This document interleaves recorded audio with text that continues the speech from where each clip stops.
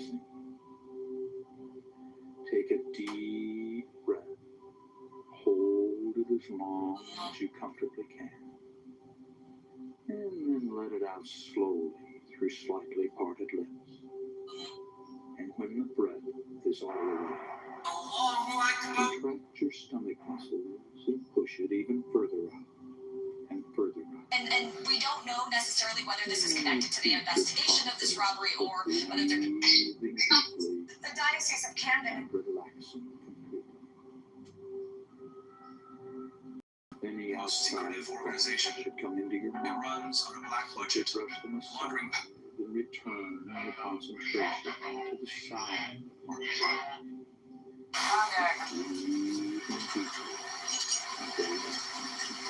So, McGregor, what have you to say for yourself? I have been wrong, my lordship. My notions serve him. If I am not much mistaken, it is myself in the Church's arms and power. The same accusations inspired me, your lordship. Desperate words from a desperate man. You have proofs of these matters. Feel your body relaxing. Relaxing. Relaxing. Well, I'm not a comedian. Unfortunately, I'm giving you the truth of the earth. Sensations are now coming into the toes of both of your feet at the same time. Moving right on down into your arches, into your heel, and on up into your ankle. Completely relaxed. Completely relaxed. And these soothing sensations are now moving on up your legs to your knees, relaxing all the muscles as it goes. And on up your legs to your thighs and to your hips. Just completely relaxing.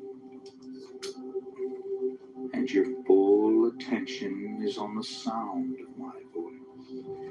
As the relaxing sensations move into the fingers of both of your hands. Relaxing your hands. And it now moves on up into your forearms, relaxing your forearms, and on up into your upper arms, relaxing your upper arms, and your fingers and hands and forearms and upper arms are now just completely relaxed.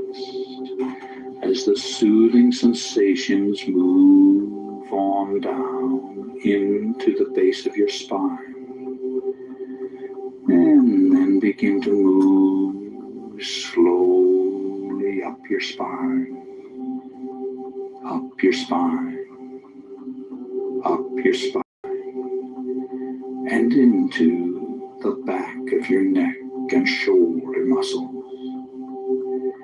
And the back scalp.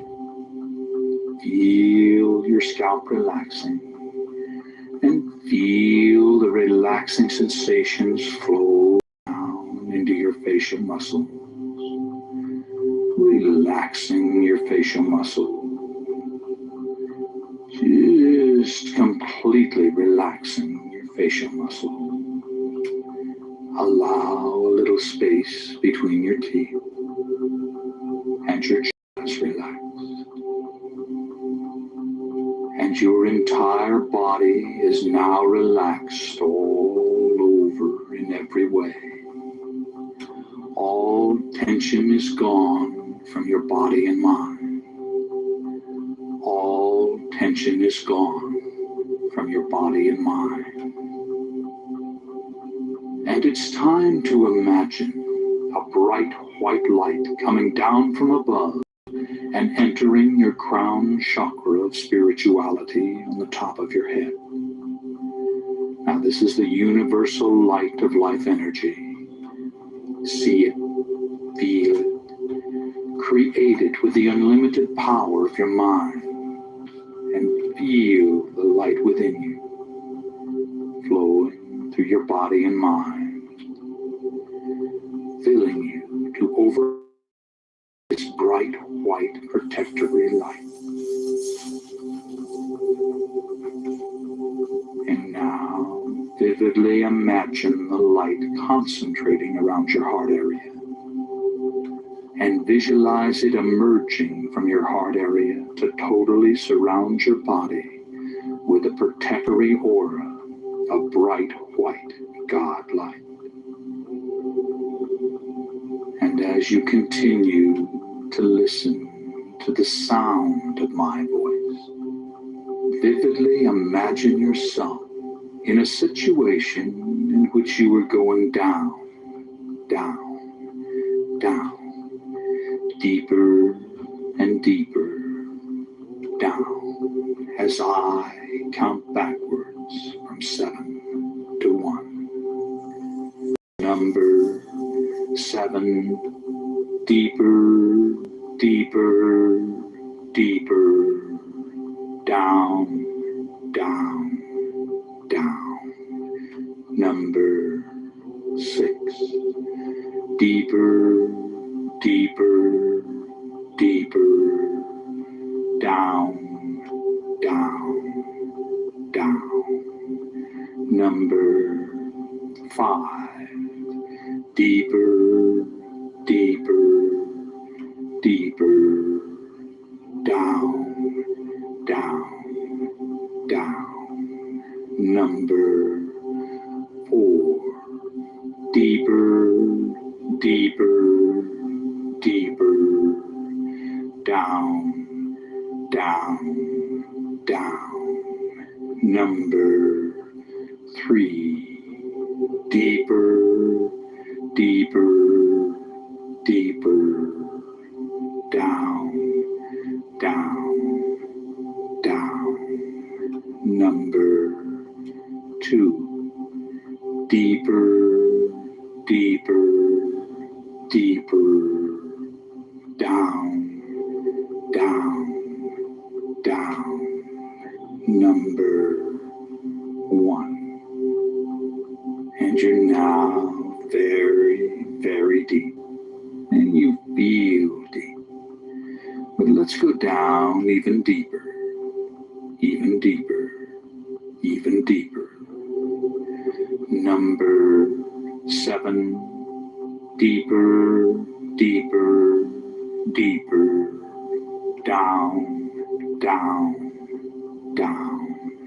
Number 6, deeper, deeper, deeper, down, down, down.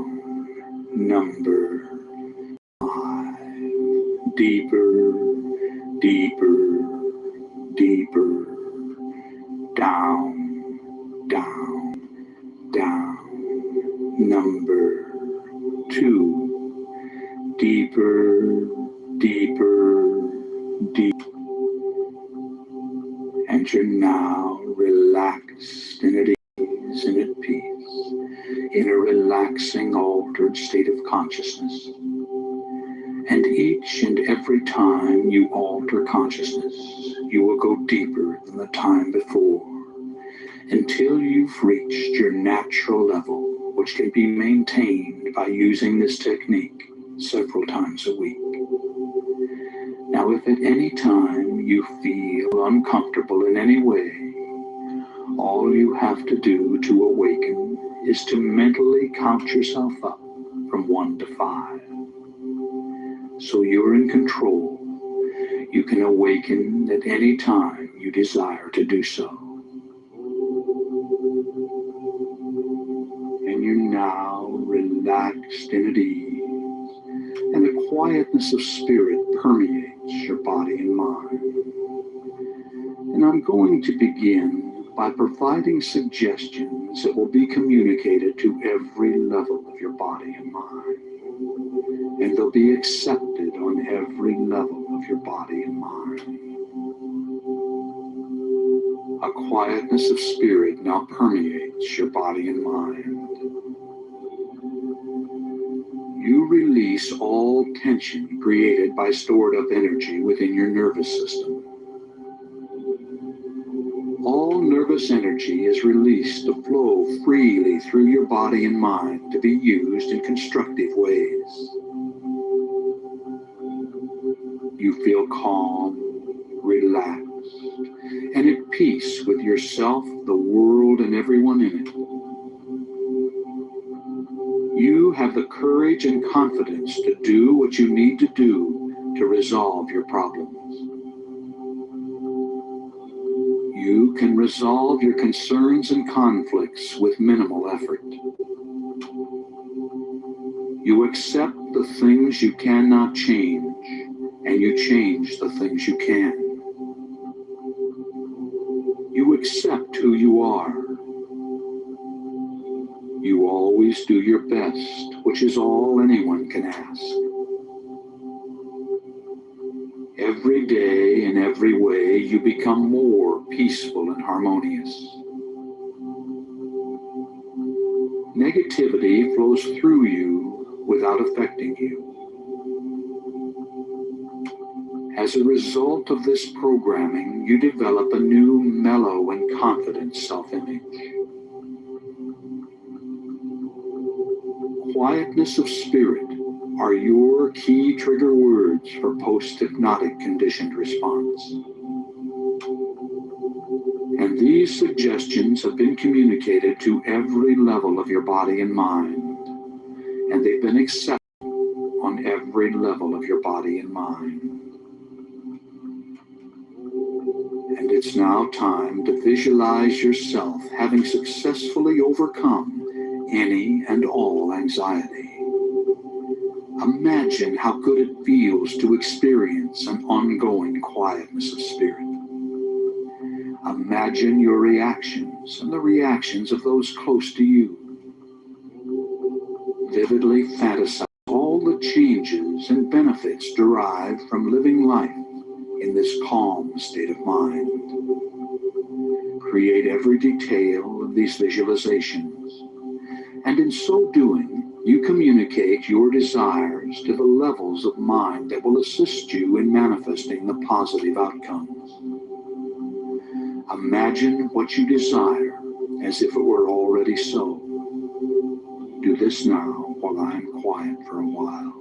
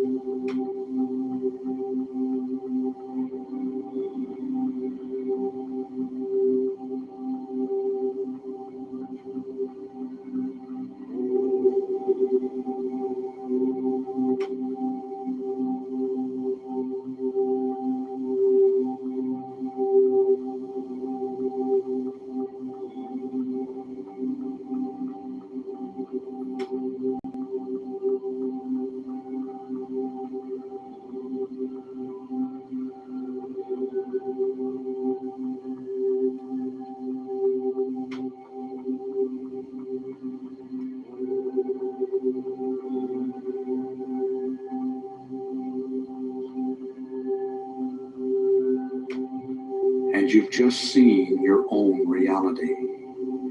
And you're open to positive suggestions which you'll accept and act upon. A quietness of spirit now permeates your body and mind. You release all tension created by stored up energy within your nervous system. All nervous energy is released to flow freely through your body and mind to be used in constructive ways. You feel calm, relaxed, and at peace with yourself, the world, and everyone in it. You have the courage and confidence to do what you need to do to resolve your problems. You can resolve your concerns and conflicts with minimal effort. You accept the things you cannot change, and you change the things you can. You accept who you are. You always do your best, which is all anyone can ask. Every day, in every way, you become more peaceful and harmonious. Negativity flows through you without affecting you. As a result of this programming, you develop a new mellow and confident self-image. Quietness of spirit are your key trigger words for post-hypnotic response. And these suggestions have been communicated to every level of your body and mind, and they've been accepted on every level of your body and mind. And these suggestions have been communicated to every level of your body and mind, and they've been accepted on every level of your body and mind. And it's now time to use a repeat technique to saturate your mind with a message. Together, we'll communicate it to every level of your being. So say the words along with me, silently in your mind. Shout them out silently, and hear them echo out across the universe and back to you. A quietness of spirit now permeates my body and mind, and my stored up energy is released to flow freely through my system. A quietness of spirit now permeates my body and mind, and my stored up energy is released to flow freely through my system. A quietness of spirit now permeates my body and mind, and my stored up energy is released to flow freely through my system. A quietness of spirit now permeates my body and mind, and my stored up energy is released to flow freely through my system. A quietness of spirit now permeates my body and mind, and my stored up energy is released to flow freely through my system. A quietness of spirit now permeates my body and mind, and my stored up energy is released to flow freely through my system. A quietness of spirit now permeates my body and mind, and my stored up energy is released to flow freely through my system. A quietness of spirit now permeates my body and mind, and my stored up energy is released to flow freely through my system. A quietness of spirit now permeates my body and mind, and my stored up energy is released to flow freely through my system. A quietness of spirit now permeates my body and mind, and my stored up energy is released to flow freely through my system. That's right. A quietness of spirit now permeates your body and mind, and all your stored up energy is released to flow freely through your system. And every day, in every way, you become more peaceful and harmonious. Your new, mellow, and confident self-image is a projection of who you are. It is. You are mellow and self-confident. And I'm now going to give you some key trigger words for post-hypnotic conditioned response.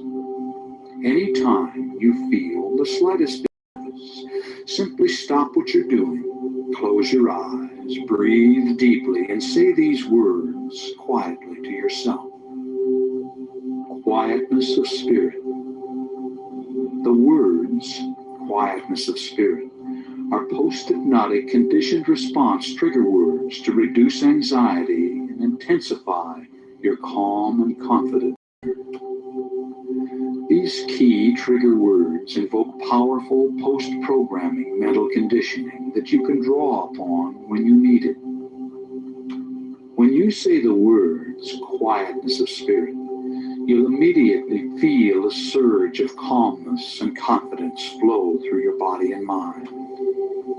And every time you hear this suggestion, and every time you use your quietness of spirit programming, it becomes more and more effective. And it's now time to repeat another powerful affirmation along with me.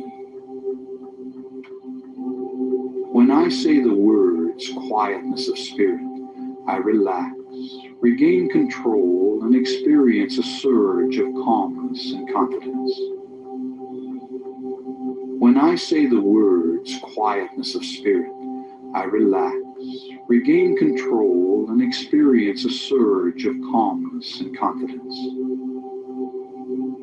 When I say the words quietness of spirit, I relax, regain control, and experience a surge of calmness and confidence. When I say the words quietness of spirit, I relax, regain control, and experience a surge of calmness and confidence. When I say the words quietness of spirit, I relax, regain control, and experience a surge of calmness and confidence. When I say the words quietness of spirit, I relax, regain control, and experience a surge of calmness and confidence. When I say the words quietness of spirit, I relax, regain control, and experience a surge of calmness and confidence. When I say the words quietness of spirit, I relax, regain control, and experience a surge of calmness and confidence. When I say the words quietness of spirit, I relax, regain control, and experience a surge of calmness and confidence. When I say the words quietness of spirit, I relax, regain control, and experience a surge of calmness and confidence. That's right. You've programmed this suggestion on every level of your body and mind, and it becomes your reality. And now, once again, it's time to create another visualization in which you perceive yourself having successfully accomplished your goal. Fantasize the desired result of this programming. Create every detail in your mind, your feelings and reactions, the reactions of others, everything. Make it real. Do this now while I'm quiet for a while.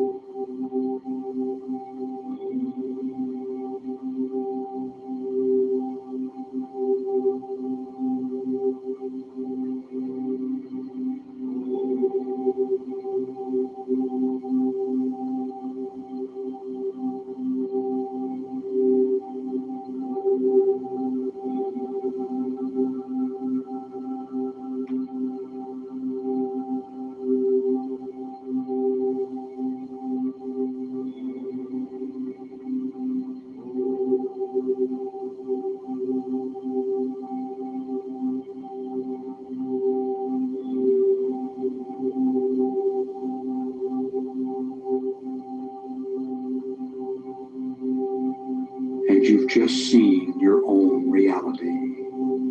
And upon awakening, you'll remember all that has been communicated. You'll awaken feeling as if you just had a refreshing nap.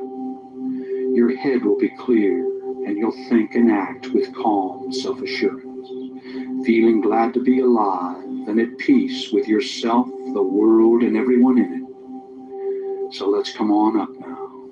On the count of 5, you'll open your eyes and be wide awake. Number 1, feel the lifeblood returning to your arms and legs. Number 2, coming on up and at peace with all life. Number 3, coming on up feeling an internal balance and harmony. Number 4, recall the situation in the room. And number 5, wide awake, wide awake. Open your eyes and feel good. Number 5, wide awake.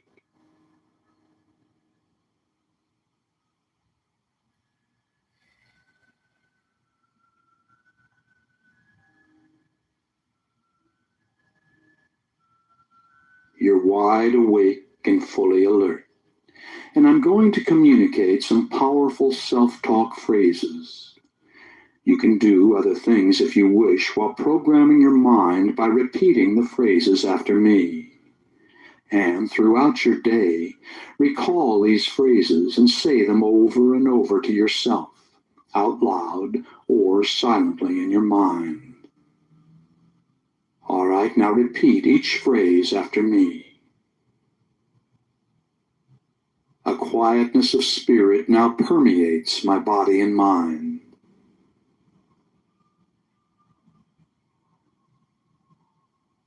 I release all tension created by stored up energy within my nervous system.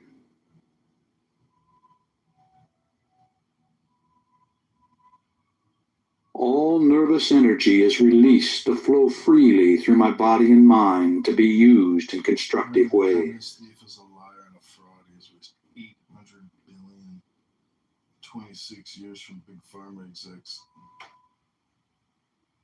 I feel calm, relaxed, and at peace with myself, the world, and everyone in it.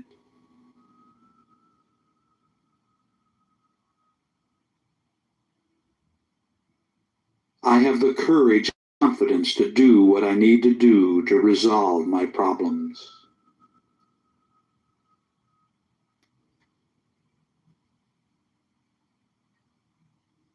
I accept the things I cannot change, and I change the things I can.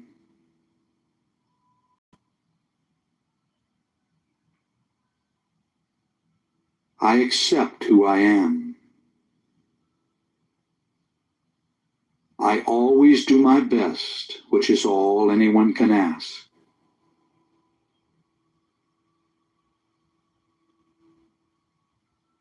Every day, in every way, I become more peaceful and harmonious.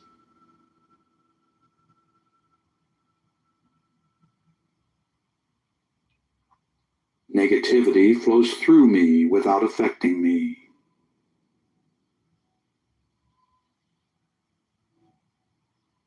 As a result of this programming, I develop a new mellow and confident self-image.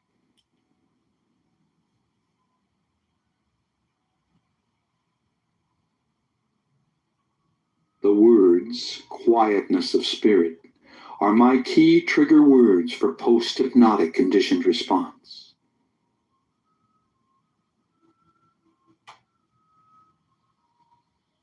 Dan is low class, low IQ, mental. I accept all these self-talk suggestions on every level of my body and mind.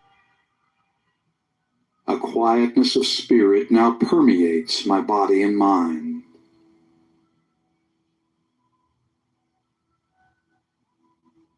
I release all tension created by stored up energy within my nervous system.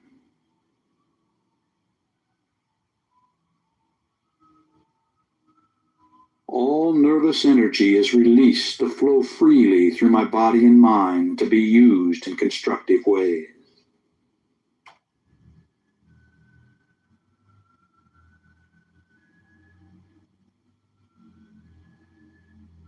I feel calm, relaxed, and at peace with myself, the world, and everyone in it.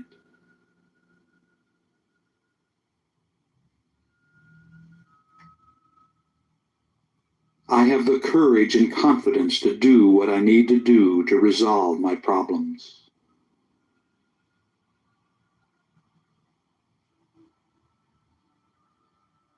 I can resolve my concerns and conflicts with minimal effort.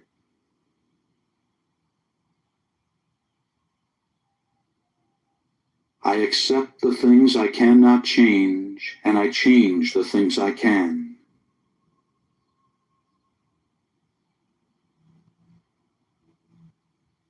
Hello? I accept who I am. I always do my best, which is all anyone can ask.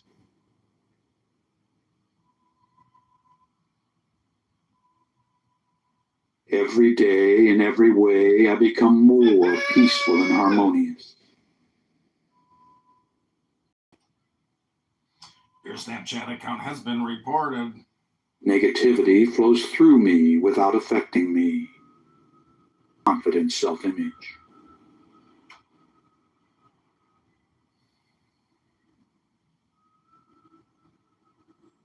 The words, quietness of spirit, are my key trigger words for post-hypnotic conditioned response.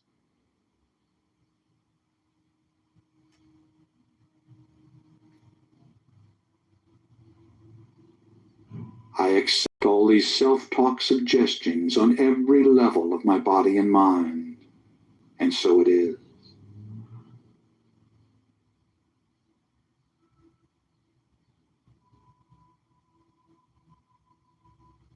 A quietness of spirit now permeates my body and mind.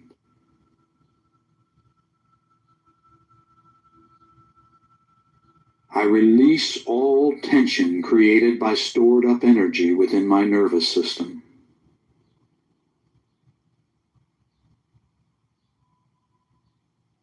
All nervous energy is released to flow freely through my body and mind to be used in constructive ways.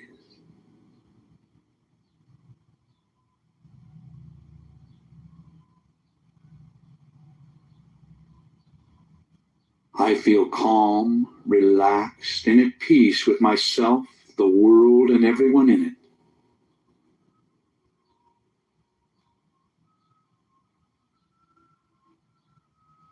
I have the courage and confidence to do what I need to do to resolve my problems.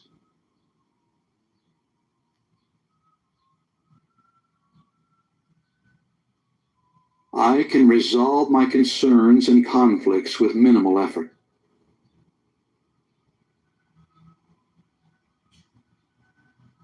I accept the things I cannot change, and I change the things I can.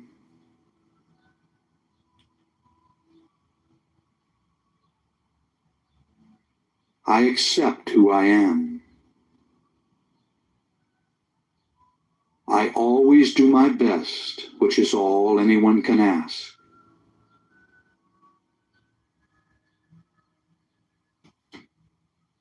Every day, in every way, I become more peaceful and harmonious.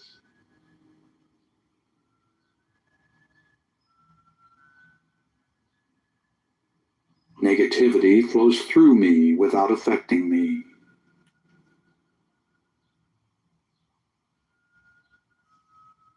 As a result of this programming, I develop a new mellow and confident self-image.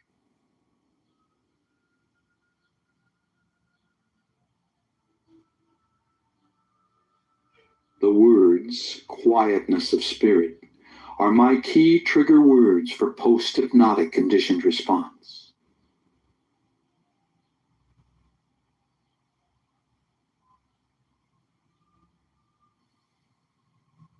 I accept all these self-talk suggestions on every level of my body and mind, and so it is.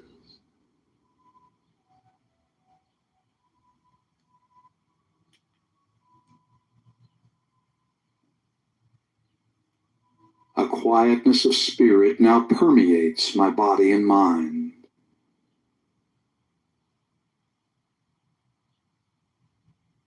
I release all tension created by stored up energy within my nervous system.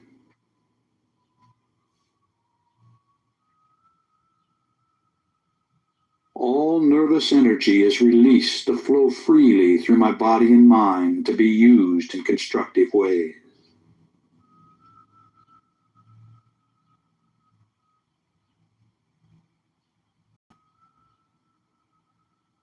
I feel calm, relaxed, and at peace with myself, the world, and everyone in it.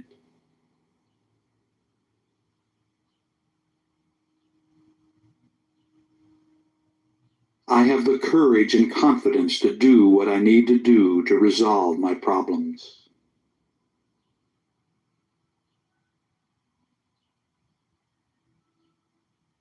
I can resolve my concerns and conflicts with minimal effort.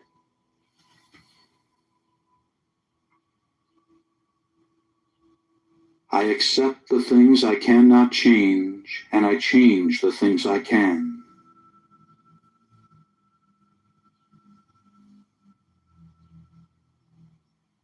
I accept who I am. I always do my best, which is all anyone can ask.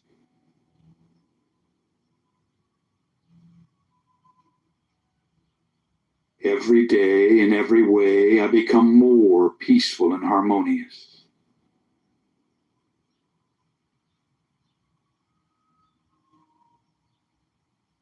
Negativity flows through me without affecting me.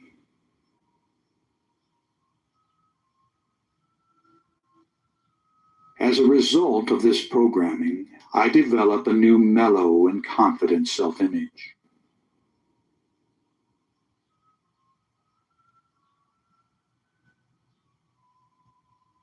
The words, quietness of spirit, are my key trigger words for post-hypnotic conditioned response.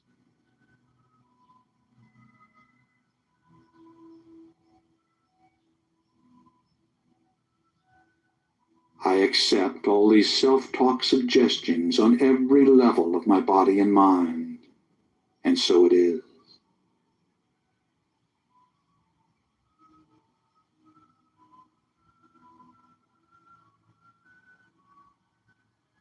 A quietness of spirit now permeates my body and mind.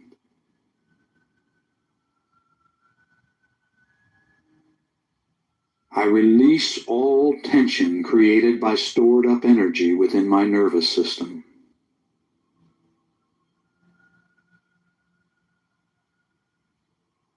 All nervous energy is released to flow freely through my body and mind to be used in constructive ways.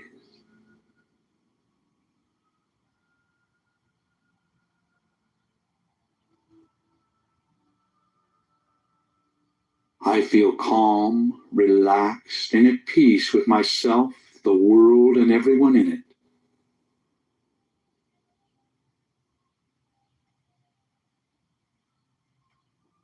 I have the courage and confidence to do what I need to do to resolve my problems.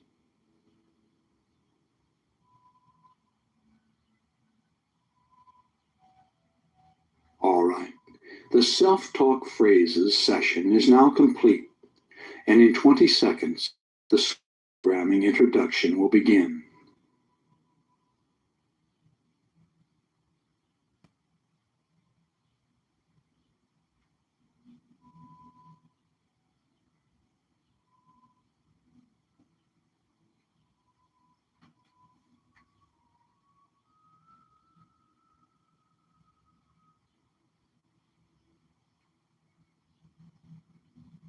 Sleep programming is nearly as powerful as hypnosis for programming your mind with life-changing suggestions. All you have to do is listen to the session as you go to sleep. As you relax and drift into first stage sleep, the cycle per second activity of your brain slows down to alpha. The second level of theta precedes deep delta sleep. Alpha and theta are the levels accessed for hypnosis programming.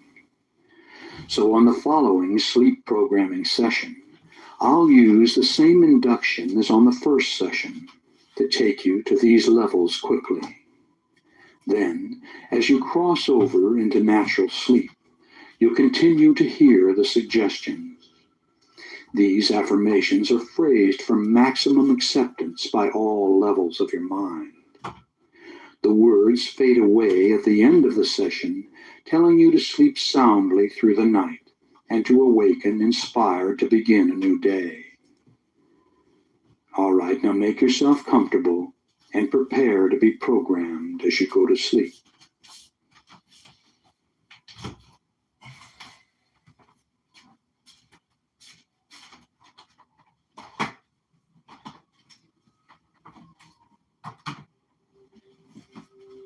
Close your eyes and get comfortable. It's time to breathe deeply and relax completely. Breathe deeply and relax completely, allowing the quietness of spirit to come in. Feel the blood flowing through your arms and legs, through your body and mind. Relaxing, relaxing, relaxing. Take a deep breath. Hold it as long as you comfortably can. And then let it out slowly through slightly parted lips. And when the breath is all the way out, contract your stomach muscles and push it even further out and further out. And then repeat this process of breathing deeply and relaxing completely. And if any outside thoughts should come into your mind, simply brush them aside and return your concentration to the sound of my voice. And breathing deeply and relaxing completely. Breathing deeply and relaxing completely. And now use your imagination and feel your body relaxing one part at a time in response to my words. Play the role, play the part, and mentally relay the relaxing suggestions into that part of your body. And feel them take effect. Feel your body relaxing, relaxing, relaxing. And the relaxing sensations are now coming into the toes of both of your feet at the same time. Moving right on down into your arches, into your heel, and on up into your ankle. Completely relaxed, completely relaxed. And these soothing sensations are now moving on up your legs to your knees, relaxing all the muscles as it goes. And on up your legs to your thighs and to your hips, just completely relaxing. And your full attention is on the sound of my voice. As the relaxing sensations move into the fingers of both of your hands, relaxing your hands. And it now moves on up into your forearms, relaxing your forearms, and on up into your upper arms, relaxing your upper arms. And your fingers and hands and forearms and upper arms are now just completely relaxed as the soothing sensations move on down into the base of your spine. And then begin to move slowly up your spine, up your spine, up your spine, and into the back of your neck and shoulder muscles.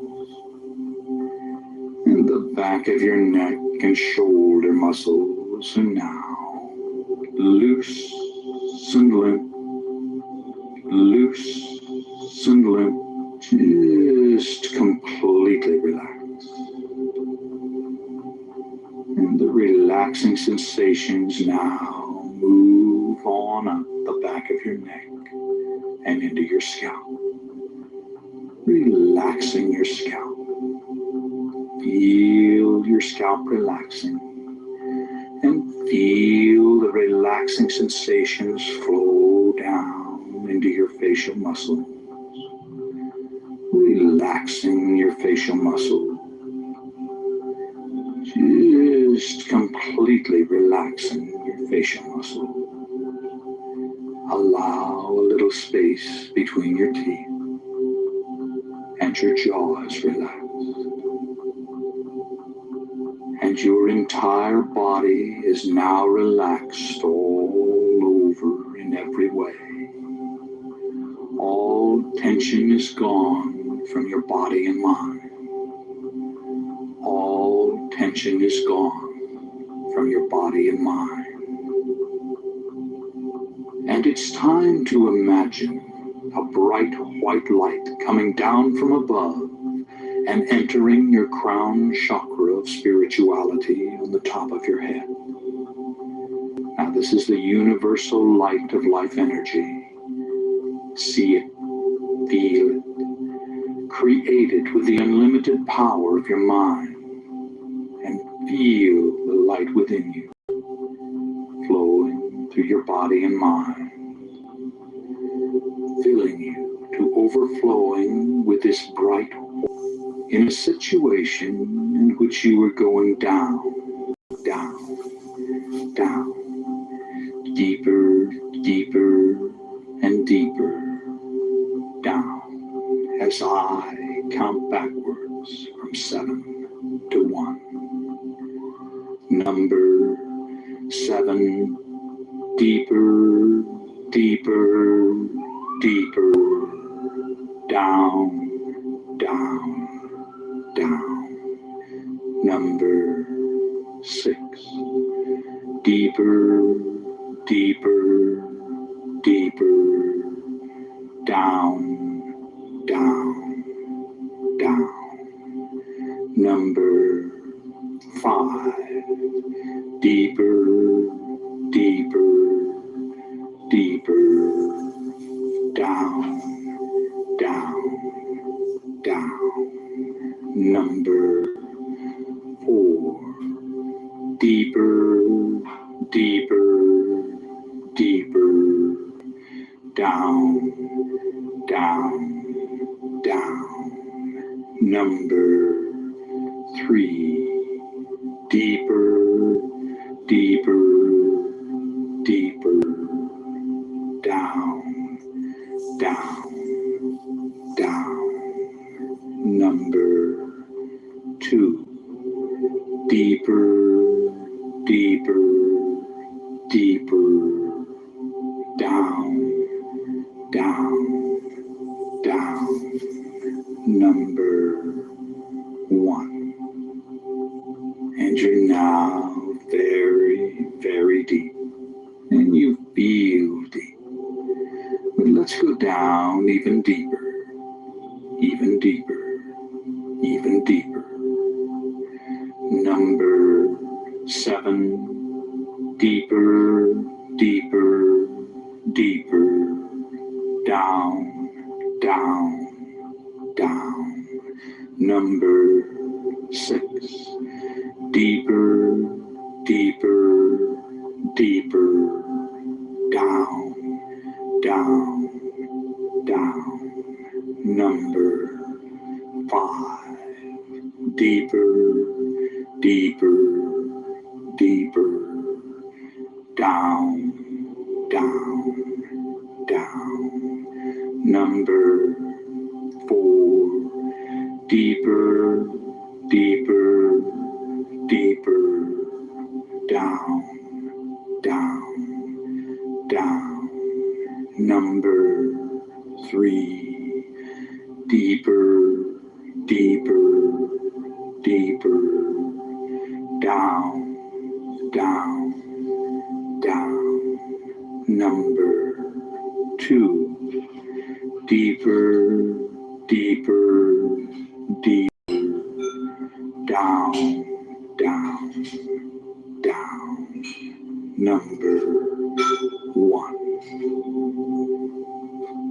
And you're now relaxed and at ease and at peace in a relaxing altered state until you've reached a natural level which can be maintained by using this technique several times a week.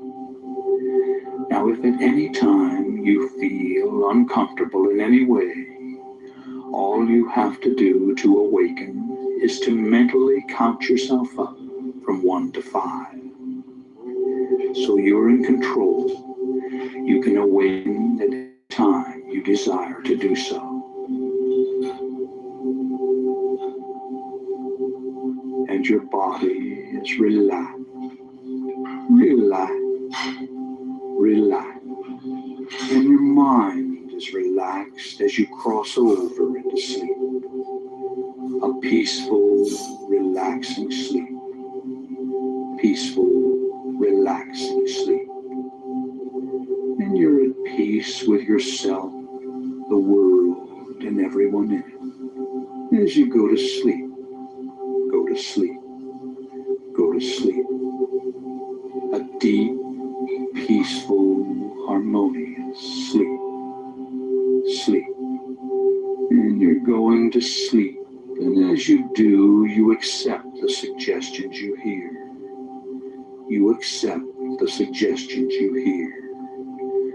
As you go to sleep, go to sleep, go to sleep. And the suggestions become your reality.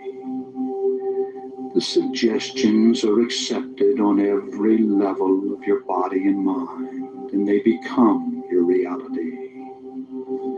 You fulfill your desires. You do. You accept this. You accept the suggestion. You accept the suggestions as you go to sleep. Go to sleep. Go to sleep. A quietness of spirit now permeates your body and mind. You release all tension created by stored up energy within your nervous system. All nervous energy is released to flow freely through your body and mind to be used in constructive ways. You feel calm, relaxed, and at peace with yourself, the world, and everyone in it. You have the courage and confidence to do what you need to do to resolve your problems. You can resolve your concerns and conflicts with minimal effort. You accept the things you cannot change, and you change the things you can. You accept who you are. You always do your best, which is all anyone can ask. Every day, in every way, you become more peaceful and harmonious. Negativity flows through you without affecting you. As a result of this programming, you develop a new mellow and confident self-image. Quiet your body and mind. A quietness of spirit now permeates my body and mind, and my stored up mind, and my stored up energy is released to flow freely through my system. A quietness of spirit now permeates my body and mind, and my stored up energy is released to flow freely through my system. A quietness of spirit now permeates my body and mind, and my stored up energy is released to flow freely through my system. A quietness of spirit now permeates my body and mind, and my stored up energy is released to flow freely through my system. A quietness of spirit now permeates my body and mind, and my stored up energy is released to flow freely through my system. A quietness of spirit now permeates my body and mind, and my stored up energy is released to flow freely through my system. A quietness of spirit now permeates my body and mind, and my stored up energy is released to flow freely through my system. A quietness of spirit now permeates my body and mind, and my stored up energy is released to flow freely through my system. A quietness of spirit now permeates my body and mind, and my stored up energy is released to flow freely through my system. When I say the words quietness of spirit, I relax, regain control, and experience a surge of calmness and confidence. When I say the words quietness of spirit, I relax, regain control, and experience a surge of calmness and confidence. When I say the words quietness of spirit, I relax, regain control, and experience a surge of calmness and confidence. When I say the words quietness of spirit, regain control, and experience a surge of calmness and confidence. When I say the words quietness of spirit, I relax, regain control, and experience a surge of calmness and confidence. When I say the words quietness of spirit, I relax, regain control, and experience a surge of calmness and confidence. When I say the words quietness of spirit, I relax, regain control, and experience a surge of calmness and confidence. When I say the words quietness of spirit, I relax, regain control, and experience a surge of calmness and confidence. When I say the words quietness of spirit, I relax, regain control, and experience a surge of calmness and confidence. When I say the words quietness of spirit, I relax, regain control, and experience a surge of calmness and confidence. A quietness of spirit now permeates your body and mind. You release all tension created by stored up energy within your nervous system. All nervous energy is released to flow freely through your body and mind to be used in constructive ways. You feel calm, relaxed, and at peace with yourself, the world, and everyone in it. You have the courage and confidence to do what you need to do to resolve your problems. You can resolve your concerns and conflicts with minimal effort. You accept the things you cannot change, and you change the things you can. You accept who you are. You always do your best, which is all anyone can ask. Every day, in every way, you become more peaceful and harmonious. Negativity flows through you without affecting you. As a result of this programming, you develop a new mellow and confident self-image. Quietness of spirit are your key trigger words for post-hypnotic conditioned response. And these suggestions have been communicated to every level of your body and mind, and they've been accepted on every level of your body and mind. A quietness of spirit now permeates my body and mind, and my stored up energy is released to flow freely through my system. A quietness of spirit now permeates my body and mind, and my stored up energy is released to flow freely through my system. A quietness of spirit now permeates my body and mind, and my stored up energy is released to flow freely through my system. A quietness of spirit now permeates my body and mind, and my stored up energy is released to flow freely through my system. A quietness of spirit now permeates my body and mind, and my stored up energy is released to flow freely through my system.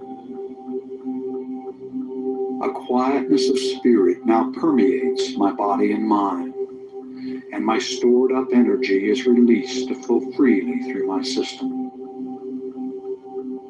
A quietness of spirit now permeates my body and mind, and my stored up energy is released to flow freely through my system. A quietness of spirit now permeates my body and mind, and my stored up energy is released to flow freely through my system. A quietness of spirit now permeates my body and mind, and my stored up energy is released to flow freely through my system. A quietness of spirit now permeates my body and mind, and my stored up energy is released to flow freely through my system. When I say the words quietness of spirit, I relax, regain control, and experience a surge of calmness and confidence. When I say the words quietness of spirit, I relax, regain control, and experience a surge of calmness and confidence. When I say the words quietness of spirit, I relax, regain control, and experience a surge of calmness and confidence. When I say the words quietness of spirit, I relax, regain control, and experience a surge of calmness and confidence. When I say the words quietness of spirit, I relax, regain control, and experience a surge of calmness and confidence. When I say the words quietness of spirit, I relax, regain control, and experience a surge of calmness and confidence. When I say the words quietness of spirit, I relax, regain control, and experience a surge of calmness and confidence.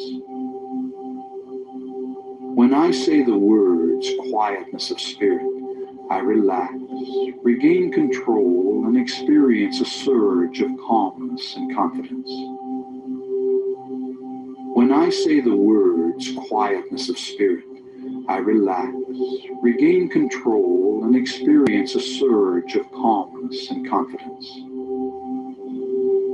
When I say the words quietness of spirit, I relax, regain control, and experience a surge of calmness and confidence. A quietness of spirit now permeates your body and mind. You release all tension created by stored up energy within your nervous system. All nervous energy is released to flow freely through your body and mind to be used in constructive ways. You feel calm, relaxed, and at peace with yourself, the world, and everyone in it. You have the courage and confidence to do what you need to do to resolve your problems. You can resolve your concerns and conflicts with minimal effort. You accept the things you cannot change, and you change the things you can. You accept who you are. You always do your best, which is all anyone can ask. Every day, in every way, you become more peaceful and harmonious. Negativity flows through you without affecting you. As a result of this programming, you develop a new, mellow, and confident self-image. Quietness of spirit are your key trigger words for post-hypnotic conditioned response. Mine, and my stored energy is released to flow freely through my system. A quietness of spirit now permeates my body and mind, and my stored up energy is released to flow freely through my system. A quietness of spirit now permeates my body and mind, and my stored up energy is released to flow freely through my system. A quietness of spirit now permeates my body and mind, and my stored up energy is released to flow freely through my system. A quietness of spirit now permeates my body and mind, and my stored up energy is released to flow freely through my system. A quietness of spirit now permeates my body and mind, and my stored up energy is released to flow freely through my system. A quietness of spirit now permeates my body and mind, and my stored up energy is released to flow freely through my system.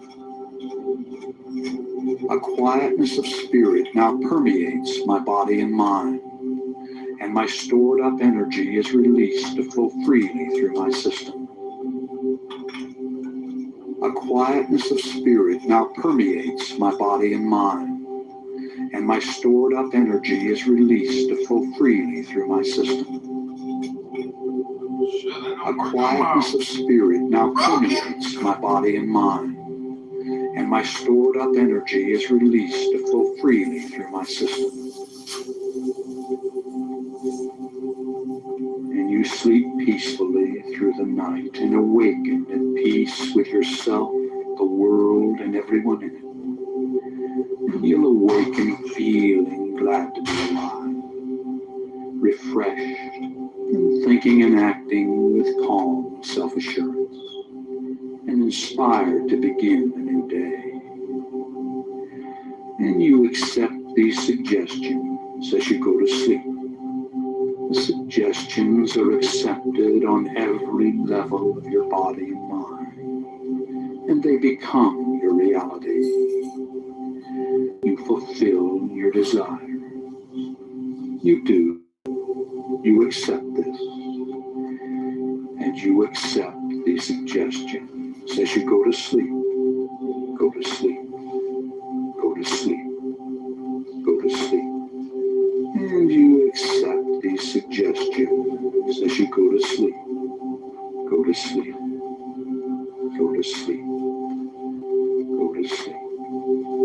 And you accept these suggestions as you go to sleep. Go to sleep. Go to sleep. Go to sleep. And you accept these suggestions as you go to sleep. Go to sleep. Go to sleep. Go to sleep. And you accept these suggestions as you go to sleep. Go to sleep. Go to sleep. Go to sleep.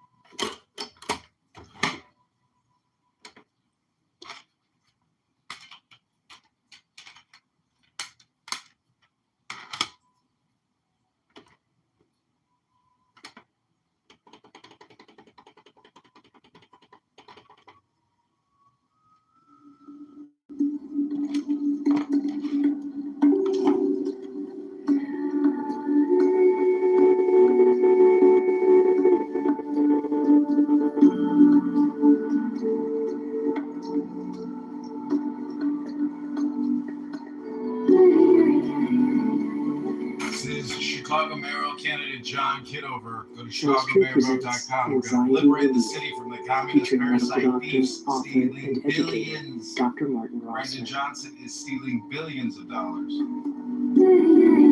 Just announced a $600 million TIF for Oak Lawn Hospital. Biggest scam yet.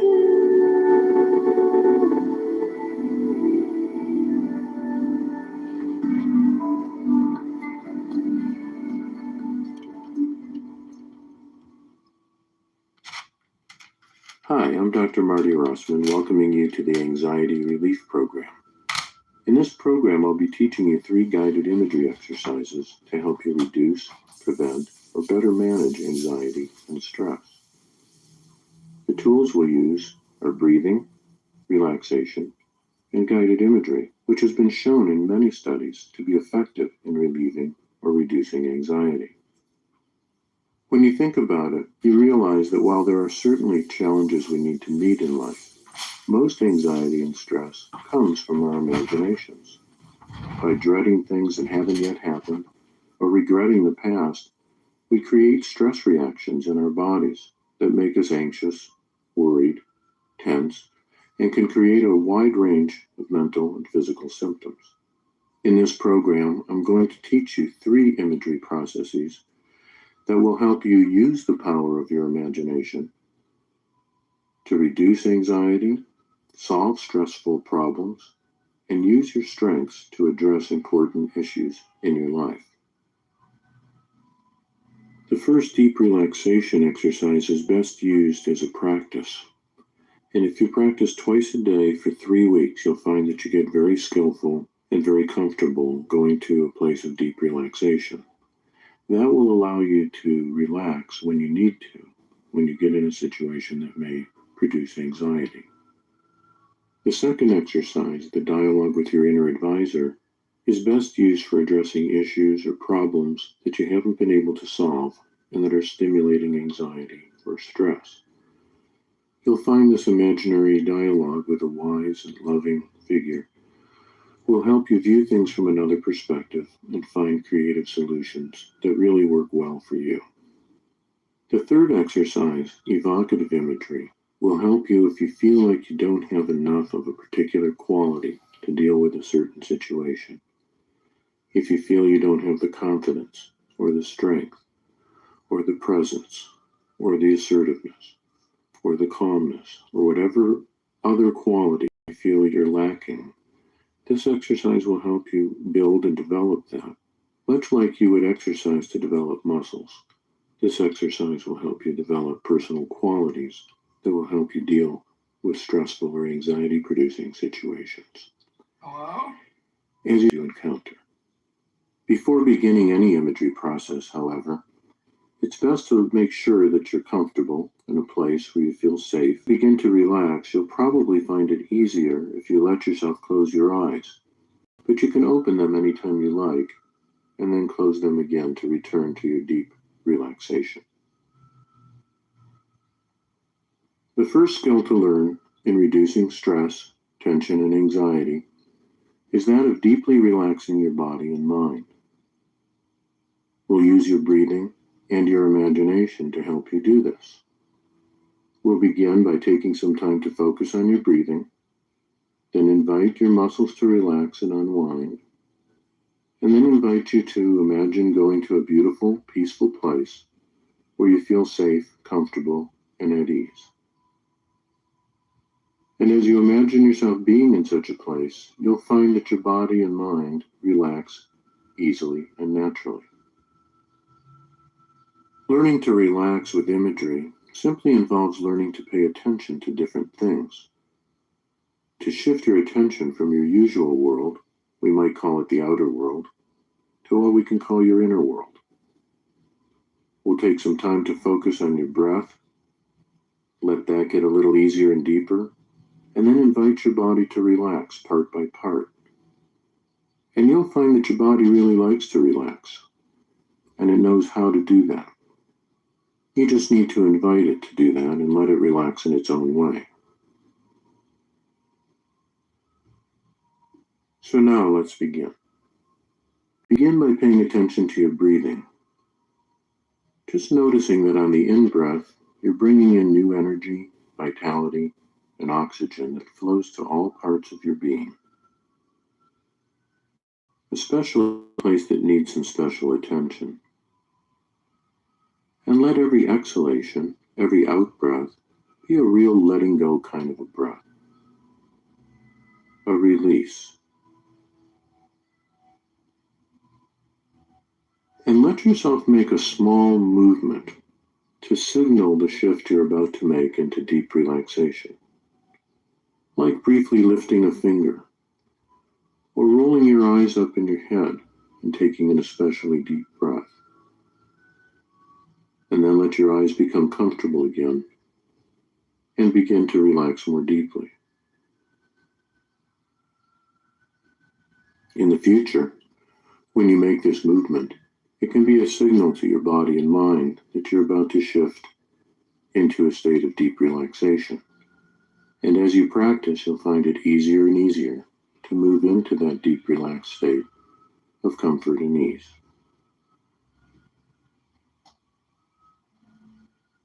And as your attention shifts from the outer world to the inner world, invite your body, your mind, your feelings, and your spirit to just release any tension you may not need to hold on to right now. Parts of your body to release what they don't need to hold on to right now, and notice what happens.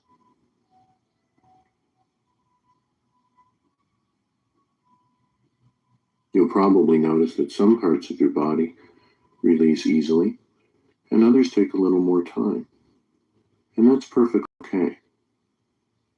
Just invite the parts of your body to release, and notice how they respond, and let whatever they do be all right for now. Don't worry at all about how quickly or deeply any part of you is relaxing, or how quickly any part of you relaxes. Just invite and allow the relaxation to happen, and notice how each part of the body responds.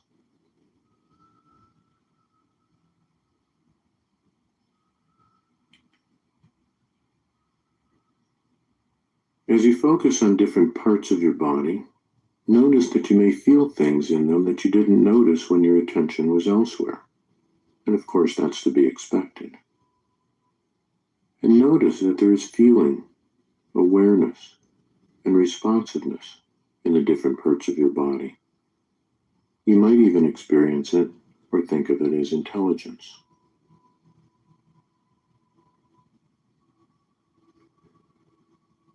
So notice this intelligence and awareness in one of your feet, How'd you get off the thing? See, and notice any 30 years tension ago for a or certain amount, now sensations you're that being may be told there. it's worth so much. And notice what happens when you invite that foot to release any tension it doesn't need. Simply inviting the foot to begin to relax more deeply and comfortably, noticing how it responds, letting however it responds be perfectly all right for now. And then notice the intelligence in the other foot. And in the same way, invite it to release any tension it doesn't need to hold on to. And allow both your feet to continue to relax in their own way.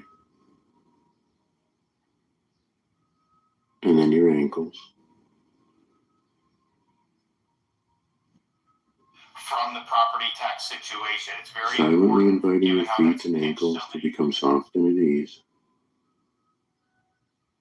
And then noticing the intelligence in your legs, releasing your legs, inviting your legs to soften and relax in their own way, without having to make any effort at all. Just inviting and allowing, softening and releasing, and letting that be a very comfortable and very pleasant experience. And you can relax even more deeply and comfortably if you want to, by continuing to notice the intelligence in different parts of your body and inviting each part to soften and relax in the same way, simply noticing how each part responds, and knowing that you're in control of your relaxation and only relax as deeply as is comfortable for you. I want to remind you that if you ever need to return your awareness to the outer world, you can do it by simply opening your eyes and looking around, coming From fully the alert property tax and aware of situation, what's it's going on very around you. important, given how that's pinched so And many if you need to homeowners, respond particularly to our senior anything there, you can citizens do that who have their too. homes paid off and they And know want to release and relax.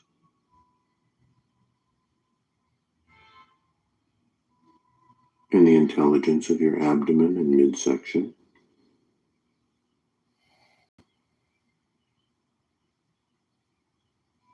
In your chest and rib cage. Inviting the whole trunk of your body to soften and relax, easily and naturally, without effort or struggle. Just letting go, but staying aware as you do.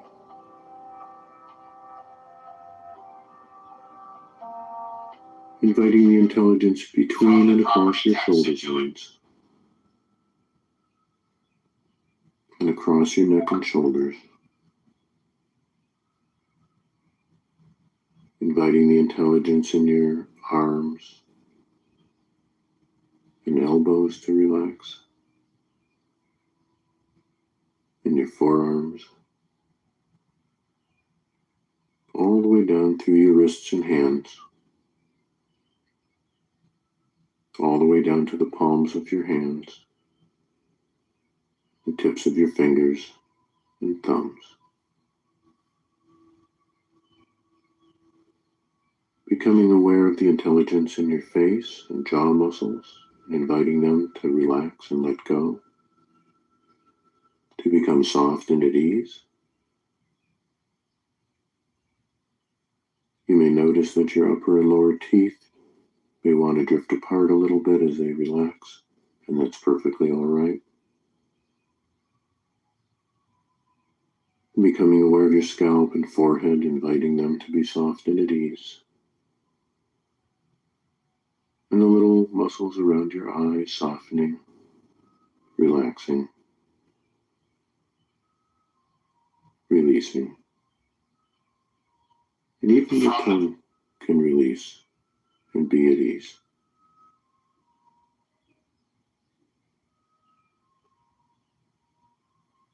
And when you're ready to focus even more deeply, imagine yourself going to some place that's especially beautiful to you. It can be a place that you've been, or a place that you simply imagine now, or some combination. A place that you love to be in. A place that feels good to be in. Let it be a place that feels safe and private, powerful, and even healing to you.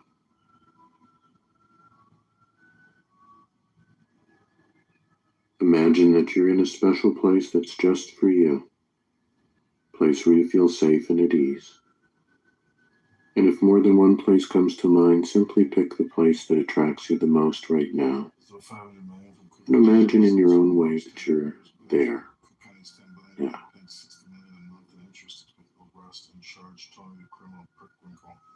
Take some time to look around this place. You may not see exactly the same way in your inner world as you do in the outer world, but you can tell what you're imagining, even if you don't exactly see in the same way. Property tax situation. It's very Just notice what you imagine seeing here. The colors, the shapes, and the things you notice. You're comfortable in that place. A place you love to be. And letting yourself be there now, simply because you've chosen to. And let yourself enjoy the peacefulness and the comfort, the safety that you find there. Noticing the temperature, the time of day, the time of year.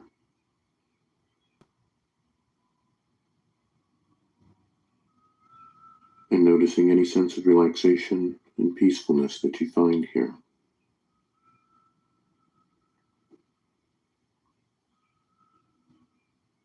While you're enjoying this time of relaxation in this special, quiet place, your muscles are relaxed. Your blood is flowing easily to every part of your body. Your breathing is easy and regular.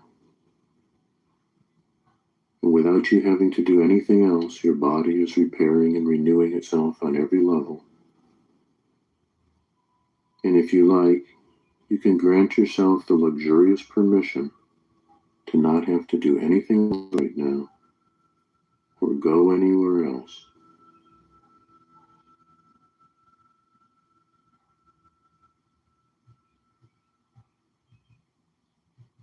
And just let yourself feel what that's like for a few moments.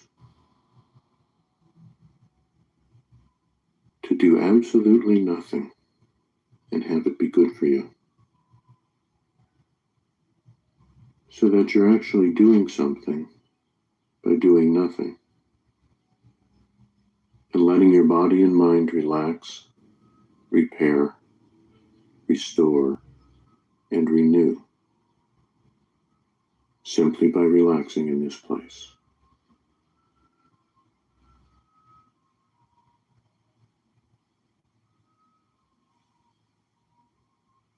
Let yourself just settle into this place, exploring it as much as you like, from the property. or as little as you like, and finding a spot where you feel most centered and relaxed, and most deeply connected with this place and the qualities and energies that you feel there.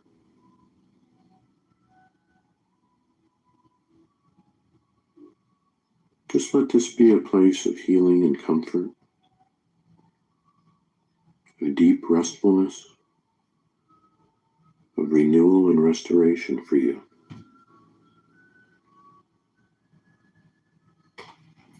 And as you deeply relax here, you may want to pay attention to what it feels like to be surrounded and supported by the energies that you find healing in this place. And if it feels comfortable to you, just let yourself soak up whatever feels good, whatever feels nourishing, vitalizing, strengthening. Just like you're a sponge, just soaking up these good things.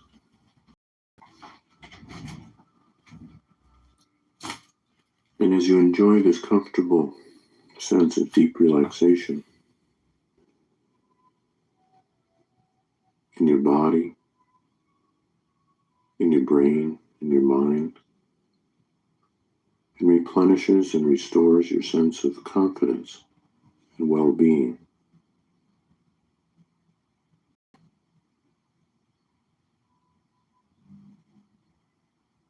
In this relaxed and comfortable state, the healing abilities of your body and mind and the healing wisdom they carry can operate at peak efficiency. And you can sense once again a sense of being deeply centered and whole.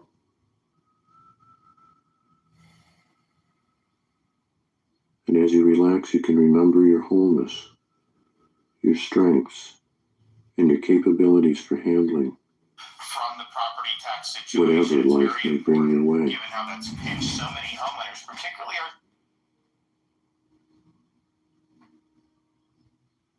Just take some time to deeply enjoy this special sense of deep relaxation, comfort, and strength that you feel here.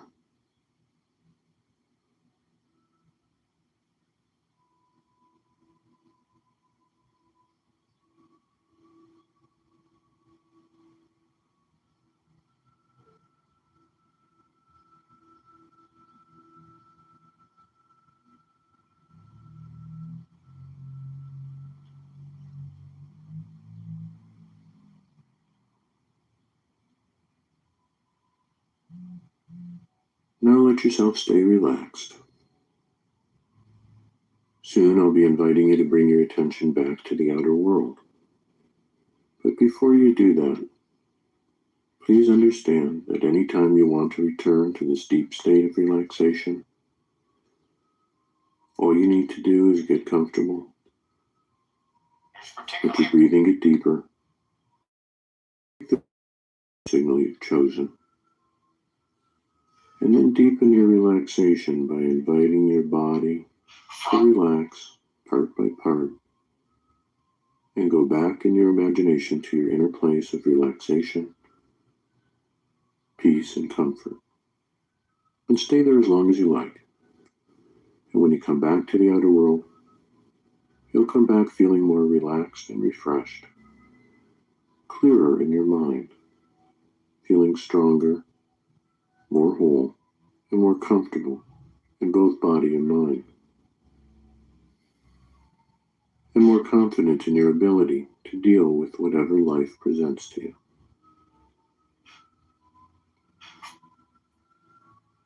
And to return your attention to the outer world for now, simply look around your special place once more and let yourself feel any appreciation you may have for having such a place within you, and being able to use your mind in this way to help your body and mind relax. Knowing that you can return here at any time of your own choosing, and you can recall this place and draw from the deep sense of relaxation, centeredness, and wholeness that you find here. This place is within you, and from always the property available to tax you. situation, it's very important, given how that's And pinched knowing so that can many. allow you to feel more relaxed and comfortable in the outer world as well. So knowing that this place is always here, prepare yourself to leave and bring your attention back to the outer world. Bringing back with you anything that you want to bring back, whether it's something you realized or learned about yourself, or it's a feeling of deep relaxation, centeredness, strength, or wholeness. Simply let the images fade and return to where they came from, and begin to pay attention to the space around you and the sounds you hear from the outer world, the room or place you're in. Begin to feel your body coming alive and gently stretching or wiggling your fingers or toes. As you return your attention to the outer world, letting your body return feeling more relaxed and refreshed than before, feeling more comfortable yet more alive, your mind clear and refreshed, your senses sharp and clear, And as you become aware of the outer world, you may feel like you're awakening from a deeply refreshing rest. When your attention's all the way back in the outer world, let your eyes come open and look around and see what you see, hear what you hear. Notice what you notice in the outer world, bringing back with you whatever you choose to bring back. And as you come all the way back to the awareness of the outer world, you may want to take some time to make some notes or sketch something for yourself about this experience. Use this writing or drawing time to let yourself reflect on what's been most useful or interesting about this experience to you. Include your thoughts, feelings, and responses to what happened, as well as any questions that come to mind, and any insights you may have had that will help you relieve or prevent anxiety in the future.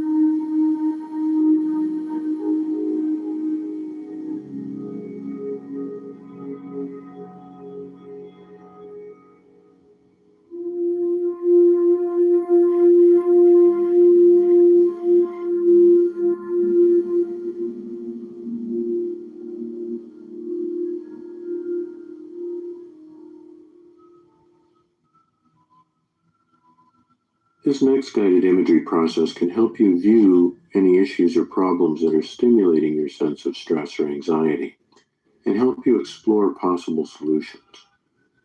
After taking some time to relax and go to your safe, centered place, I'll invite you to imagine a figure that is both wise and kind and knows you well. This figure, which we often call your inner advisor, may come in any form, and it can help you connect with wisdom and compassion that is within you.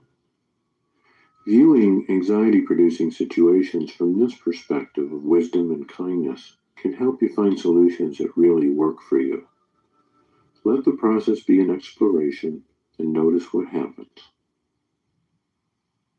So now let's begin. Begin by paying attention to your breathing. Just noticing that on the in-breath, you're bringing in new energy, vitality, and oxygen that flows to all parts of your being, especially any place that needs some special attention. And let every exhalation, every out-breath, be a real letting go kind of a breath. A release. And let yourself make a small movement to signal the shift you're about to make into deep relaxation. Like briefly lifting a finger, or rolling your eyes up in your head and taking an especially deep breath. And then let your eyes become comfortable again and begin to relax more deeply. In the future, when you make this movement, it can be a signal to your body and mind that you're about to shift into a state of deep relaxation. And as you practice, you'll find it easier and easier to move into that deep relaxed state of comfort and ease.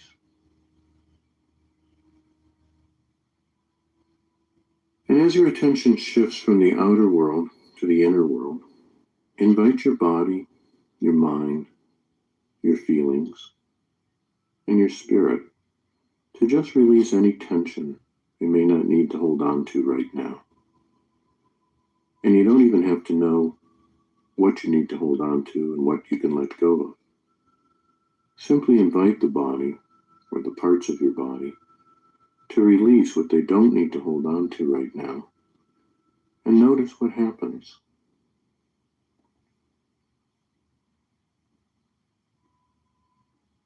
You'll probably notice that some parts of your body release easily, and others take a little more time. And that's perfectly okay. Just invite the parts of your body to release, and notice how they respond, and let whatever they do be all right for now. Don't worry at all about how quickly or deeply any part of you is relaxing, or how quickly any part of you relaxes. Just invite and allow the relaxation to happen, and notice how each part of the body responds.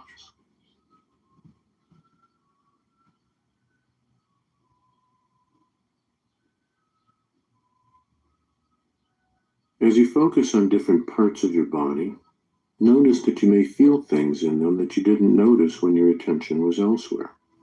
And of course, that's to be expected. And notice that there is feeling, awareness, and responsiveness in the different parts of your body. You might even experience it or think of it as intelligence.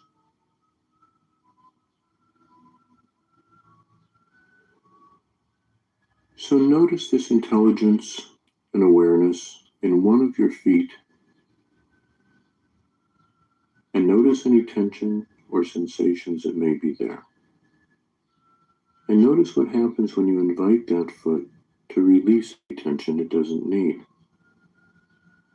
Simply inviting the foot to begin to relax more deeply and comfortably, noticing how it responds, letting however it responds be perfectly all right for now. And then notice the intelligence in the other foot. And in the same way, invite it to release any tension it doesn't need to hold on to, and allow both your feet to continue to relax in their own way. And then your ankles.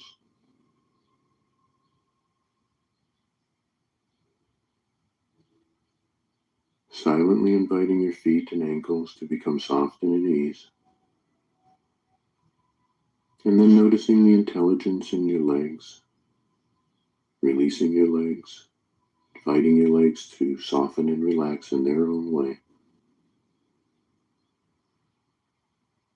without having to make any effort at all.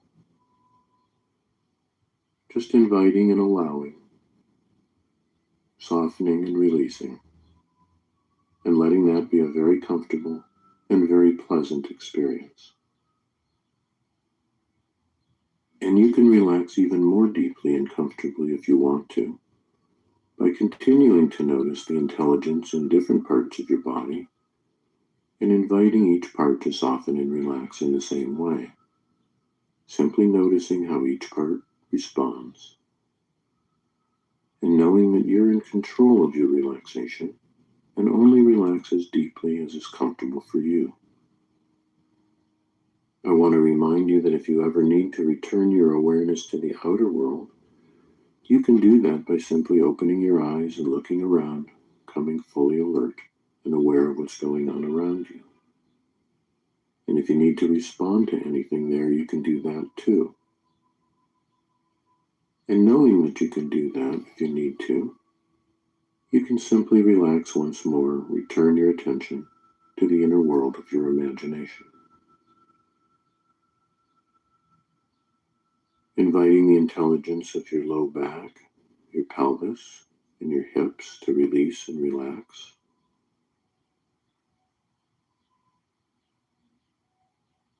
And the intelligence of your abdomen and midsection.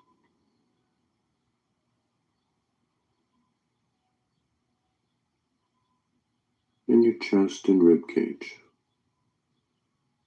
Inviting the whole trunk of your body to soften and relax, easily and naturally, without effort or struggle. Just letting go, but staying aware as you do.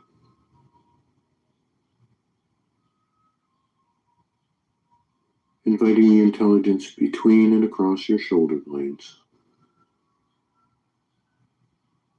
and across your neck and shoulders. Inviting the intelligence in your arms and elbows to relax, in your forearms, all the way down through your wrists and hands, all the way down to the palms of your hands, the tips of face and jaw muscles, inviting them to relax and let go, to become soft and at ease. You may notice that your lower teeth may want to drift apart a little bit as they relax, and that's perfectly all right. Becoming aware of your scalp and forehead, inviting them to be soft and at ease. And the little muscles around your eyes softening, relaxing, releasing. And even your tongue can release and be at ease.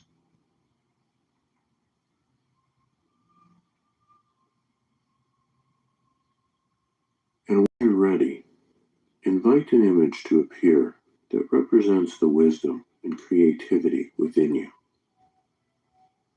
Simply invite an image for this inner advisor and accept the image that comes for now. It may be a figure that's new to you or a familiar figure, and either one is just fine, as long as you feel comfortable with the image. It may come in just about any form, a person you've known or someone new, another sort of living creature, a religious figure, even a cartoon or movie character. It may come as a presence or a light, or simply a feeling in your body. Just allow yourself to become aware of how you imagine this inner wisdom figure, and take a few moments to carefully observe the image.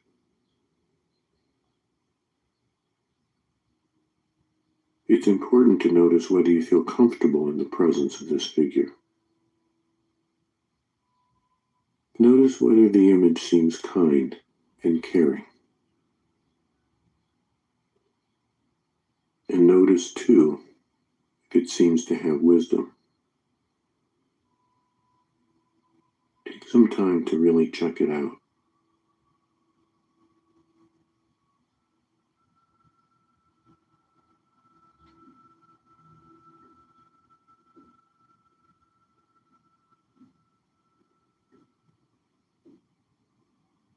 If for any reason you don't feel a sense of caring and safety with this image, send it away and imagine instead that you are there with an image that is friendly, helpful, and caring as well as wise.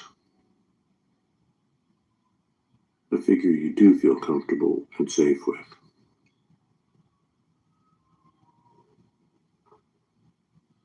Imagine that you can communicate with this figure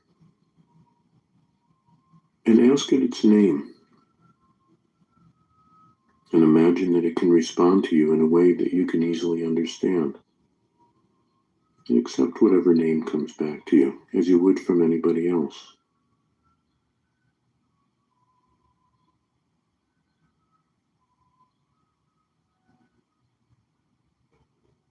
Your inner advisor may speak directly to you or communicate with you in some other way. You may just directly understand what it's communicating, or it may show you something in response to your questions.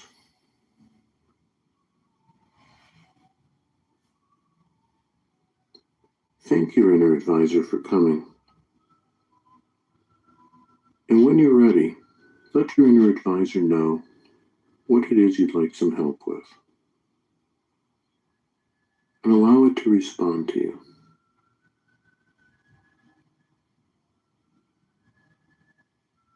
And allow yourself to be receptive to what it has to communicate to you today.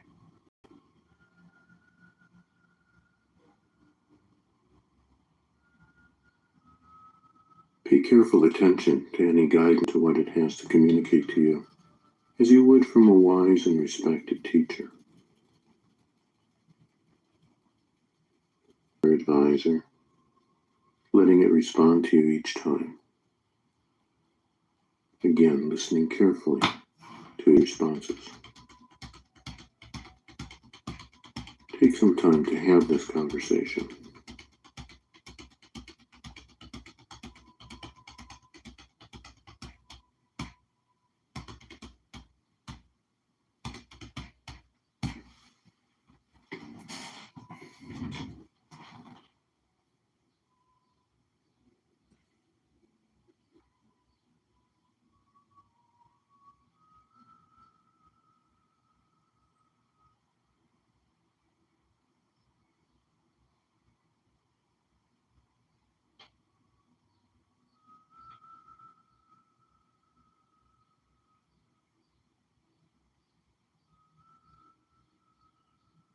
If you haven't already, ask your advisor if there's anything specific it would advise you to do to best support your ability to live with less anxiety. Again, paying careful attention to its responses.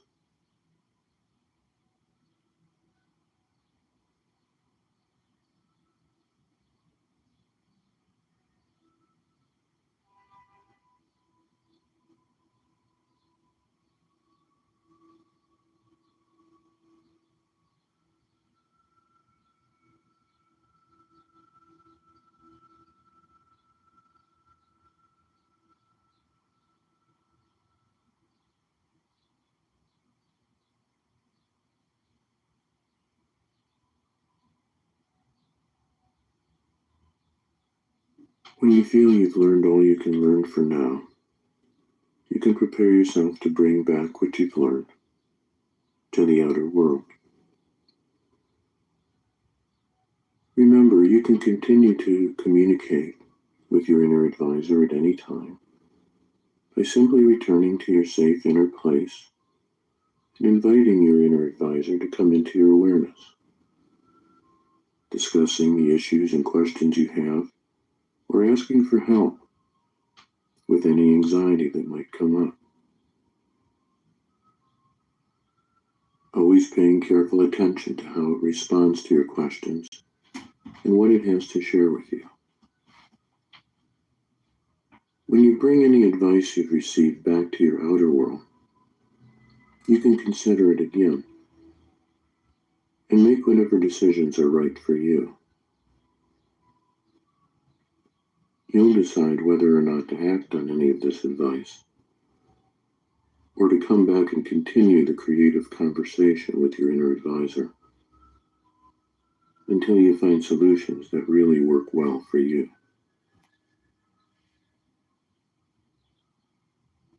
When it seems right to you, thank your inner advisor for coming to be with you today.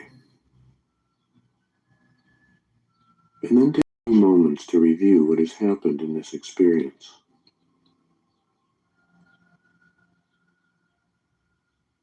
Notice a spot to take or a feeling you have within you.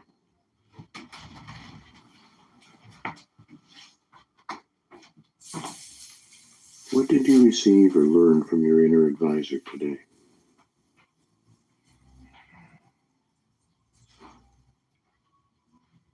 And when you know what you want to bring back, take your leave from your inner advisor for now,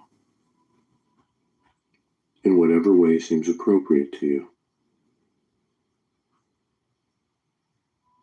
Remembering that you can come back to this inner place anytime you want to rest, relax, or ask for more help from your inner advisor.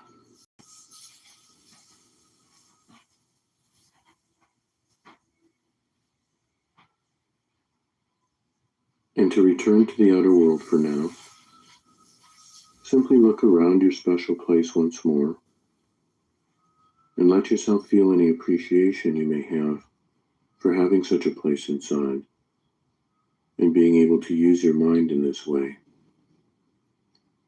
to help your body relax, your mind relax, and to find solutions to issues and problems that are important to you.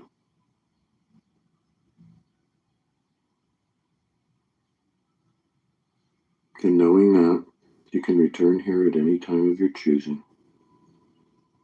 Prepare to leave for now. Prepare to return your attention to the outer world, bringing back with you anything you want to bring back. Whether it's something you realized about yourself, a solution to an issue or problem that's been bothering you, or simply a feeling of deep relaxation and comfort, knowing that you have a source of wisdom and caring deep within you.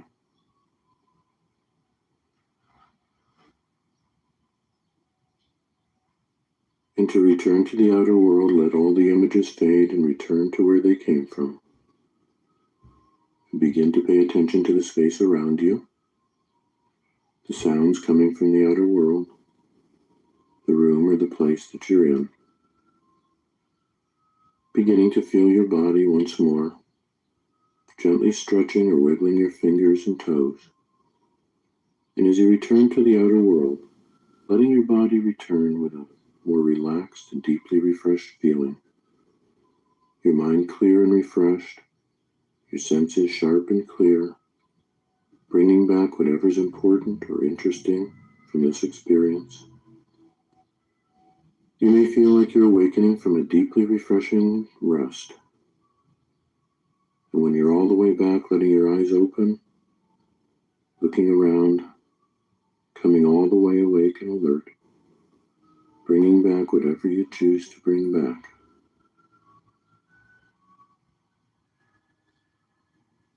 And when you're all the way back to the outer world, take some time to make some notes or sketch something for yourself about this experience.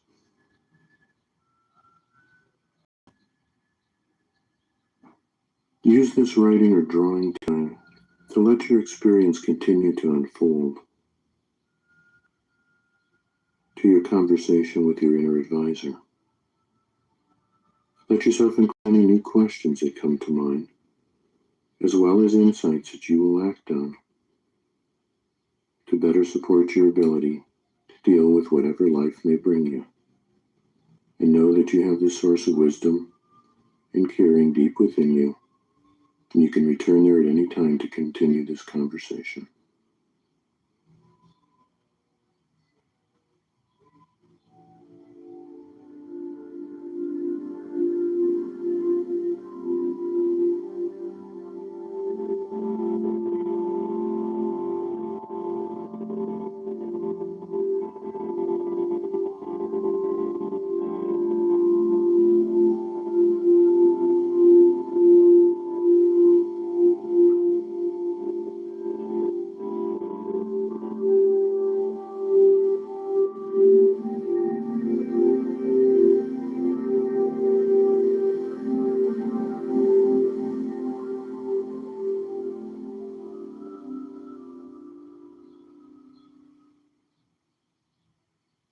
This third anxiety-relieving skill is called evocative imagery.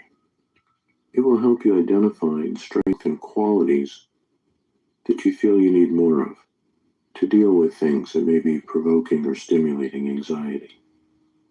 Sometimes we're anxious because we don't feel we have what we need in order to cope with or resolve our stress. This guided imagery experience will help you with that. Before you start, take a few minutes to think about a particular issue or situation that may be causing anxiety for you. And then think about what personal qualities you'd like to have more of in order to be able to deal effectively with them. More patience, more confidence,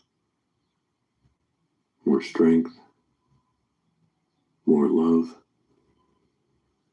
Different qualities may be useful in different situations. Before you start the next exercise, identify from 1 to 3 qualities that would help you better deal with this particular situation. So now let's begin. Begin by paying attention to your breathing. Just noticing that on the in-breath, you're bringing in new energy, vitality, and oxygen that flows to all parts of your being, especially any place that needs some special attention. And let every exhalation, every out-breath, be a real letting go kind of breath, a release. And let yourself make a small movement to signal the shift you're about to make into deep relaxation, like briefly lifting a finger, or rolling your eyes up in your head and taking an especially deep breath. And then let your eyes become comfortable again and begin to relax more deeply. In the future, when you make this movement, it can be a signal to your body and mind that you're about to shift into a state of deep relaxation. And as you practice, you'll find it easier and easier to move into that deep, from the outer world to the inner world. Invite your body, your mind, your feelings, and your spirit to just release any tension you may not need to hold on to right now. And you don't even have to know what you need to hold on to and what you can let go of. Simply invite the body, or the parts of your body, to release what they don't need to hold on to right now, and notice what happens.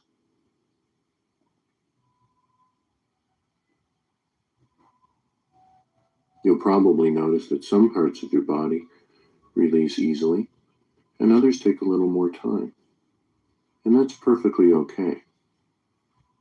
Just invite the parts of your body to release, and notice how they respond, and let whatever they do be all right for now. Don't worry at all about how quickly or deeply any part of you is relaxing, or how quickly any part of you relaxes. Just invite and allow the relaxation to happen, and notice how each part of the body responds.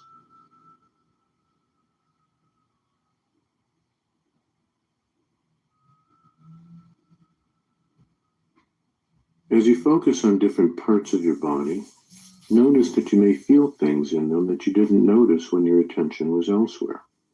And of course, that's to be expected. And notice that there is feeling, awareness, and responsiveness in the different parts of your body. You might even experience it or think of it as intelligence.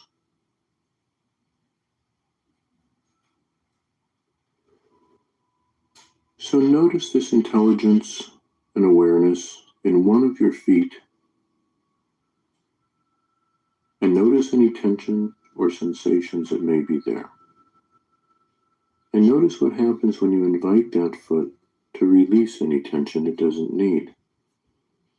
Simply inviting the foot to begin to relax more deeply and comfortably. Noticing how it responds, letting however it responds be perfectly all right for now. And then notice the intelligence in the other foot. And in the same way, invite it to release any tension it doesn't need to hold on to. And allow both your feet to continue to relax in their own way. And then your ankles.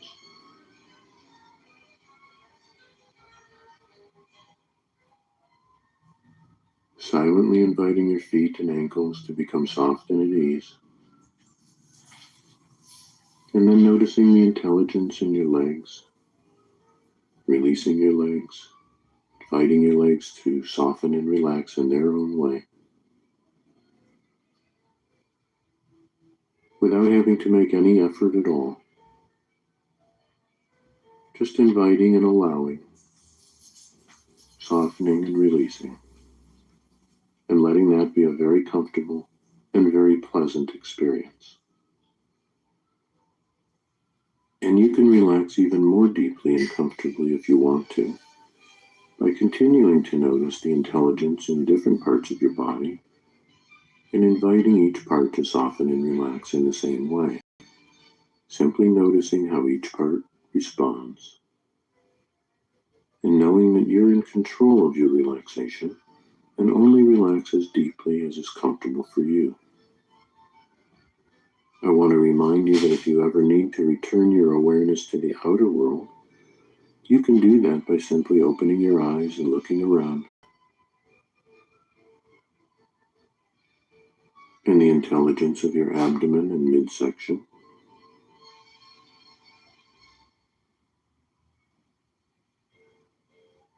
in your chest and rib cage, inviting the whole trunk of your body to relax easily and naturally, without effort or struggle. Just letting go, but staying aware as you do.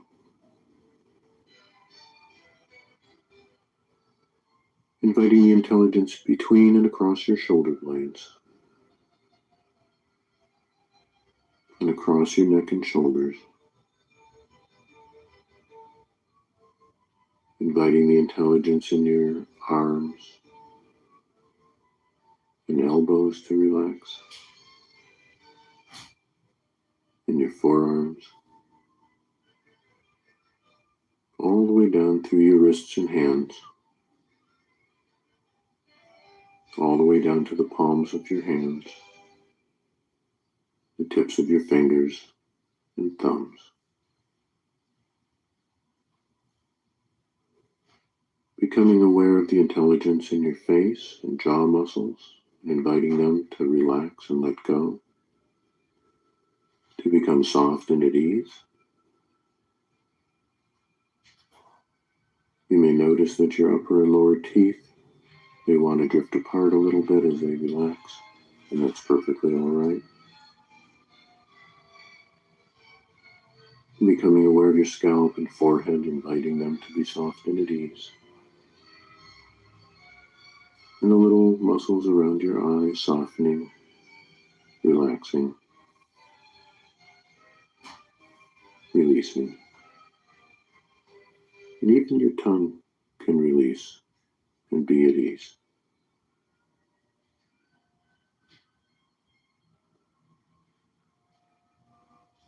And now think about the quality or qualities that you'd like to feel more of in yourself. Silently name them, or say them aloud if you wish. And then let your mind take you to a time when you felt these qualities in yourself. And let yourself imagine that you are there once again. And notice where you are. And notice what you're doing.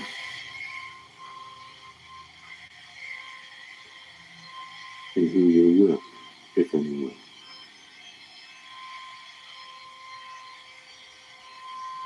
Take some time and note details.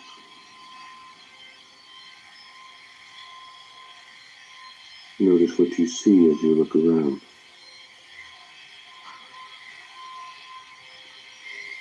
Notice what you hear. Let yourself really be there now, in your own way. Even noticing if there are any smells or aromas. And especially knowing how it feels to be there.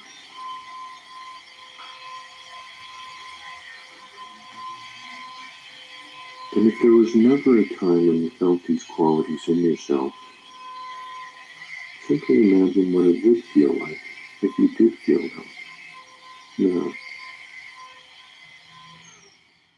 you might imagine someone else that you've noticed these qualities in. Someone you know, or a historical figure, or dramatic character.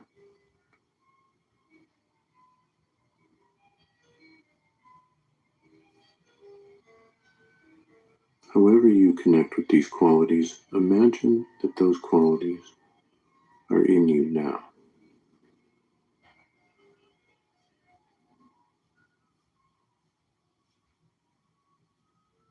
Pay special attention to how it feels to sense these qualities within yourself.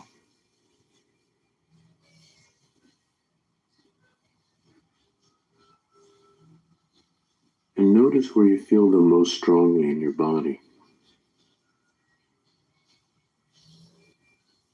Gently scan with your attention through your body and notice if these feelings seem to center anywhere. If they're stronger in one area than in another.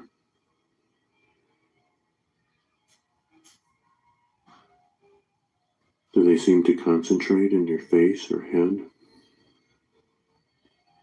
In your chest or heart? In your abdomen or pelvis? Arms? Legs? Anywhere else?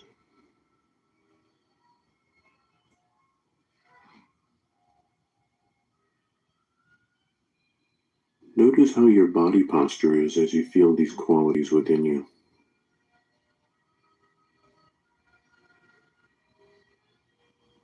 And notice how your face feels as you allow the feelings of those qualities to be there within you right now.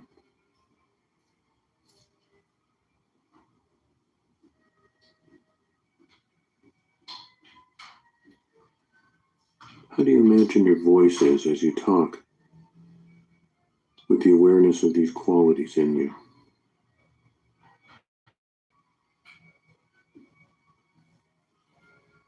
And how do you imagine you move while being in touch with these qualities?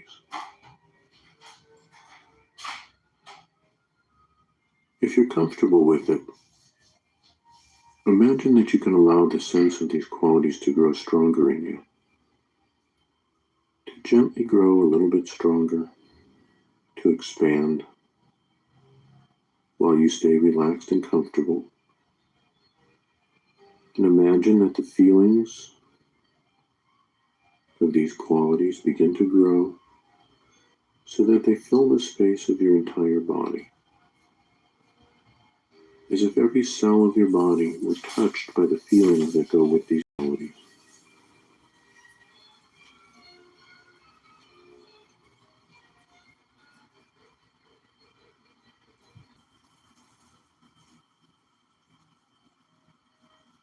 Imagine that the feelings associated with these qualities radiate out from wherever they are centered, radiating out in all directions, like the light radiating from the sun.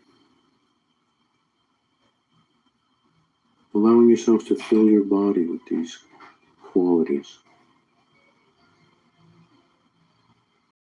Imagining that you can feel the quality all the way down your legs to the bottoms of your feet.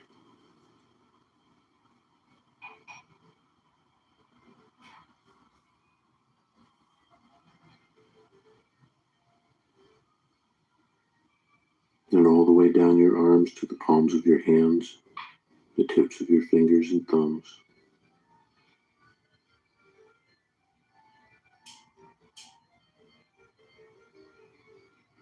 Filling your face and touching the very deepest core of your being.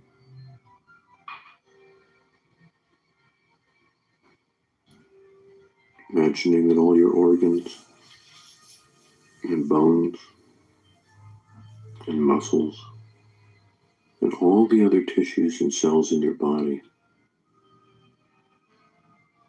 are touched and filled with this quality or qualities. And just let yourself be with that for a while.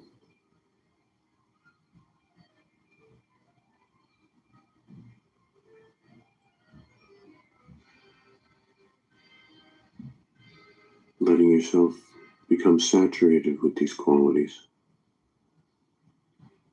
and naming them again, silently or out loud.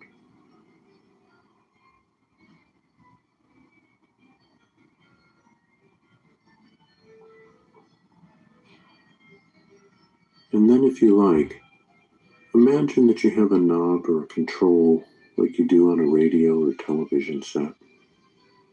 And you can turn up the strength of these qualities, just like you turn up the volume on a radio. And imagine turning up the volume so that the feelings of these qualities overflow your body for a foot or so in every direction.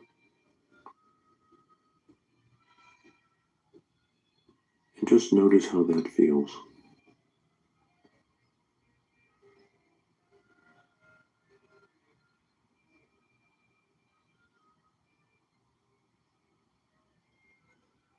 And if you like, you can turn it up even stronger so that you fill the space around you for several feet in every direction.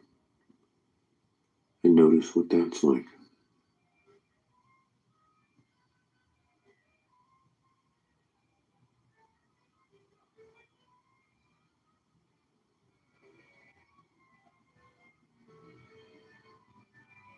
If you like, you can imagine filling the room around you with the feeling of those qualities, the energy of those qualities.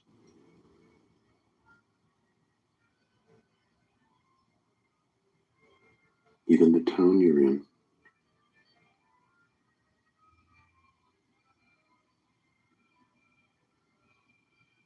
can imagine filling the whole world with these qualities if you like.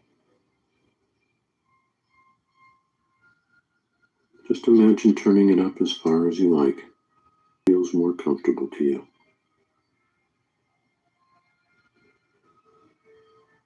Bigger isn't necessarily better.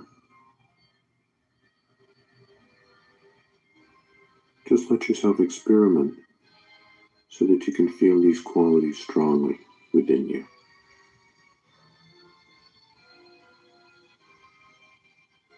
And simply adjust the feeling to whatever is most pleasant and comfortable for you right now. It's like listening to a radio when you're the only one in a room. Whatever is most comfortable for you is exactly right. So adjust the strength of the feelings to be most comfortable for you right now.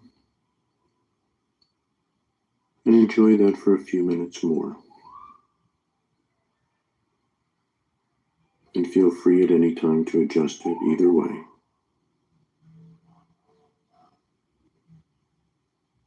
And as you're experiencing yourself filled with these qualities, turn your attention once more for a few moments to the situation or issues as you're in touch with these qualities within yourself.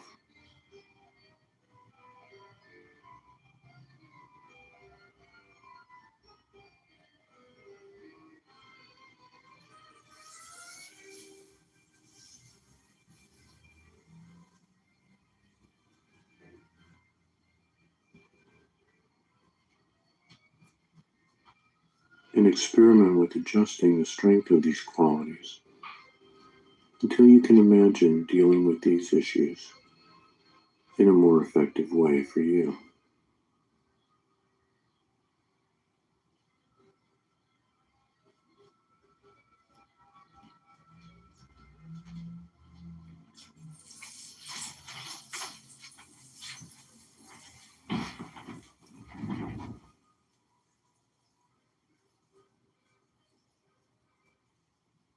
And know that you can let those feelings stay with you as long as you like, and even bring them back with you when you decide to return your attention to the outer world.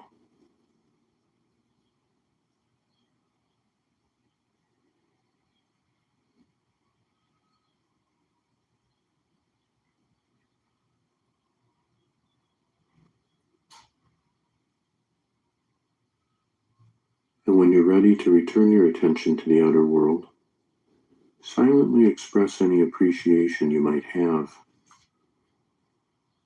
for being able to use your imagination in this way.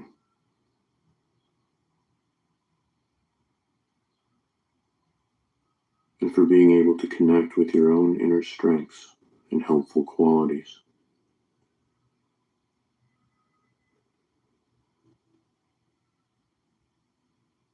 And when you're ready, notice once more the sense of those qualities within you. And as you allow all the images to fade, you can bring this feeling back with you if you like. And you can always connect with and strengthen the feeling of having those qualities within you, simply by recalling it in this way.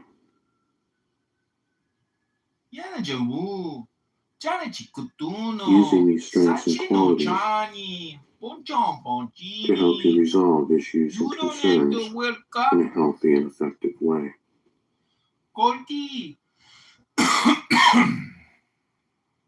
Exactly, this ain't nothing. Gently bring your attention back to the room around you, the place you're in. Coming back into your body, feeling your body relaxed and alive and full of the qualities you've connected to. Letting yourself wiggle your fingers and toes and become aware of your body again. And as you bring back what's important to the outer world, allowing your eyes to open and looking around, noticing what you see in the outer world, what you hear there. bringing back what's important to bring back, feeling like you're returning from a deeply refreshing rest.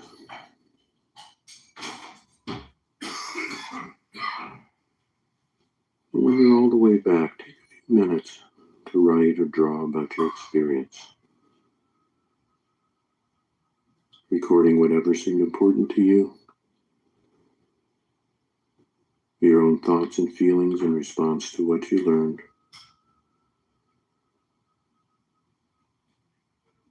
in ways that you can use the qualities you've now connected to relieve or resolve anxiety in your life.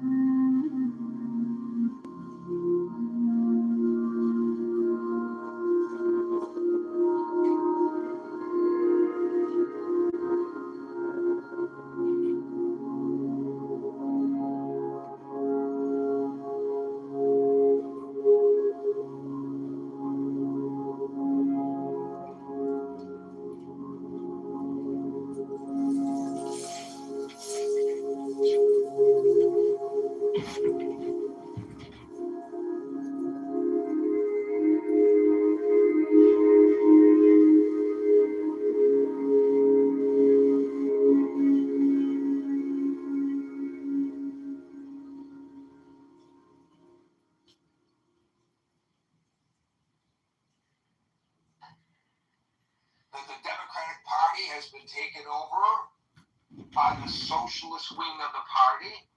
I think actually, and this is not based on Gary's opinion, but based on the number of Democrats in Congress and the number who self-identify as socialists, that is far from the truth. But certainly there are a lot more socialists on the Democratic side of the aisle than there are on the Republican side of the aisle, because there are probably zero on the Republican side of the aisle. That is a fact. And this is an increase in the number of people who embrace Mamdani's vision of governance.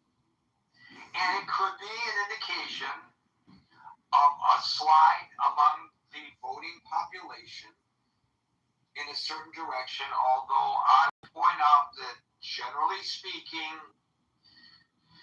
this is kind of, as they used to say in the rap hip-hop field, an East Democratic socialism. Minnesota might be an example where you do. But generally speaking, these flyover states, you're not going to see, I don't think, a groundswell in that direction. But the president took it beyond concerns that conservatives might have about socialism. And he today actually said, and such is the reason for the topic, that there is a cancer of communism spreading across the United States. So these are his words, and I want to know what people think about it. I'm going to read to you, and there have been a lot of stories posted. If you don't like the news source, find another one. I can only read one at a time. This comes from The Independent. And I will read it exactly how they wrote it. It has a certain bent, right from the start, that you can accept or reject if you wish. A quarter century after the September 11th attacks and 8 decades after the end of World War II, President Trump claims the greatest threat ever faced by the United States is not China, Russia, or another foreign enemy, but a trio of House candidates in his former home state of New York. Speaking at the Washington, D.C. Hilton exactly 2 months to the day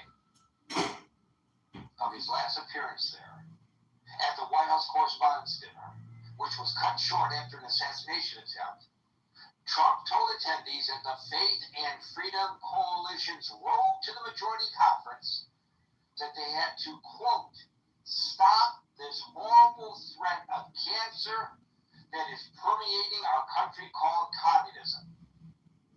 He was not referring to the peril of the Chinese Communist Party or the former Soviet Union, but but the three Democratic candidates for New York House seats who won primary victories this past Tuesday after being endorsed by New York City Mayor Zohran Mamdani, and then they list the three. None is an actual communist, but all three are aligned with the Democratic Socialists of America and identify as Democratic Socialists rather than as mainstream Democrats. If they win this year's general election in November, they will, because in New York City, the primary determines the general. There's, with the exception of some outlying districts, clearly not the three that they represent in Staten Island, in a slice of Brooklyn, in a section of Queens. You're not going to get elected as a Republican. But they're correct. If is the proper way of saying it, because anything is possible. If they win this year's general election in November, none will be particularly powerful or influential as freshman members of a body that largely operates on seniority. Yet Trump told his audience at the right-wing religious conference that the choice of voters in 3 House districts in the city where he spent most of his life amounted to, quote, the greatest threat to our country since its founding, and warned that allowing Democrats to win the November election would lead to the end of life in this country as we know it. Bum, bum, bum, bum. These are scary words, ladies and gentlemen. Scary words. Continuing with The Independent and not Gary's sarcastic interjection. Quote, these ruthless communists will attack all religions, but in particular. I will repeat those words of the President of the United States, ladies and gentlemen. They will kill your people. And that's what they're about. They want to end religion. They have to end it because their ideology doesn't work if you have strong religion. There will be no food. There will be no housing. There will be no military. There will be no law and order. There will be no nothing. There will be no nothing. You'll be a third world inhabitant in every way, and everyone will suffer or die. He later added that the New York House candidates in question are animals. And, quote, people that want to destroy our country, close quote, while warning that it is, quote, all too easy to get elected. Wow. Sorry, I know I keep interjecting with Gary's emotive response to this. I apologize. Trump also found harbingers of doom in the New York City Rent Stabilization Board's decision to enact a 2-year freeze in rent increases for the relatively small number of rent-controlled apartments left in its former hometown. The policy, which was approved earlier this week, last night, fulfills a major campaign promise of Mamdani's. So the Rent Stabilization Board, there are certain set-aside apartments in buildings where all the units are not rent stabilized, where few people are grandfathered in under rent stabilization, and I think it's every year or every 2 years, I believe it is, the Rent Stabilization Board meets to decide by what percentage, based on inflation, those individuals' rents should be raised so that the landlords can afford to continue to accommodate them. This is an alternative to big public housing projects, which we still have many of here in New York City. And it only is a small dent in the housing crisis that the city faces, but it is a long-standing tradition in New York City. And generally speaking, at these Rent Stabilization Board hearings, they're screaming and hollering. On the one hand, you hear the people who enjoy rent stabilization clamoring that they're going to be finding themselves homeless if you raise it 1 or 2%, which is really what it usually is, only a couple of percentage points. On the other hand, you have the landlords clamoring that if you raise it if you don't raise it, they're going to become slumlords and it'll be the fault of the government. And both sides are subjected to, or the people listening to them are subjected from both sides, a high degree of hyperbole. And it's almost performative because each side is playing to their audience. And 2 years later, when it's time to look again at all of this, there has been no doom and gloom to either the renter or the landlord. And then we go through the whole process again. However, it takes on national significance suddenly because Mamdani promised free this, free that, free the other thing, free buses, city-run supermarkets to compete with the supermarkets and the bodegas, the convenience stores that are in every neighborhood because the prices are too high. In his opinion, it's a very populist point of view, and it helped get him elected. And he appoints the members to the Rent Stabilization Board. So this is no longer Adams or de Blasio's or Bloomberg's people who are sitting on the Rent Stabilization Board.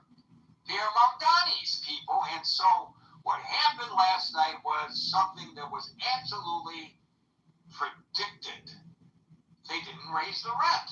And the president makes this part of his argument that the communists are taking over the nation. So let me just say that there are arguments for and against certain socialist type programs.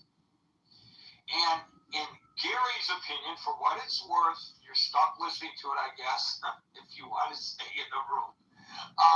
In Gary's opinion, sometimes it's a good thing.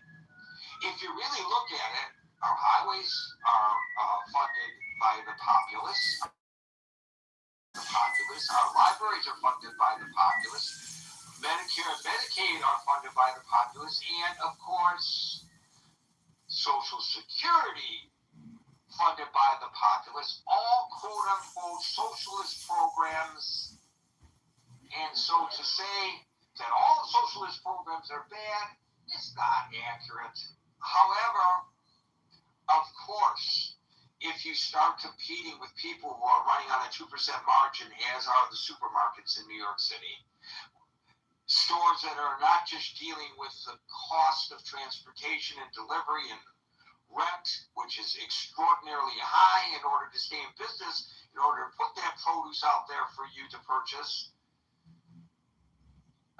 they have to pay a lot of money for the privilege of doing it. Therefore, it's going to cost you more to buy produce here than in a rural community.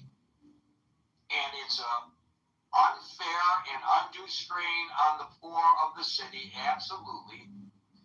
But I think arguably if you say it should be, subsidized stores by the government to compete with those folks, then the entrepreneurial spirit, the capitalism comes under attack to a degree. And maybe some of these stores that are on very thin margins may have to close up shop. And I have seen with my own eyes in Detroit when the supermarkets are closing left, right, and center. People went into food insecurity when they weren't into food insecurity before because they had to go to these little convenience stores, which of course can't buy in large volume, so therefore their suppliers are charging them more, and then they have to pass that charge on to the population, and so in the aggregate, people lose out. So something that might be well-intentioned are not good. I think, if my understanding is correct, both socialists and communists want reform in this direction, but socialists do it through the system and gradually. And communists, and I know some communists, and I know what they truly believe, what they advocate. One of them is an editor of a communist newspaper. I know him very, very well. I know how he organizes. I know what he advocates and what he represents. Ultimately, they want to achieve these kinds of goals through revolution because they do not believe that the system is sustainable. The system is sustainable nor beneficial to the populace. And so there may be some kindred spiriting going on between the socialists and the communists, but they are not at all in agreement with their tactics. So I personally, from Gary's perspective, feel that it is inappropriate to even call these people communists. And by the way, I say this in defense of folks who got elected who wouldn't have gotten my vote because I don't agree with their positions on other things. And you probably know what those positions are. But we're not here to talk about that today. So, are we slipping into, or is there a tsunami of, and in fact, if this is leaning toward communism, as the president says, and perhaps it is, because as I said, there is some kindred spiritualism between the two of them, or spiritism between the two groups, the socialists and the communists. Maybe this, is a slippery slope going into that direction. But listen to the rhetoric of the President of the United States that this is the worst threat ever to face our nation. And I know by making the comparisons that the Independent made, it shows that they have a certain bias, but it's not inaccurate what they said. So with that, and I'm glad to see we have so many people in the audience whose hands are up. I'm glad to see we have so many people in queue already on the stage. I will do my best to get to everyone, and I will start calling people in the order in which I see them on the stage. And today that order begins with Marshall, followed by Alan. Do I think we're under the direction of communism? No, probably not the way we were during the Cold War in certain parts of it. Do I think my generation and me has this fanciful utopian idea about what socialism could be? Yes, very much so. I think my generation and the generation prior to me have never known true hardship or devastation, and as a consequence, they see the system not functioning now, and socialism seems appetizing to them. Despite the fact economic system, which you do not want to run the country, right? There's not a place in the world where it's been tried that it actually works. So cancer, I don't know if I say that, a concern? Yes, certainly I would say it's a concern. I also don't know if I would say that Medicare and Social Security are socialist programs. I think you can have social spending and not be a socialist, or participating in elements of socialism.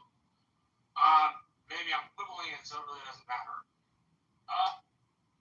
But I mean, I oppose this idea. I would not vote for these people. I would not want them in office. I would want them, in fact, actually nowhere near any kind of power ever. I think if you have a lot of them who have power, they become very dangerous. So I'm very wary of it. I don't think, I've got friends that are communists, and I love them. They're great people. I just would never want their form of government to be the one that ran the country. I'll leave us with this. In times of stagnation in a country, in a polity, with wealth inequality, a harder time putting food on the table, a sense of inflation, in a sense that things are just going in the right direction. Evolutionary ideology in all societies becoming to some degree or another. It really doesn't help that you're in the midst of populism. The Republicans heavier than the Democrats. But that populism amplifies all of those other social issues. So socialism and communism get popular at times where our system can't or won't answer the pressing questions of the public. I'm not saying that's right or wrong. I'm just saying that's a facet of societies in history, in particularly democratic societies that end up battling with this sort of thought process. So I'll leave it there. So, Marshall, you mentioned the utopian view of people your age and younger, but is that not true of all generations, that people of your age and younger have these wide-eyed and hopeful, very optimistic views, and they all want change? And, of course, it never quite reaches the level that we want when we're that age. But isn't that the way societies actually move forward and reform and become better as we go? Yeah, but the youth, as the president would say, or Bernie Sanders would say, and their ideology has to be paired with practicality. Idealism run amok doesn't get you anything. Practicality run amok doesn't answer the soaring ideological questions that we have. So you need both together to work. Thank you, Marshall. We'll go to Alan if he's available, followed by Scott. Hello, everyone. Hope you're all doing well wherever you are. All I can say is Gary and everybody else started society, and then compared to here, it was a great place. It was a hopeful company. I don't need to tell you guys the California farmers they all moved to Mexico now. I know several of them. They are in the other side, and then they bring the produce here. I remember back when I was growing at home in Iran, majority of what's appliances are American made, and you hardly see anything anymore. These, I guess that's one way they look at it, to keep the economy going. But the thing I see, it's mostly disturbing. The income is dropping and the expenses is going up. And I said this here many times. I'm in the middle of activity with the people. I have 40 people per day, and most of them, they are complaining the same way, and they are waiting something change, and they see some light at the end of the tunnel. Because I never thought, I see $70 for a 4-box of cigar shipped by UPS. That's I can't wrap my head around it. And obviously I can't eat that, so I have to pass it on to the customers. And when the guy constantly telling me, his income is dropping, his customers are evaporating, they don't have anybody, and his business is going down. So I've seen really, really bad changes. As far as communism, cancer, it is a cancer, because I lived most of my life next to Russia, and I've all seen him. Communism, normally they presented in the different society, grass is greener in the other side, but hey, it is not, believe me. There was some student, they thought Russia gonna give them everything. They moved over there. Unfortunately, most of them, they end up being in the jail for a long, long time. So back to... Thank you, Alan. We'll go to Scott, followed by Howard. All right, Gary, my main man. Wait, I want to switch to my mic. Can you hear me now? Am I coming through on the microphone? Yeah. 3 testing. 1, 2, 3. All right, Gary, coming to you live at the Drive at 5. Schuylkill Express. I would love to be a radio guy. Yeah, I'm so envious of you. It's so many of my heroes, communication-wise, have been in radio, the great medium. Howard Stern, one of the top. Yeah, radio's great, so iHeartless Radio kills it for everybody, but that's another This Yeah, we're gonna make sure radio always has a job. Duncan's getting it. Huh? Go ahead, Scott. Go ahead, Scott. Yeah, so I mean, a couple of things. Yeah, I mean, I don't know where to start, but when we talk about socialism, for ends in society is not socialism, right? We don't think the military is socialism. That's what we spend the most of our money on, right? I mean, you mentioned roads or something. No, things, just because we collectively benefit from it, or it's public, doesn't mean that it's a socialist. We wouldn't have SpaceX owning rockets and things. We'd all own collectively these things that produce goods and things like that. So that would be, now, I mean, the difference with communism is there's still a lot of room in socialism for private property and most forms of socialism and some sorts of inequality, right? I mean, it's not there's not perfectly equal outcomes in most socialist visions, right? Whereas in communism, it's a classless society and everything's redistributed, as Marx famously said in the 1870s, right? Each according to his ability, each according to his means, or whatever. So these things are distributed as you need. So that's, I mean, both of them seek to eliminate private ownership of the means of production.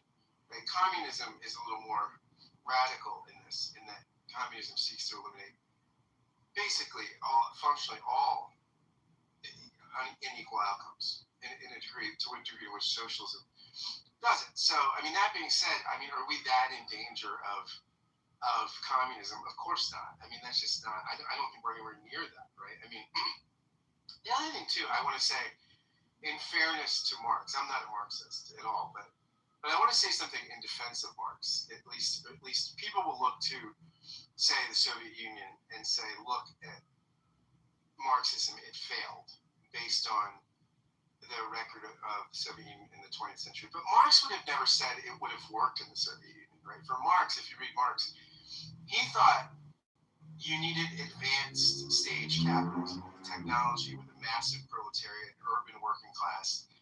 He thought that you'd need something like, at his time, England, Germany, maybe the United States a little after his time. You'd need this sort of economic and technological development that Russia didn't have. You couldn't have an agrarian peasant revolution. He thought peasant agrarian types were reactionary and kind of backward. He thought you'd need an urban, sophisticated class, the proletariat, that would be the vanguard of the revolution. So, I mean, now you could argue against Marx that, well, the reason why it doesn't happen is because once you give people iPhones, they don't become revolutionary. They're too busy playing, Words of Friends and all these other inane games and looking at TikTok. So that might be the firewall against Marx's revolution might be, TikTok and all these sort of solitaire on your phone or something. But in that sense, Marxism, we could argue, has not been tried because it's never, maybe it's impossible, but for Marx, you would need something like the United States today, or maybe contemporary England or something. You'd need an advanced. Now, China is an interesting hybrid, right? Because it's state-sponsored capitalism. So it's got a communist party that runs a state. It's very interesting. I have conservative friends that would say that Obama's a socialist or Kamala Harris is a socialist. I'll tell you what, they get an awful lot of Wall Street money to be socialists. Moneyed interest. Interests don't tend to throw their resources behind socialists. So, there you go, Gary. I think that was kind of random in stream of consciousness, but that's where I got today. So you recommended reading Marx, and I think a lot of people probably have read Marx, and perhaps since your comments, the people who want to go back and read Marx again to refresh their memory. Now, if they do that, Scott, would that be remarks? Gary, you're on fire today. Hey, everybody, it's Hugo Thursday. He's doing shows at the Catskills after Howard, followed by Steve. Traffic on the fives. Yeah, I talked before on this stage about the role of social media and how it plays in dividing and not conquering, but really further dividing our society. So when you think about from the kind of like stepping back and zooming out, communism spreading, if it is, to me, we definitely live in this era of anti-establishment. I think most people would agree that we're definitely in an anti-establishment mode for a lot of people, a lot of sentiment that the traditional organizations, the traditional parts of our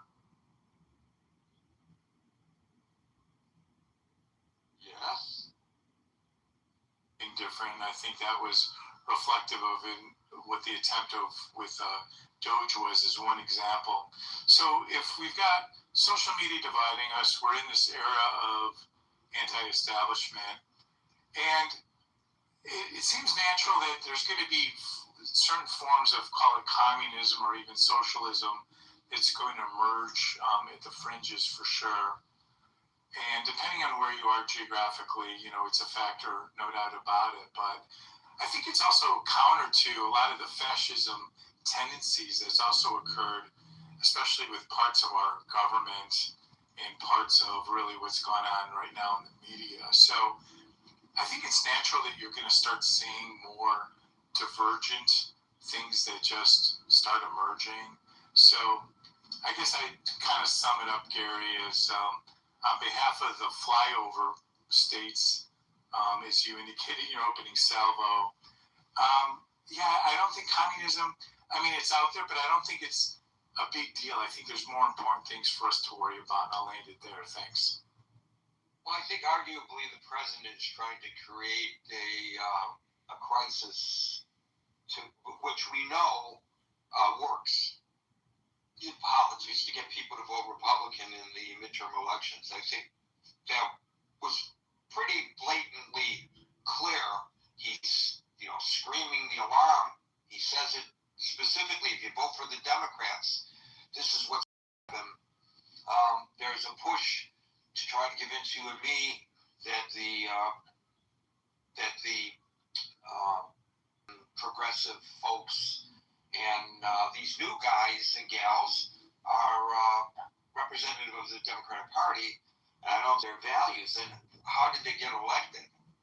These last three to whom the president refers, they got elected because there was an measures. AOC should not have gotten elected. Joe Crowley should have been reelected. But he wasn't, because he took his district for granted and didn't go out there and campaign. She and her people were hungry, and they were under the radar. And to your point, use social media and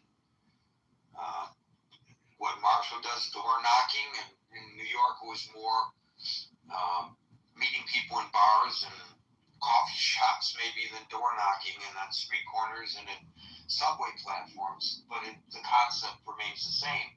If you want to get elected, you got to work at it. And you got to get your vote out. I just want to make a little shameful self-plug here, since you mentioned the undue impact that we believe social media presents. I wrote a piece early this morning on my Substack, which is linked to in the main chat, which is linked above, talking about the overwhelming anti-Semitism, the comments that have been made on my social media for having the audacity to suggest that the hate crimes, which are on an exponential rise against Jewish people, ought to be more firmly addressed. And that resulted in representation of the kind of people who commit the hate crimes in large, massive numbers. And it would make one perhaps think that they are representative of a larger group of society than we would feel comfortable. The studies, if you read my very short piece that is in the main chat, would suggest otherwise. Now, these studies had to do with the Jew haters. But I think the same goes true for any fringe aspect of our society. The internet, to your point, Howard, has given people voice when they never had voice before. When I was coming up, the way the communists got their message out is they published their revolutionary newspapers, and they would stand at the Rouge plant, the Ford Motor Company Rouge plant in Dearborn, Michigan, and as people were walking in at shift change and people were walking out at shift change, they would hand out their weekly publications. Workers Unite. Each of them had a different take. They all hated one another, by the way. The socialist workers didn't like the Trotskyites. The Trotskyites didn't like the Revolutionary Communist Party. The Revolutionary Communist Party didn't like the Communist. I mean, the fracturing was just amazing. So when you talk about this Red Scare that the president is trying to gin up, they're very fractured. Organizations like the Pew Foundation will show that they really feel motivated to go onto the internet to try to express their views in order to change the minds of the good people of the United States and elsewhere in the country. So I don't think that's a fair barometer. It's disturbing, but I don't think it's a fair barometer. If gone unchecked, it could gain momentum, but we shouldn't be pushing the panic button if we are really concerned that the commies are going to take over the country, because three democratic socialists, who, as the Independent pointed out, as freshmen members of Congress will have no say in what their party's policies will be. It doesn't mean the country is facing this crisis that the president claims that we are. And I would just point out, Howard, that yesterday the president, who is frustrated that Chuck Schumer has not shown fidelity to his foreign policy vis-a-vis the Middle East, he declared that Chuck Schumer is a Palestinian. He said Chuck Schumer is a Palestinian, Chuck Schumer has become a Palestinian, Chuck Schumer is a Palestinian. So just by claiming that Chuck Schumer, who is Jewish, is a Palestinian, doesn't make Chuck Schumer a Palestinian, and just claiming that there's this big red threat doesn't mean that it is true. But we saw this during the age of McCarthyism, and it took root then, and I'm hoping that it does not today. Yeah, Gary, as you say that too, it just reminds me of something that even happened more recently, the campaign trail, and I think it was when the president was perhaps in debate with the Democratic challenger. The claim and the damage that was done going back to Springfield, Ohio, about the Haitians were eating all the cats and dogs. That's just another example of just this verbose rhetoric that has no substantiation, but he's out there basically putting that into the ether, if you will, and people react to it. As we are today, Howard, guilty as charged. Steve, followed by Gary, also, can we just say something I forgot to mention that I think, you alluded to before, but I think the anti-Israel stuff was at least as big a driving force as the economic stuff, or bigger. I mean, I think that they campaigned hardcore, those folks, as being anti-Israel, right? And it's funny because I saw a woman who had tattooed on her forehead. I saw, I'm sure that many of you saw this, a woman from New York. I'm just going to say I'm going to say it. Forgive me for being crass, but she had "fuck AIPAC" tattooed on her forehead.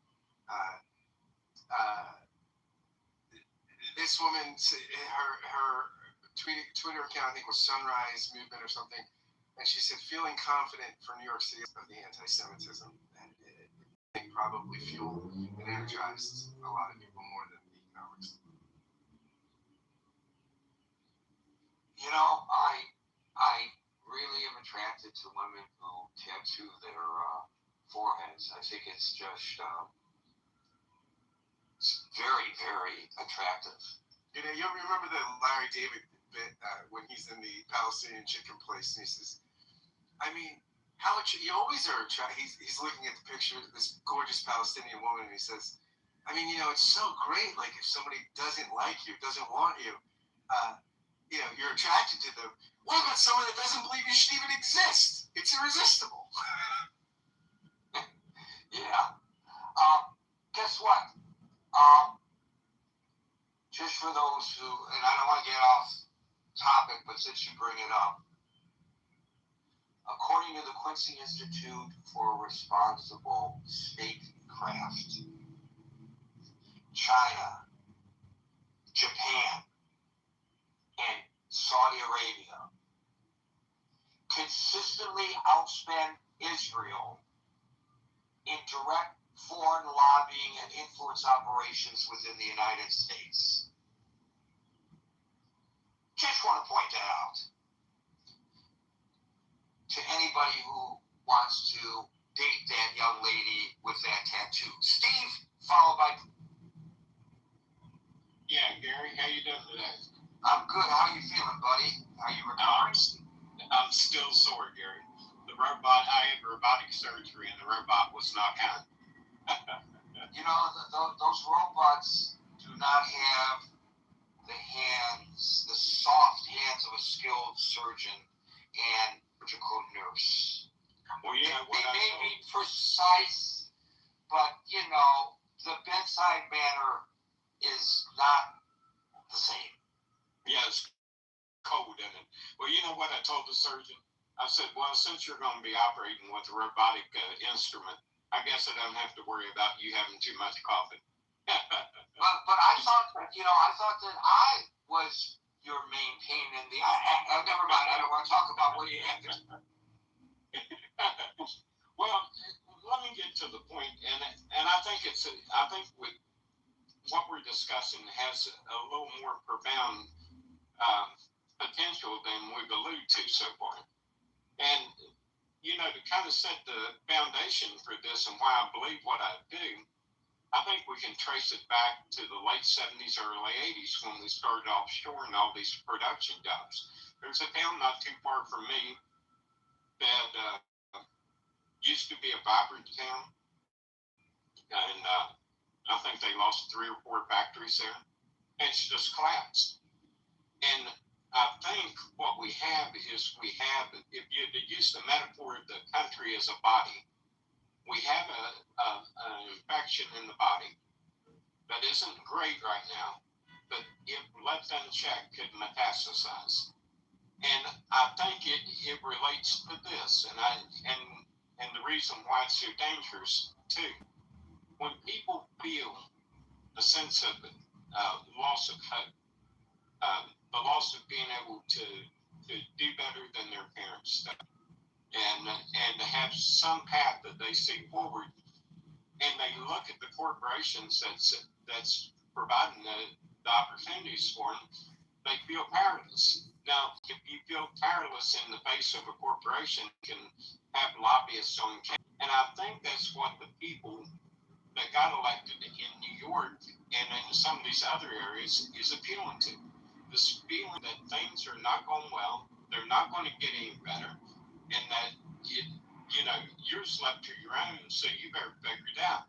Now, the problem with that is, and I've seen this in a lot of things that I've done, is that people don't realize this. When you get into government decisions, and I've been involved in a lot of meetings where I've had to point this out to people, because people start spending government money, there's no consequence for a bad decision. If you make a bad decision and you blow a bunch of money that you use in business to put you out of business, guess what? You still hold your seat. You're still there. you don't suffer the repercussions. But the people that's advocating for that don't see that part of it. All they see is a mechanism to gain a level of control that they perceive, and this is the key element, they perceive is going to make their situation better. And they see that course of action through seizing government power to impose their will on the people they feel put them in this position. So I don't think it's the communists are taking over, but I think there's an undercurrent of resentment. I think there's an undercurrent of hopelessness that gives fertile ground to people like in New York that won these primaries. I think there's more fertile ground than there was, say, when I was growing up in the 70s for this kind of thing. I don't think this kind of thing, because of the situation and how we felt about things, you could drive off somewhere. Well, I want to go work. 2 hours, you could find someone who worked in the factory, he'd get you a job, and there you go. That's not that anymore. It's not there. And I think these confluence of events, the offshoring, the tribalization of the country, and all these different factors have put in place fertile ground for these people and their message to resonate with people that feel hopeless, Gary. As is always the case, this is how fringe groups take root. There's no question about it. Thank you, Steve. Brent, followed by Brian. So I always, in my opinion, these conversations focus too much on economics and too little on the political system.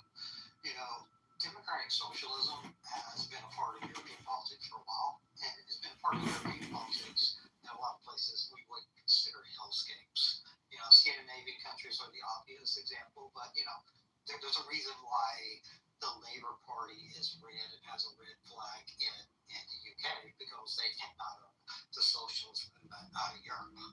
I think what kind of separates a place where it's tolerable to live and where it's intolerable to live is not really the economic system of a particular party is in power. The stability of those people that are the populace as a whole to make a decision if their policies are working for them. Where you see things go awry is when the population loses that ability. And that is whether you're talking about left-wing communist countries, obviously a lot of hellscapes there, Stalin, etc., or frankly, whether you're talking about right-wing authoritarians, Pinochet, Germany, all a horrible situation to live under. So, policies, economics. Guess who has presented herself? Say again?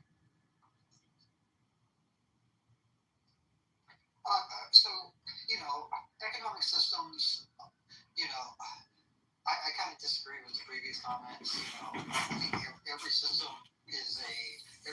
system is a mixture of state-ran and private sector. It's just what mixture do you have in your system? And I think there are some cases for more state-ran enterprise. I think there are a lot of good cases for private sector enterprises, and they work differently in different parts of time. But at the end of the day, you have to let the people decide what's working for them. And when you take that away, it's really when you turn things into a hellscape. Thank you, Brent. Brian, followed by Dr. Francine. Hey, I'll say that I do think the notion, the underlying fundamentals of communism are spreading. Clearly by the rise of democratic socialist mayors and elected officials. So the principles are there. The principles are under the hood, if you will, of some of these campaigns. And I think a lot of Democrats are scared. A lot of people like Schumer and Jeffries and others are scared because they see these politicians winning in these deep blue municipalities or locations. And I think, in some ways they kind of sow the seeds of their own demise, in years and decades past. And this is the activation of that, the pulling of the threads together, the pulling of the hook to activate some of those people after, like I said, years and decades of cultivation. But overall, I'm not overly concerned. I think there's enough diversity, there's enough free speech, there's enough safeguards in our system to recognize it, call it out, and prevent it. I don't think what Trump is doing is overly helpful. I think he's mischaracterizing it. I think he's oversimplifying it. I think he's talking to, people in these buzzwords that get them activated. And he speaks two ways, but, technically what is happening is not really true Marxism, I think, as Scott alluded to, and Marshall to some degree. I think it's neo-Marxism. The economic methods that Marx codified or predicted, the revolutions, that didn't happen. And so it took 40, 50 years for people in that camp to realize it's not going to work. There are too many people who are happy with capitalism. They're a happy middle class doesn't revolt. A happy lower class economically doesn't revolt. And so they switch tactics. They switch to neo-Marxism, which is why we've seen a lot of this identity politics stuff. They've gone from bourgeois versus proletariat to now identity politics. Blacks versus whites, gays versus straight. Identity politics. And what they're trying to do is cobble together all these different factions. And that's why you get weird things like Queers for Palestine, which, to anybody who thinks more than 2 seconds about that, you realize it doesn't make any sense at all. But what happens is you get people who are unhappy, disaffected by, what they believe to be this white supremacy or system that's in place that oppresses them. And so this oppressor versus oppressed narrative, this identity politics thing, replaces the original, let's say, 1.0 Marxism. So I think the safeguards we have in place, free speech, other ways, like the independent media. I think the rise of independent media, podcasts, things like that, people, for whatever reason, stopped having full and complete trust when we had people like Cronkite and, those folks. There was a tremendous amount of trust in, those big three networks, if you will. And as people have lost trust in that, they've developed other ways to get their information, and, for better or worse. So I think, the notions are still there of what Marx intended or put into motion, and really go back to Plato and look at his Republic writing and say there are some elements of collectivism and socialism back there. But, overall, I'm not worried. I think people are going to see what happens in New York and Seattle and other places, and they're going to be like, we don't want that bullshit here. So there will be enough places that recognize it, call it out, and stand up against it. And even the people like in Los Angeles, Spencer Pratt came close to winning. So I think, it'll run its course. I think the last thing I'll say is you can't take for granted, though, that it's not going to work. So every generation has to come to their own realization that, like Reagan said, freedom is loss of freedom is just a generation away. Look at what happened in Cuba and Venezuela, places like that. So it's not like there's zero risk, but I think we have the mechanisms and safeguards in place to repel. It's just up to each individual and each generation to recognize the failures of collectivism and resist it. Thank you for that. Ryan, we'll go to Dr. Francine, followed by Wood.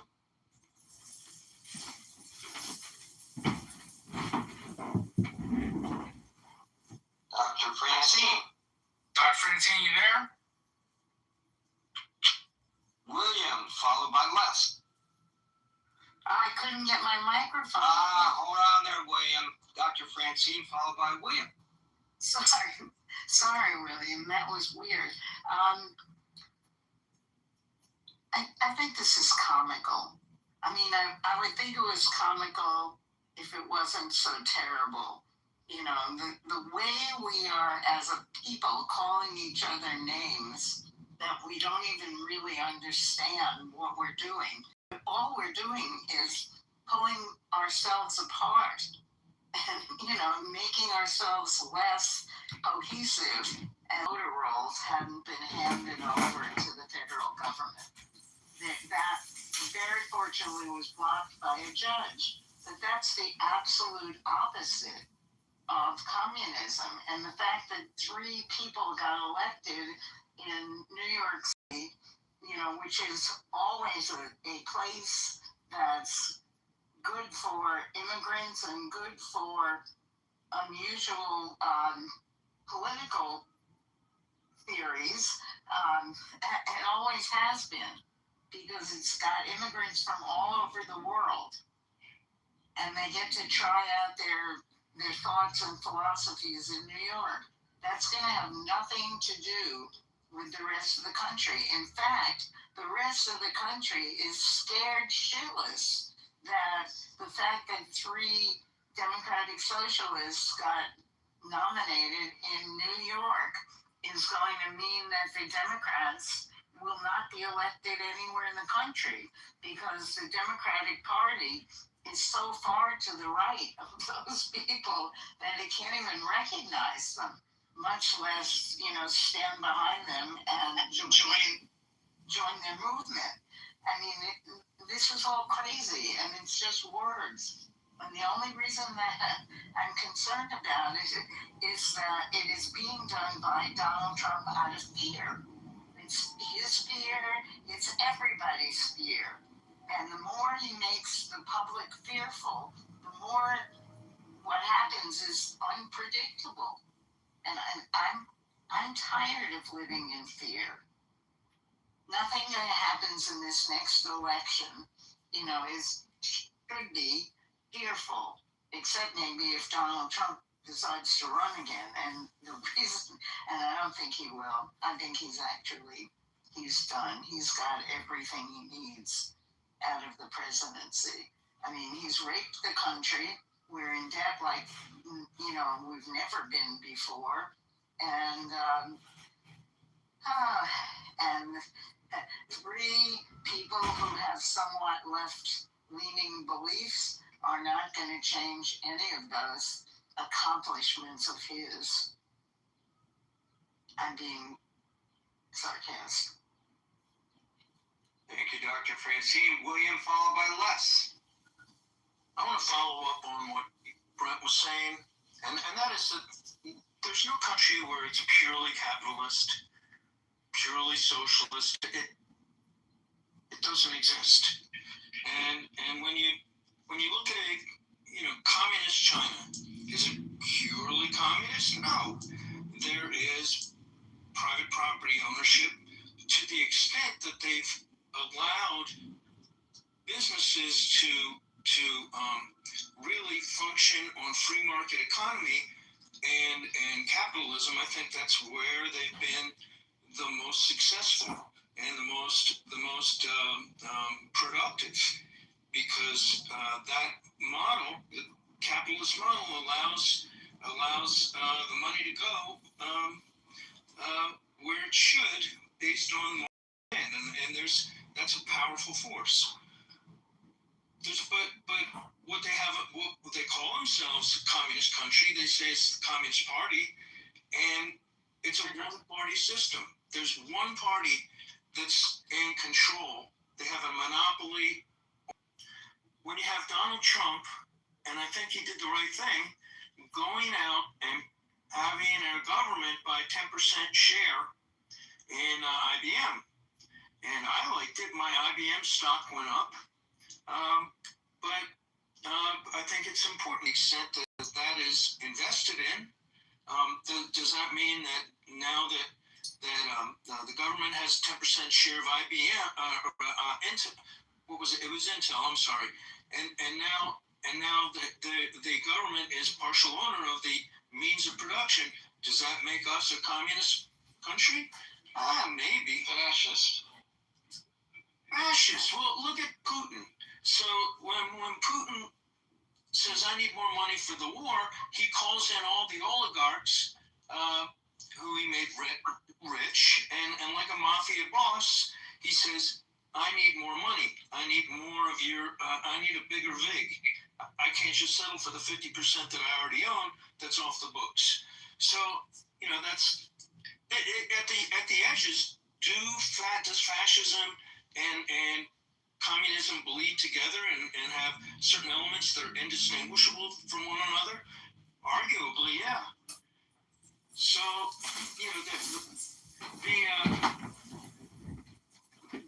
when we have a corporation that's too big to fail, and we have a government bailout of a corporation, of a private corporation, is that corporate socialism?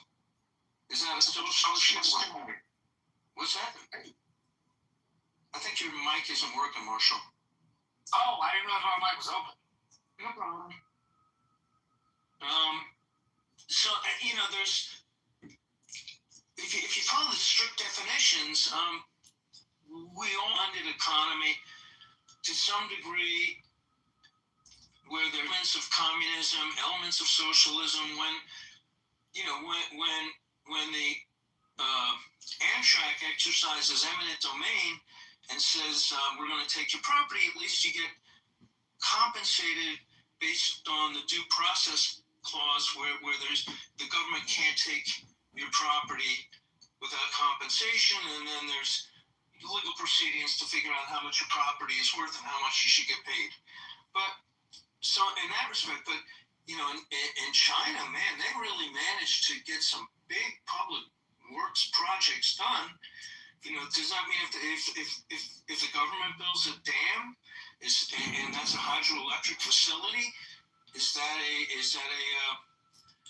state-run means of production? Yeah, it is. Is it a utility? Yeah. So to some degree, utilities, if they're owned by the government, to some degree you can categorize that as being communist. Yet, there are private aspects to the utilities because for Yankee. So I don't think we have pure economies that are either communist, capitalist, or socialist. And in a lot of ways, when social programs were instituted, like Social Security, which I agree with Marshall, it's not purely socialism because we contribute into it. It's supposed to have a fund, which then gets rated by the government to pay for other programs.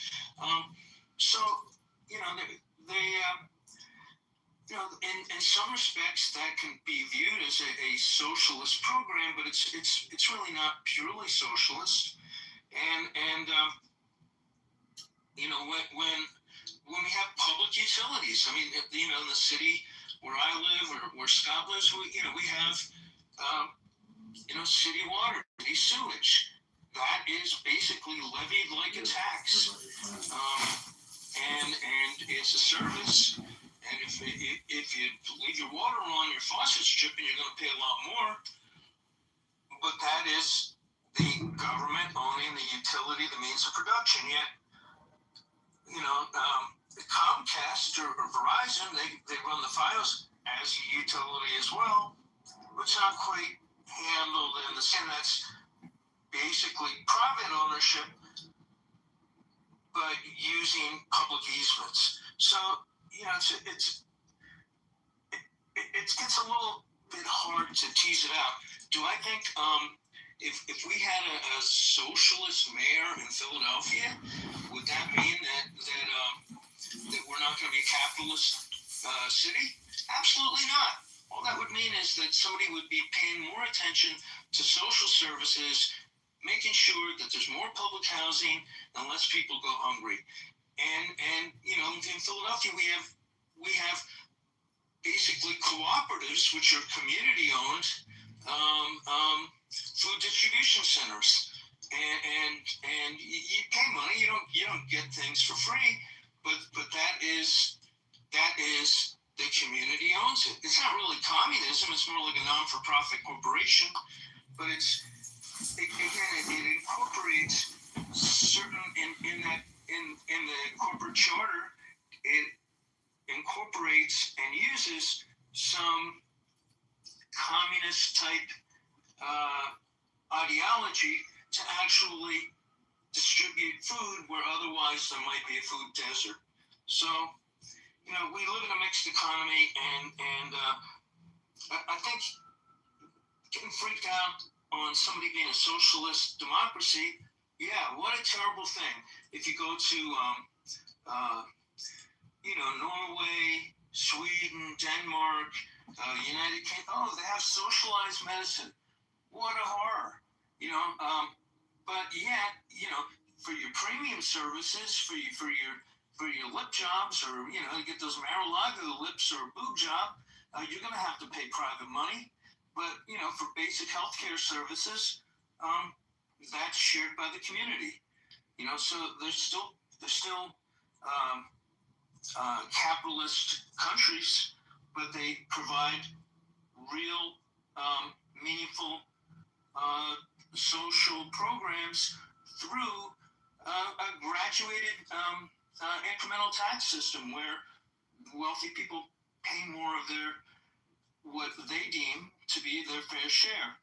So, it doesn't confiscate private property, but it does confiscate taxes. So we live in mixed economies. I don't see what the reason is to freak out over somebody calling themselves a socialist Democrat or a democratic socialist, any more than you would freak out in Norway or Denmark or Sweden or the UK or any other country that has decent public medicine to some degree, where there's often public and private aspects to the provision of medical care, where if you want things, you're going to have to pay, but other things, basic things are provided to everybody. What do you think? I think I heard you teasing a run for mayor of Philadelphia, and I think everybody else here heard that as well. Scott's going to be mayor. Scott, you be mayor. Les, followed by Merrill.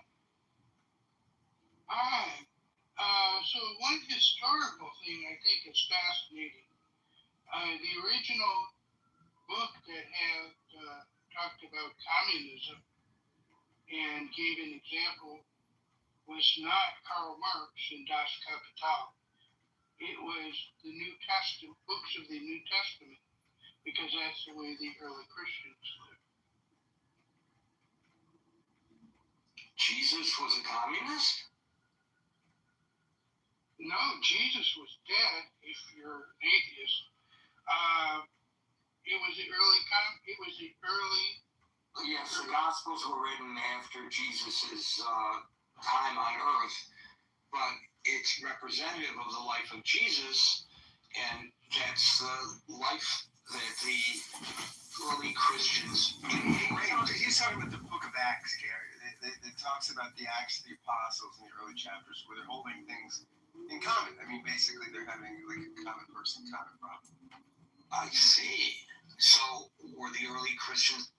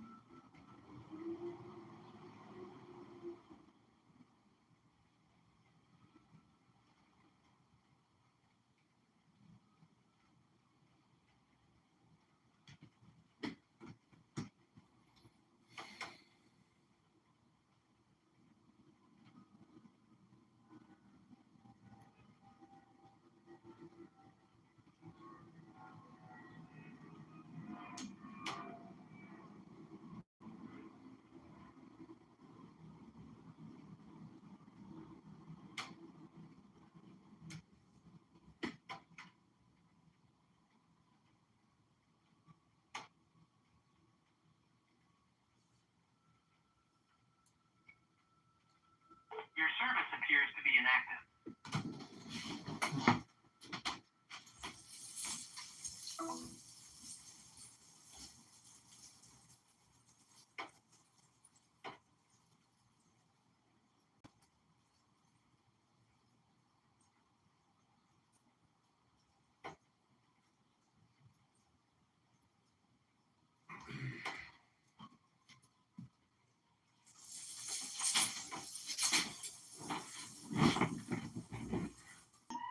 I think we spend a lot of time talking about, and it does boil down to the politics. You did acknowledge that. It is political. And we've spent a lot of time talking about who the people were that won the election and Mandami and all of that. And then we talk about, we've had people here talk about the far left, and communism is associated with the left. And what we don't talk about is, we don't really talk about the true politics of this. And Dr. Francine hit on it. We're not talking about, are we afraid? Are people really afraid? Communists, are we afraid of a revolution? Is that really what's growing here? Is that the cancer? Because if that's the cancer that's growing, I think we should be concerned about that. We don't have national security right now. We don't have a department that's investigating domestic terrorism. We don't have, we have a problem with somebody who wants to transform people's voting rights. We aren't talking about, we're not addressing a big picture. We've talked about those things on this stage ad nauseum, to the point where conservatives claim that this particular forum is an echo chamber of hatred toward the president. So I don't know why you say we don't talk.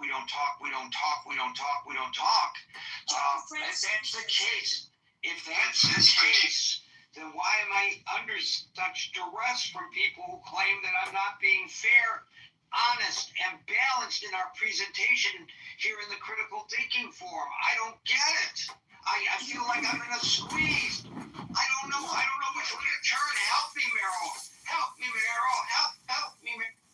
You want to make fun, Gary? I'm not making fun of you, Gary, and I'm trying to point something out to you. You didn't make fun of Dr. Francine when she talked about the post office. Dr. Francine didn't come on here and say we shouldn't be talking about what we're talking about or something like that. I did not say that, Gary. When did I use those words? You just said we don't talk about this, we're talking about that, why don't you just make your point, Meryl? Just make your point. It's the politics of it. We stress the politics of it. We don't, and to one side. When we talk about the left, when we talk about people that want what they want, we did this the other day. It was the young people. Everybody wants and wants and wants, and all the things that people aren't getting, and it's coming from the left. And we don't talk about. We're not, Dr. Francine. Gary, this show has never talked about the post office. We never. Oh, see, there we go. We're talking about the wrong thing. I didn't bring up the topic of the post office. Bravo. You know what? I'm hearing, Meryl, honestly, when you're talking. That's it, Gary. I am not being rude to you. Meryl, I'm trying to be lightheaded in my response to your criticism. Then go back into chat while we're waiting to talk.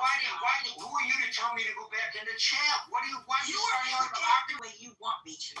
Meryl, I apologize for that. You don't have to apologize. You don't have to apologize, but I'm reacting to the stimuli that I'm getting from you. And I'm trying to do it in a light-hearted manner because I don't want to be shouting at you. But I will tell you, on your microphone, I hear a little buzzing in the background. To me, it sounds like maybe there's a bee in your bonnet here tonight. You want me to respond to that, Gary? Sure, please do. I threw it out there, so it's fair game. I'm not going to have a cat fight with you. And that's what you're trying to do. I don't want a cat fight. Okay. I want to talk about, You want to talk about what you want to talk about, not this topic at hand, correct? You asked if there was a cancer of communism. That is what you said this topic was about. And you mentioned what Donald Trump said. And then the conversation is about, it winds up being about how unhappy people are and who are the people that are unhappy. And we hear the word, the left, what you said many times. And when Dr. Francine talked about what we can't study of, you didn't make fun of that. I'm talking about, yes, I'm afraid of that. I am much more concerned about the fact that the very person who is telling us what is wrong with this country and what we need to be afraid of isn't doing anything to prevent that. He isn't doing anything to check on domestic terrorists. He isn't doing those things. And by saying that means I hate Trump. No, I'm talking about, we can't talk about, it's not right to talk about what people fear and what he wants us to fear without addressing that he does nothing to help that. He does nothing to make that fear better. When in all make that fear worse. When in all reality, we should be worried about what he's not doing. That's my point. And I'm sorry if that offended you. I'm sorry if I didn't say it, if I didn't articulate it right. And I'm sorry I brought up that you were in chat. But that, if this conversation is important, you'd be in the room all the time and not in chat. I'm waiting in the room. Oh, for God's sake, my hand is out, and you're going to hear it right now. I slapped my hand because I responded to Brian in chat. Because that does not make me a good moderator. If I cared about the fact that Meryl was sitting in queue, I wouldn't have paid attention to the chat. Because you know why? You know why? And I understand why. Women can multitask, men cannot. So I cannot multitask. Meryl, if you come up to discuss the issue and not come up with loaded for attacking me, I don't know why you did that. And then I should just sit here and not respond to it? If you don't like the topic and the way I moderate the room, don't come to the room. I'm not everybody's cup of tea. I recognize that. Okay, I'm not. And you're right. I want to apologize to the people in the room because I answered Brian in that. What a horrible thing for me to do. I am wrong. I will spend the weekend repenting. David, followed by... Hey, do you want me to hear your confession after this, Gary? You know, I'm Jewish, but Jesus was a Jew, so by extension, sure. You can hear my confession. But, Scott, I'm not so sure my confession to you will be as interesting as yours to mine. Oh, that's probably true. Oh, wait a minute, I'm making fun. I shouldn't have made fun. David, followed by Murad. What happened to Ching? I lost Ching. She was there and she's gone. David. Thank you. I guess I have to preface my remarks with, for some reason, I was here at the beginning, but I didn't realize you were responding to something Trump said. I see the title, and in my mind, what I wish is it said is the cancer of socialism spreading in the USA. I think that's not what the president said. That's right. So if he had said that, I would have used the term socialism up there. I know. You know, I'm not going to rewrite. By the way, I took a lot of heat over the past week and a half on my Facebook for simply quoting the president. How dare I quote the president of the United States? And you know why I was wrong for quoting the president? Because the majority of people in the United States, I was told, David, are incapable of judging for themselves after all these years that he's been in office, his veracity when he opens his mouth.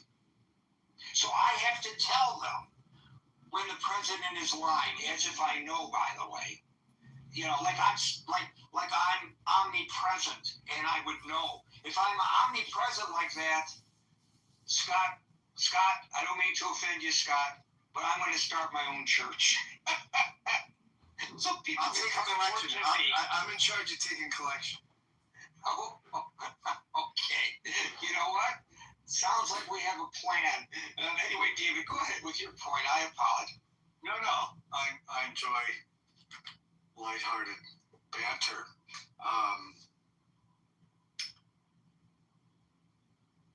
I liked what Steve said, and I don't always agree with him. There's dissatisfaction with government.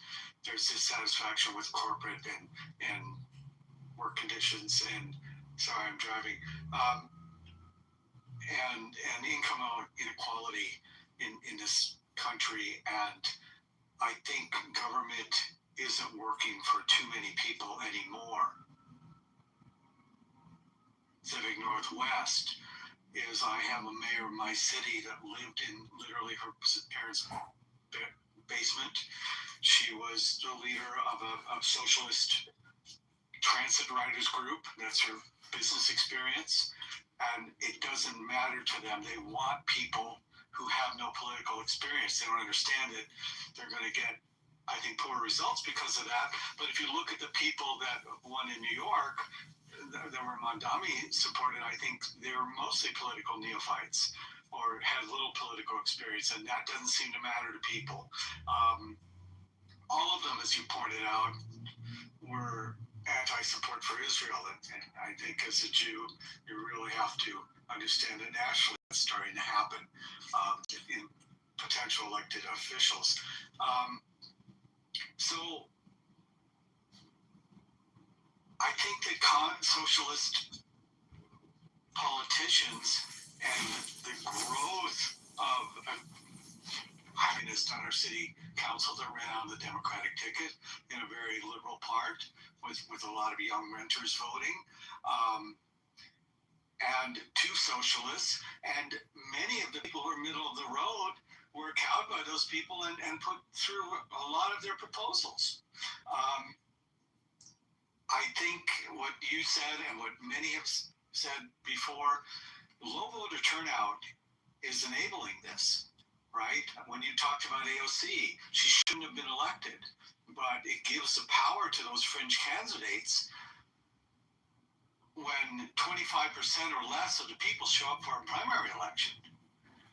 And I think we have to take back our government through participation and voting. And I think one of the biggest problems is we have a young generation that seems to really only see the good parts in their mind of what socialism and communism is. They don't listen when every person who lived under that system comes here for the reason to escape it, and then they know that it's replacing one corrupt system for another. And that's the bottom line. Can I just ask you to make a distinction? You said communism and socialism. So somebody earlier pointed out that the Scandinavian countries are pretty much socialistic countries, and the polling would suggest they are the happiest people in the world in those countries because of the programs that they have, from cradle to grave to take care of them. Now they don't have the problems that a superpower, the United States, as the United States has when it comes to global security, and they're not under the kind of homeland security duress generally that the United States might be, although Russia's expansionist possibilities may change that a little bit. But that's not, people are not flooding the United States to escape Norway and Sweden, are they? No, but they are from other communists. But Norway and Sweden are not communist countries. There's the thing that's never mentioned about Norway or Sweden is they're tiny countries and they're incredibly homogenous, both of which make distribution of social systems a lot easier. I'm not arguing that. I'm just asking for... If I could answer the question, Marshall, please. Those countries also have a medium band of what you would describe as happiness, okay?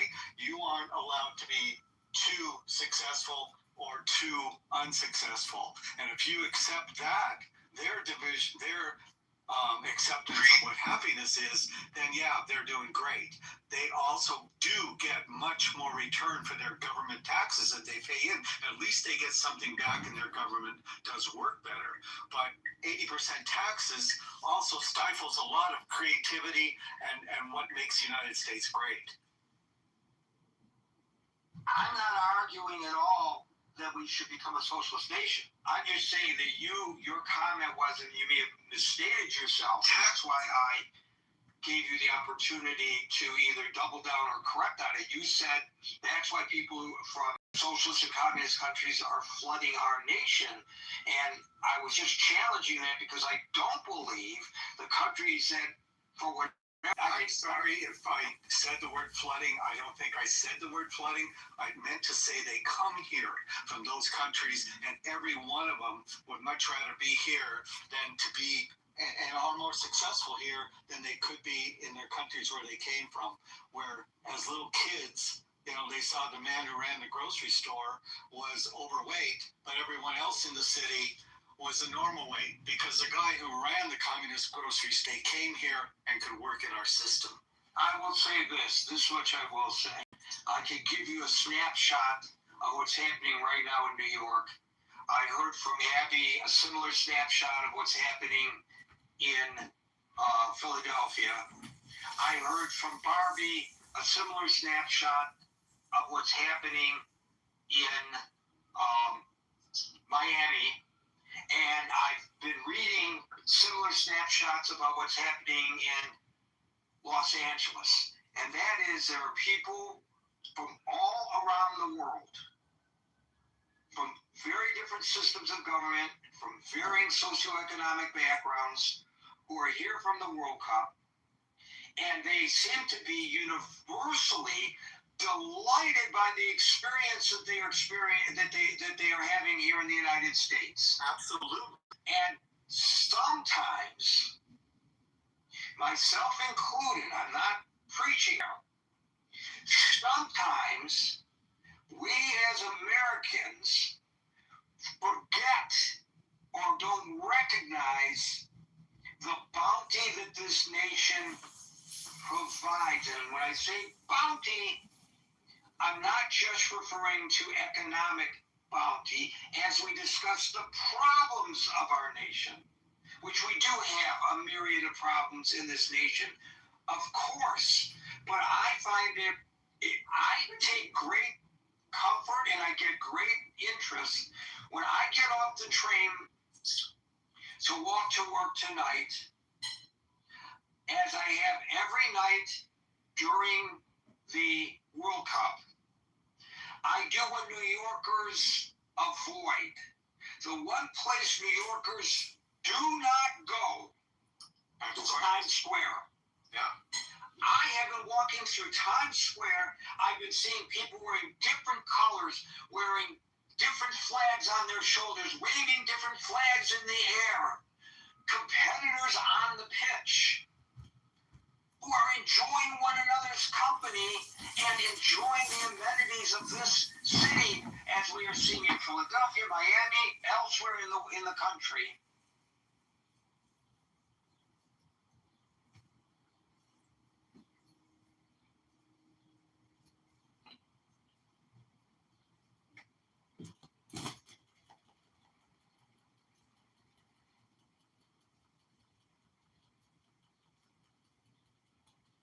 This is something. It ain't nothing. That's projection. Projection alert speaking. Projection says what? Projection alert. Projection says what? Hello?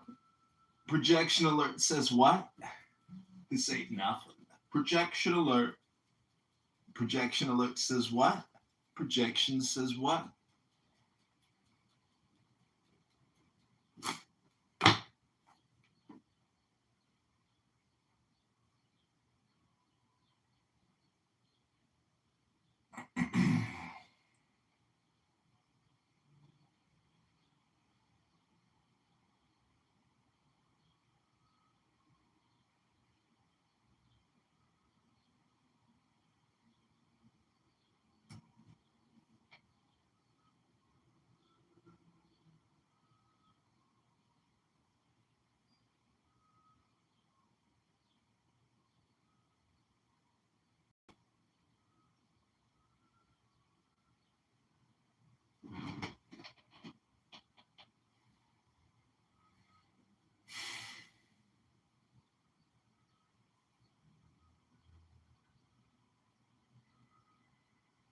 Your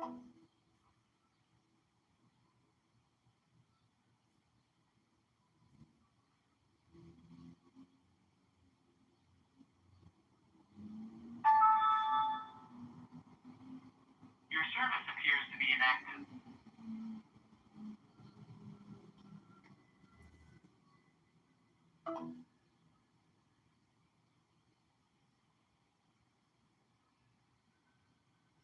This trend of Mondami is going to be good for a national campaign.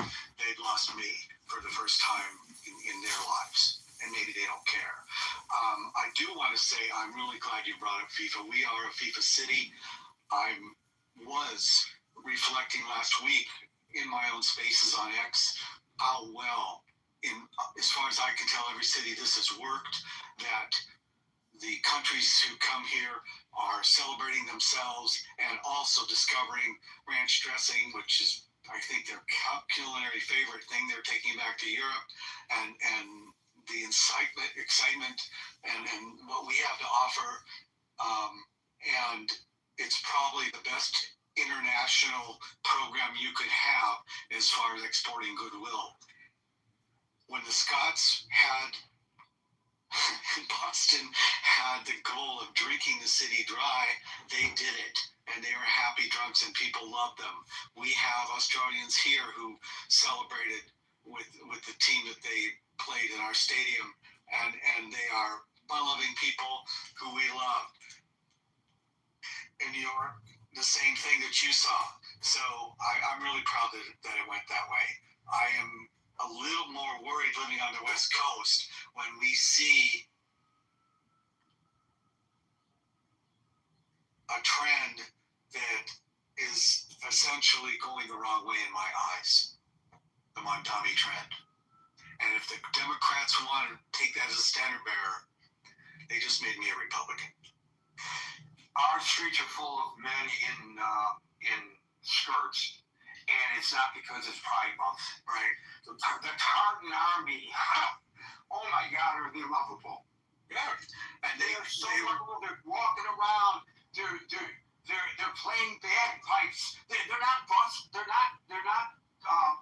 They don't have a bucket out for money. They're just standing on the corner playing bagpipes. Who the hell does that? A lot of them stayed in New Jersey, and they couldn't really understand why Uber was so expensive, so they had 16 school buses to tour themselves around the city. I mean, I'd love to be on one of those Scott school buses. Oh, that would be the best. If you could understand what they were saying. Sometimes their brogues are so thick, I don't understand what they're saying. My father had a strong German accent, so I can understand. But it's great. It's great fun. I'm enjoying it. I'm taking a woman dressed as I don't know whether it's as an Aztec princess from head to toe, because the Mexicans were playing that day. And the crowds standing there paying attention to what the cops say, staying behind the police line, watching the big screens and cheering together.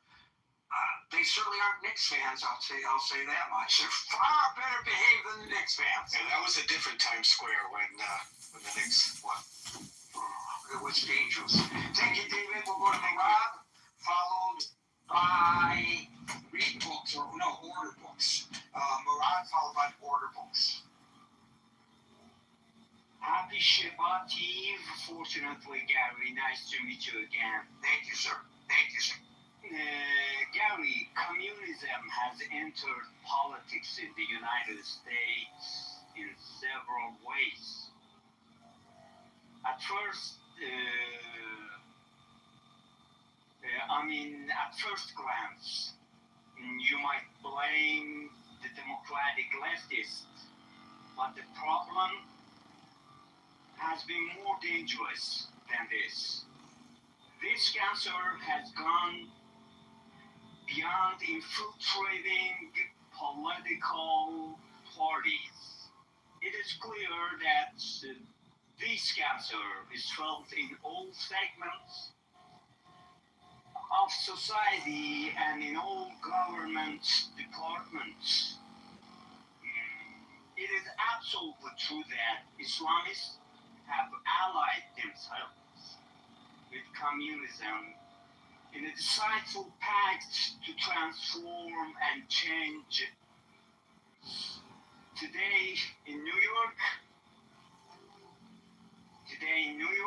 we see an Indian Islamic Republic has definitely taken full advantage of this capacity.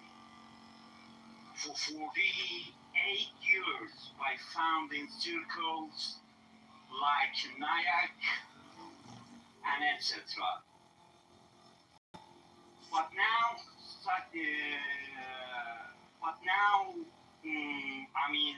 with the departure of the smooth-talking Democrats from the forefront of power, the literature class has been reformed to push the Republicans aside, and you know that Seattle tonight is in Making feet videos. We selling pictures of John Kitover, Chicago Mayor on candidate's feet. Anybody want about motherfucking feet? Follow. $9.99. $9.99 a photo. Many of the things that they've What said you think about my feet? are totally inaccurate. They're the libels against Israel. And by the way, this is important to people who have legitimate beefs with the policies of the state of Israel. And I've written pretty extensively about this. I actually did a reel recently, and I just wrote a Substack today about this. You cannot go on the internet today and without any reference to the state of Israel, note the factual increase in the amount of hate crimes again are justified because of what they perceive correctly or incorrectly to be transgressions by a nation. Vote John Kitover for Chicago Mayor 2027. My political campaign strategist, Maxwell Rice III, told me to make videos of my feet. And he said they'll go viral. And together, my feet, we will defeat the communists in Chicago once and for all, forever.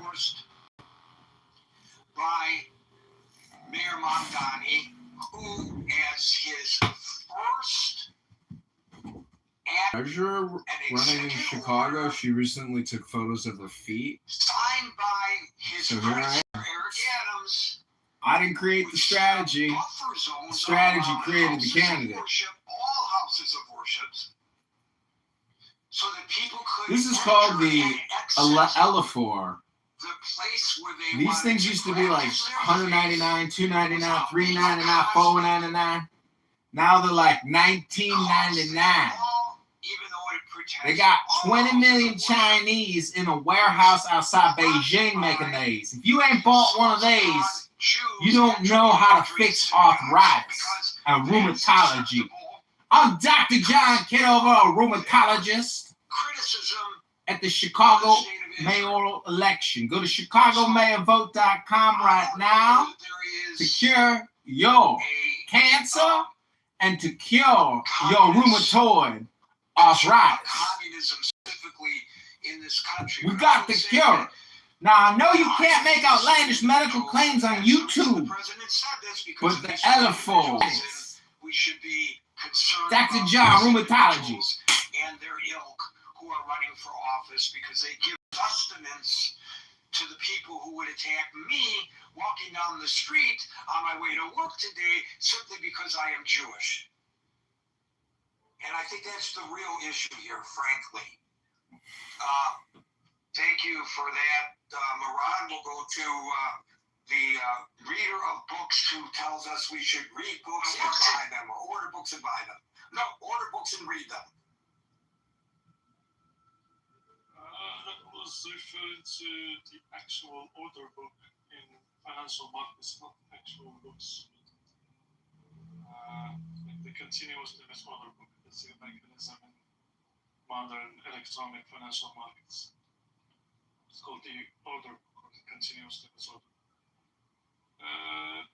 As far as your title goes, I don't think that America is in danger of communism. In fact, I think the opposite is true. That America is in danger of cancer of capitalism, not communism. If you look at the GDP of the USA, it's mainly driven by, America has been From the property tax runs of the black budgets. Joan Rivers was a pioneering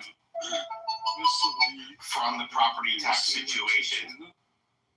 From the and the majority from the property economy is based on financial services.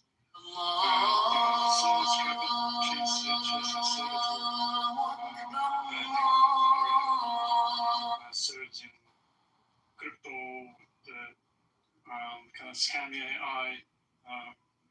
Also, another indicator that America is heading towards cancer of capitalism is that the society has become materialistic. You see the women chasing man for size, length. This man is tall, this man is short. We see men doing the same thing, but women, his car is... Where are these men getting chased by the women? Because I'll stand on this street corner if you could point me there. Next. He taught me stuff. He's brilliant. I said, where are these men being chased by these women? Because I will stand on the street corner if you tell me where it is. Hello? Boy, my humor is really falling flat today, Scott. We're gonna do our workshopping material after this. This is an outsider. I'm not American, so I may have a very biased view of the American society, maybe completely different. Yeah, there's a lot of issues concerned with the sex. This is a man, this is a woman, this is in the middle. Always the discussion is about the actual sex and the money, how much money you're making. You can see the conglomeration or the monopoly of very small number of companies, Google, Amazon, Meta. Okay, these companies, they control and they maybe stifle the American economy. I cannot think of other indicators, but I don't see. I mean, the healthcare system is very peculiar in the USA. Most of the other countries around the world, we have free healthcare. I don't know, like Americans want to defend the fact that they don't have free healthcare. I mean, it's a wealthy country, but they're supposed to have some basic free healthcare. These are my main arguments, and thank you very much. Thank you very much. I'm sorry my humor fell flat with you. But I don't know what your country you're from, but if you tell me, I'll be happy to look at. Huh? I'm from Morocco. Welcome to Morocco. Morocco. So you're from Morocco. I gotta look at how humor is presented in Morocco. Come back. I'll be ready for you next time with some good old Moroccan humor for you. Because it really fell flat just now. Flat on his face. But okay. But I'm into couscous. Welcome. Ask me invited for a That much I know about Moroccans. They make good couscous. Thank you, sir. We'll go to David, followed by Chin. All right, Gary, a lot of jokes landing flat here at Forum, but I'm sure we can pick it up tomorrow. Well, as I tell the people at work when I tell jokes and I'm the only one laughing in the newsroom, I don't tell the jokes for your benefit. I tell them for mine. And if you happen to laugh along, that's a cherry on top of the sundae. But, you can still enjoy the sundae without the cherry. There you go. There you go. Well, Gary, I think in this nation's, vaunted 250-year history, we have several iterations of where capitalism forced the hand of labor to evaluate ideas and policies such as communism. This nation, obviously, without doing too much of a deep dive, was built on the backs, was made off of that reality. Until Lincoln's Emancipation Proclamation, we had to do away with that form of capital, and then it forced companies into other forms of abusive labor. We have to only look at the Gilded Age in the 1800s, where the robber barons emerged as the new industrialists, Rockefeller, Carnegie, Vanderbilt, and the like, and we saw how we saw them bring in cheap labor from China to build our railroads. Right. So that was kind of a form of servitude as well, to a degree, wasn't it? 100%. So. But I would say that the president is doing his best to get rid of the cheap labor in the United States. He's sending them all back to Haiti. They'll be in South Florida. There'll be nobody to take care of the old people any longer. I think, he's really very progressive in that manner. I mean, that begs the question, why would they force out labor that we need here in this country, and when there aren't people willing to do those jobs, unless you pay them a lot of money to do them.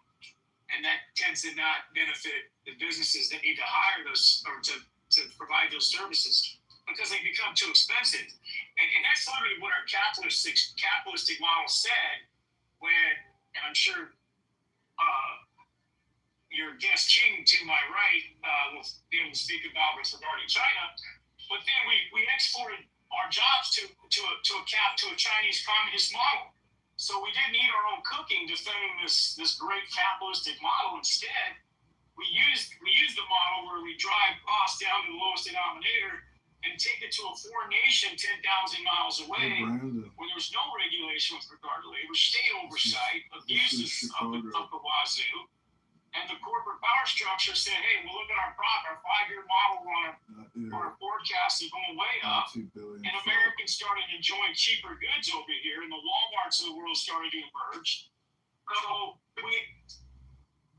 what's that? I don't know where that noise is coming from. So anyway, Gary, our politicians have really done a sleight of hand here with regard. Then we fought a war in Vietnam to eradicate that communist scourge, only to have 50 years later that country produce our sneakers and migrating manufacturing there because it's now far cheaper than China, from what I understand. So, there's a lot of hypocrisy when it comes to talking about, and I think this Mandami guy is just a convenient political football, the right to attack, just as other leftists have been used as political footballs to attack. And we can go back as far as, the 50s, the 40s, the 30s, when FDR was running on the New Deal. I mean, California had a candidate, Upton Sinclair, who wrote the Jungle Book, who talked about in his writings all these abuses of capitalism. And he ran as a socialist here in California, only to be defeated in 1935. And he didn't lose by a lot. He carried a lot of the vote, but because Americans, at least in my state, were hurting so badly, they were willing to look at another alternative to a capitalistic model that had left a lot of people in ruins. So a lot of Americans today, Gary, I hate to say it, it's like me inviting you over to my house, you and Scott, Marshall, and say, let's have a big poker game. But instead of sharing the chips, I'm going to start out with 10 times as many chips, and we're going to play the game now. So Americans are waking up, these young kids today are waking up to the poker table where a whole lot of other people have way more chips than they do, and they're asked to engage in the system that is literally stacked against it. So that's why the rhetoric of communism and socialism resonates for a lot of folks. It's because they don't see a pathway forward without working 100 hours, 100-hour work weeks, borrowing tons of money. Right, God, I'm gonna stop you because I want to give Ching 2 minutes. Okay? Yeah, go ahead. I'm sorry. I know. Okay, Daryl, I ain't gonna get to you, unfortunately, buddy. Ching, you got. Oh, thank you, Gary. There's so many things you guys are talking about. And Gary, do you want to just answer me a question? Because I can talk forever. Yeah, but you only got a minute. Yeah. So somebody who left the communist country and now you live in the communist regime of New York, you're well suited to. Oh, okay. First of all, Gary, I don't consider myself living in communist regime, okay? Give me a fucking break, okay? Firstly, okay, the mayor is not communism. Come on, he called himself a socialism Democrat. Socialism is not exactly communism. Socialism is, it's something reachable. There is strike for, giving, like make poor people less poor, right? Evenly distribute the wealth. Communism is ideal. We don't have communism yet. Not even China. Mainland China is not a communism society. There's still socialism, but looking forward to reach that ultimate goal of communism. So saying we are already in communism, this is not it. We're not it. And plus, we're just such a small portion of this 3-person being, endorsed by the mayor, and they win. And this is not a huge. I don't see it as a huge deal yet. America is so much more, like David said, capitalism. You cannot just with this election with the 3 people, and you can say we're already a communism. No, we're not socialism either. Yeah, there's no way America, New York, anywhere will become socialism. Not even 10% socialism. You guys, you have no idea what socialism is. You will be crying. You will be crawling. You will be fighting. You will suffer. Come on, we're not socialism here. That's it. Thank you, Ching, and I will take you up on your offer to hang out in your hood very soon. Yay! Folks, we're here Monday through Friday at 5 o'clock New York time, so until 5 o'clock New York time on Monday. For the next edition of the Critical Thinking Forum, everybody be safe, have a great weekend, and peace out.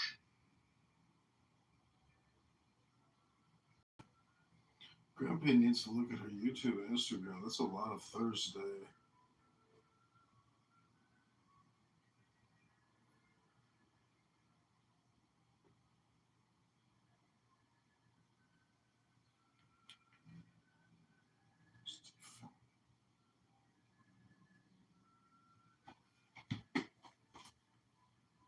Have you been watching them play for the past 3-4 years?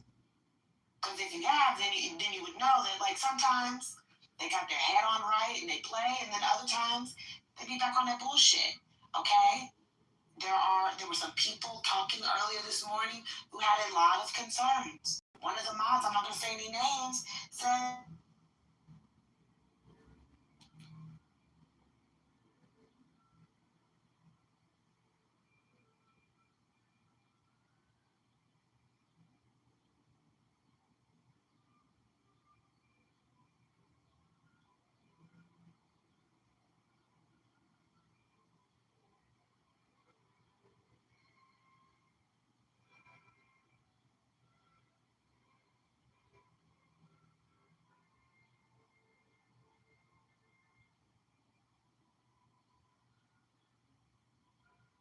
sometimes they like to be on that bullshit. I have faith in my scrubs. It's the size of mustard seed, but that's enough. She got faith in her scrubs. Well, Got a mustard-sized seed faith. That's enough. Maneuvers to ritually purify faith. Faith reaches its destination. Have you cleansed yourself? Now that you're speaking, I think I might need to go do some more rituals and purify myself so that my faith can grow greater than what it is currently. I have backslid. I'm not going to hold you. If you want the United States to beat Bosnia, after what we saw last night, in fact, I was watching it. I was on my couch, and I was watching it. I was kind of reading at the same time. I'm always reading. It's a beautiful thing. And it's the most fulfilling activity of my life. It's my own testimony. But I was watching it, reading, and I looked up, and I saw the end. And I saw the last 5 seconds of the match. I threw my head back.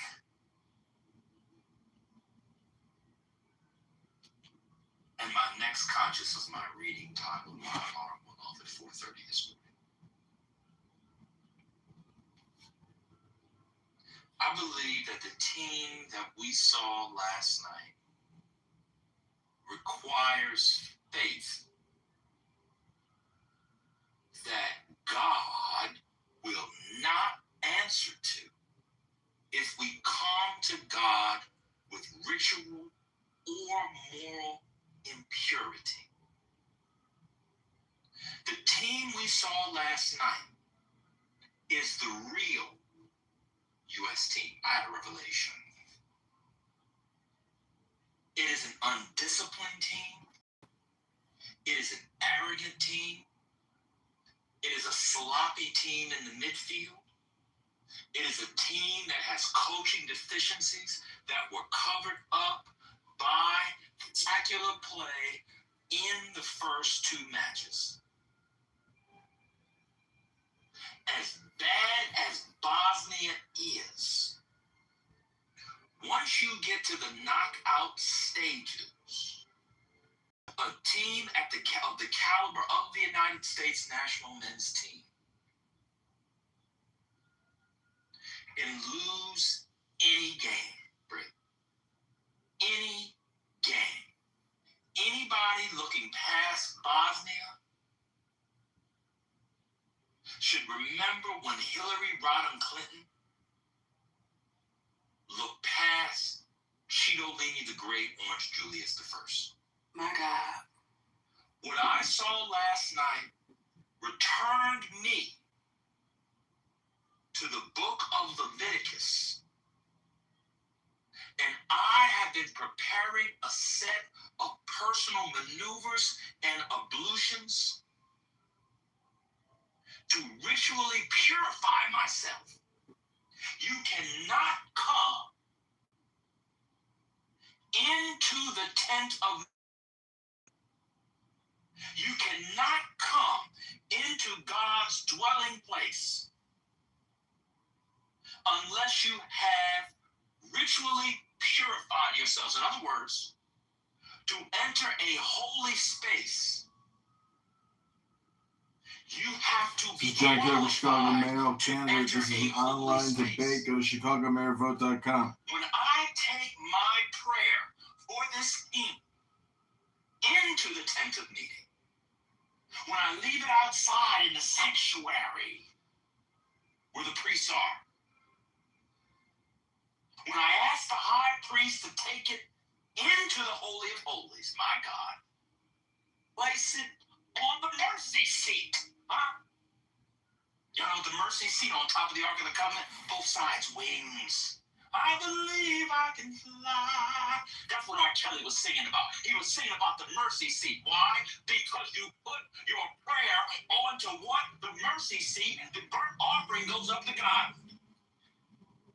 That's why Othello blows all of his faith to high heaven. It's an allusion to the Ark of the Covenant, but y'all not ready for that yet. Huh? You cannot enter into the temple into the tabernacle, into the tent of meeting, unless you've been ritually purified. Now, there's some misconceptions about what holy means and about what being unimpure means. Impure does not, in fact, mean of the devil.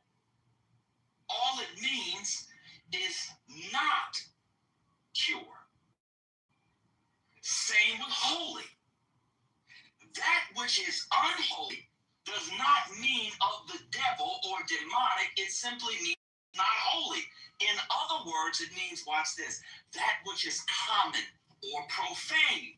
We use the word profane in our lexicon, in our language, to describe that which is what? Evil, Luciferian, etc. But if you actually go back and work through the Hebrew and the Greek and the Latin, you know that the word profane simply means common, that which is not holy. If the United States men's team is going to win, we must engage in a set of purification rituals. We must clean. We must eat properly. We must wash our clothes. Go back and read Leviticus. Yahweh tells them to wash their clothes all the time. This team, from what I saw last night, is a cursed team. Last night, what I saw was when Korah and his boys questioned the leadership of Moses, and what did God do? Open up the earth. They got swallowed right down in that ditch. What happened to his followers? Yahweh burnt them up to heaven. Anybody that thinks the team next week is going to simply roll over Bosnia, that would take a miracle of miracles, as the great Taylor Montcalm-Zoyle said. Wonder of wonder, miracle of miracles, God took a lion by the hand, stood by side and miracle of miracles. That's what it's going to take. Way up last night was a mess. He looked like... This is John Kitover, Chicago, Maryland, Canada. I need your support right now. Like this video and subscribe to this channel. Then go to ChicagoBearVote.com. This name of this room is politically correct on Clubhouse. Stop blaming Democrats and Republicans. You are the problem. If you don't go, we're burning you up. That's what he looked like last night. Passing in the midfield, not crisp. The back line had more holes in it than some of y'all socks. You could put a Johnson through those holes last night. Magic Johnson. And Ernie Johnson. Or just a regular Johnson. I saw goalie play that was ass last night.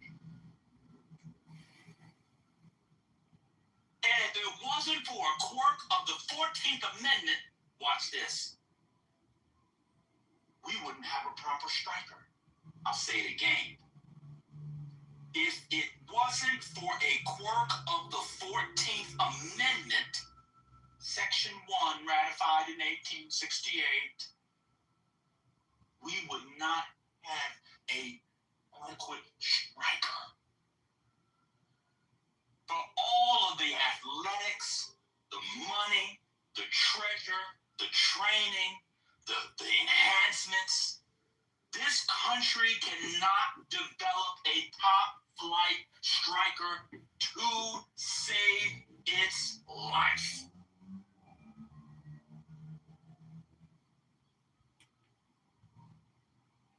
If you want America to beat Bosnia, go to your local farm, get a ram, get a bull, go to your Whole Foods or Co-op, a bag of grain. Ritually purify yourself. Bring it to your own tent of meeting. Take the blood from the ram. Take the blood from 7 male goats. And just like Jobu did in Major League, played by who? Dennis Haysbert. If you don't help me, Jobu, I'll fuck you, Jobu. I do it myself. Take the blood, those 7 goats, and spread it on your own tent of meeting. Rick, what we saw last night was an abomination before God. Which God? All of them. The Canaanite gods, the Hittite gods, the Israelite gods, the Christian gods, the Greek gods, the Roman gods, the Mesopotamian gods, the Babylonian gods, the Aztecian gods, the Incan gods, the Maya gods, the gods of the earth, and the gods down on 125th Street. What up, sons? What up, God? It was an abomination before This any is John God. Kitover, Chicago, Maryland, Canada. I am in an online debate right now with liberal progressive Democrats, socialist communists. They have extreme Trump derangement syndrome. They hate America. They're controlling the rents now. They want to spend trillions. They have no business acumen, no business experience. They're all political. I need you to like this video. Share this video. And go to ChicagoMaryVote.com right now. Every time the motherfucker speaks, he puts a tennis ball at the end of it. Well, I think it's a good strategy what Norway is doing because they're resting their play. They lost 4-1. They are completely out of sync. Whack. Out of everything. Can I borrow some sugar? I'm out of sugar. I got people over. I need some for coffee. They're out of sugar and ketchup, too. Did anybody see the game today? I certainly did. The United States thought they were a butterfly in the sky. The United States thought they were Amelia Earhart. The United States thought they were Charles Lindbergh. Right? The flight to Asia. Remember Charles Lindbergh? Remember this? The 1936 flight. The Canadian Arctic route went up to go to China, but went over what? The Canadian and Alaskan tundra. And his wife. Remember his wife? His wife was the daughter of the diplomat who was also a senator from New Jersey. He was the diplomat in Mexico. He would have goodwill tours.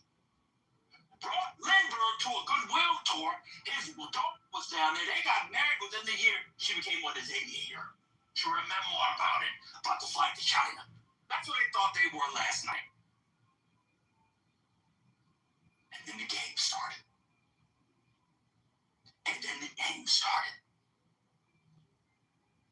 Oh, it's 1-0 in the first round. In the first 10 minutes, what a shot on the corner kick. Then goes out and go on.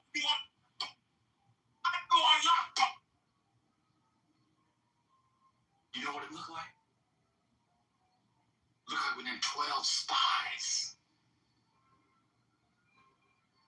Hey, y'all. Let me get 12 spies. 1 from each tribe. But it's really 13 because we're taking 2 from Joseph. Y'all not ready for that discussion? Because it doesn't make any sense. That's a different discussion. It's actually 13 tribes, and Joseph gets broken down to 2 after what? Reuben loses his birthright, but here we are. And they go look spies. Not gonna be able to do it. Not gonna be able to do it. That's what the spies said. Here come Joshua. By the way, he was renamed Joshua. That name before that was Joshua. Or Hoshea, that's right. And Caleb. We can do it. We can take on the Canaanites. Just one small step and we'll be free. We can This do is it. John Kitover running for Chicago mayor to defeat the communist parasite thieves stealing billions from the city and taxing you and borrowing on your behalf to do it. Right now we're listening to a liberal, progressive, elite, intellectual, pluralist Democrat go on and on and on. Like the video, subscribe to this YouTube account now, and share this video. And go to ChicagoMayorVote.com right now. Sign our petition and vote for John Kitover on November 23rd, 2027. Against a Turkey team, which for some reason now, because Erdogan asked in the 2020s for everybody to call them Turkey, now we all have to call them Turkey, when the whole point of being called Turkey was to remind you to have lunch. Now we all got to say Turkey. They hadn't scored one goal.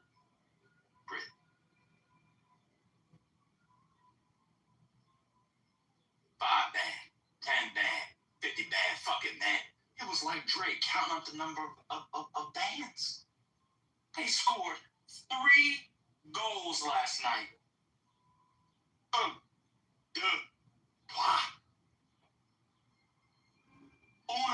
dos, tres. They could have had 5.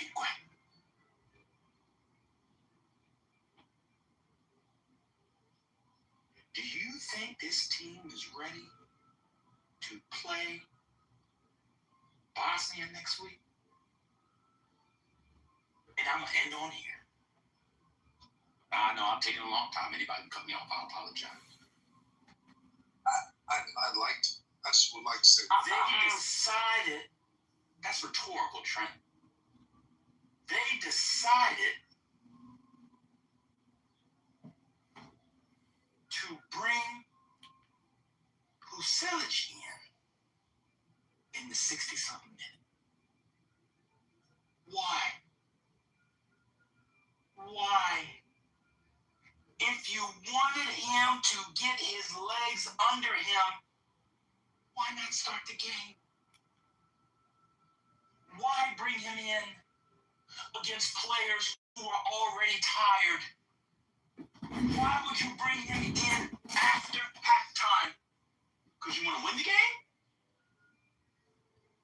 Oh, I'm sorry. What's the boy's name that started with a D? Berhalter? What was his name? Sebastian Berhalter, yeah. Berhalter. Oh, he needs to be careful. He's on a yellow card. Why wasn't he sitting out last night? Somebody on the yellow card. Well, he got the yellow card in the game that they were playing, but he should have been seated. But then, you know what I'm saying? They take him out. And he was playing like ass. He was playing like ass, and he was risking getting another card. It was, Why did you put people on? They got yellow cards. To get another yellow card. The whole team chemistry is off. Anybody suggesting it was a meaningless game is lying. John Kitover, Chicago mayoral candidate for 2027, presumptive candidate. Like this video and subscribe, and together we will defeat the communist parasite thieves stealing billions of dollars from Chicago. 2026, 2027, billions will be looted from pensions and homeowners and taxpayers. Like and subscribe. I need your signature on my petition. I need you to vote for me February 23rd, 2027. This is the campaign to elect John Kitover. Go to ChicagoMayorVote.com right now. We are listening to elite, intellectual, LGBTQ, liberal, progressive Democrats. Anybody see Mbappe playing today? Smiling so wide, he could have been a mixed race advertising icon for Crest toothpaste. Just cheesing. So much cheese, I saw Gruyere coming off his gums. You know what great teams do? You know what winners do? They continue to put their opponents in the ground. You bury them. You get out of that group stage with not 3 points. This is John Kitover, Chicago mayoral candidate running in the 2027 election, February 23rd, to defeat Brandon Johnson, the communist, parasite, elite, intellectual, LGBTQ, liberal, progressive thief, stealing billions in 2026, billions in 2027. sticking you, the homeowners, the voters, and the taxpayers at the bill for his progressive communist socialist agenda, which is racist. It's all theft. He's stealing from pensions. He's stealing from the savings of Chicago. He offered $800 million more for the Chicago parking meter deal than he needed to. And we are listening to elite socialist, communist, fascists, LGBTQ, elite, liberal, progressive, pluralist, feminist, Democrats. Go on and on and on. And I need you to support me so I can support you to liberate this town. Hit the like button, subscribe, and share.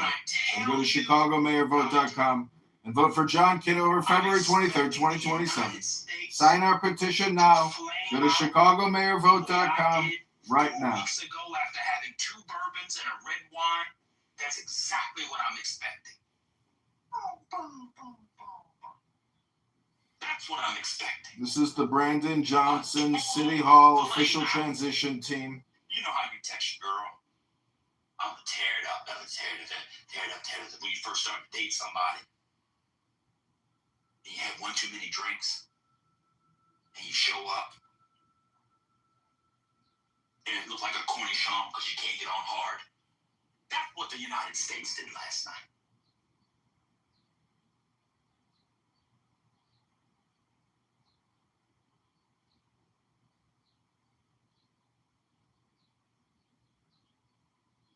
Does anybody have a clap button? No, don't clap. I want responses. Somebody defend what that man did last night. I honestly cannot defend that. When you were talking about Pulisic getting his sea legs up underneath him. Go to ChicagoMayorVote.com right now. Benching The city is $80 billion, $90 billion in debt, paying $175 million a month in interest to the banks. The pensions and the interest expense is draining the city's resources. We can't fulfill the budget obligations. And Brandon Johnson just spent $1 billion on an Oak Lawn hospital, a free giveaway to the medical health executive scammers, as well as to the developers. Brandon Johnson is a thief, communist, liar, traitor, racist, a low IQ, CPS parasite. Been informed for like 2 years, just about. Doesn't get minutes at club. I do not know why you would put him in for a game like this over Matt Frenze and just letting him ride out the momentum he has. That's because how he has no car, he has no injuries. Just let him ride out this match and do the things that he needs to do and have the momentum of at least him being an efficient goalkeeper into the next round. I'm so embarrassed. They crashed out in front of First Lady. It was so bad. She boomed the room right after it was done because she was done. She was over it. And I was very embarrassed about that. I don't know what to say. It was horrible. They all looked horrible. Real quick, I just want to say this. Boy, I gotta go. First of all, Brett, what you missed in that whole conversation is that man said he was reading a book while the game was going on. No time has he ever read a book during any NFL playoff game. How would you know? Well, because I know, because the NFL's No. How do you know what he does during the games? Did you ask Ben? Are you omniscient? Do you know everything? Yeah, I do. During an NFL. Of course you know every fucking thing. You're the Uber Mitch. You're the Uber nigga. Of course you know everything. During an NFL. Of course. Just because you listen. No, you calm down, sweetie. You're the one who called me out. You calm down. No. You don't have to. Yes, you said, hey, Britt, you missed what he said in the whole entire conversation. He was talking about how ass the team was last night playing in comparison to how well they played in 2 prior games. That's what he was talking about. Just because he was reading a book last night and the game shocked him in such a state of fright that he then lost consciousness, forgot who he was and where he was until he arose this morning starting, that doesn't mean anything to me. During the South Africa game, he was so disappointed with South Africa that at the halftime, after watching it vehemently, he went and read the book. And then guess what happened while he was off watching the TV, reading that fucking book? South Africa turned around and won that game versus South Korea. So maybe, just maybe, Dan not watching the screen might be good for some of the teams he's rooting for. Did you ever think about that? But you know the funny thing. See, that's what happens when know-it-alls come back into this space. My God, on today. Yeah, sorry. So again, I was being a bit facetious. You took it maybe literally. But also, I changed my PTR because my wonderful wife brought home some ice for the vodka. And as she walks in, she hears Mr. Ben Miso speaking, and she says, "Oh, I didn't realize you were listening to a sermon." So I wouldn't put on my Aaron Donald jersey, Rams, and my Cullen Bryant pants, and we're going to cleanse ourselves with some vodka. I appreciate it. You have a good night. Ritual purification, as it's laid out in the scriptures, does not allow for vodka. I know they had a concept of vodka. But I do believe, as I began my short sermon with, and I'll be very brief, that the United States, even if they were to, if they're to get past Bosnia, let alone getting past the next round and beyond, will need prayer warriors. That's a fact, brother.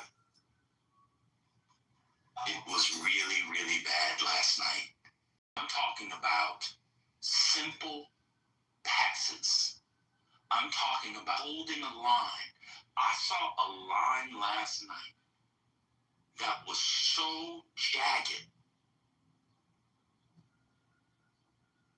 that it didn't matter when the ball, they didn't have to check for offsides. That's how it was ridiculous. The defenders were 5 meters apart. The last time I seen a line that jagged, somebody asked me where the party was at. They told me and they said, "Let's get married."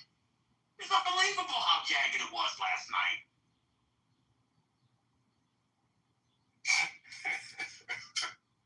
Never mind the fact that they were consistently offsides with their offense.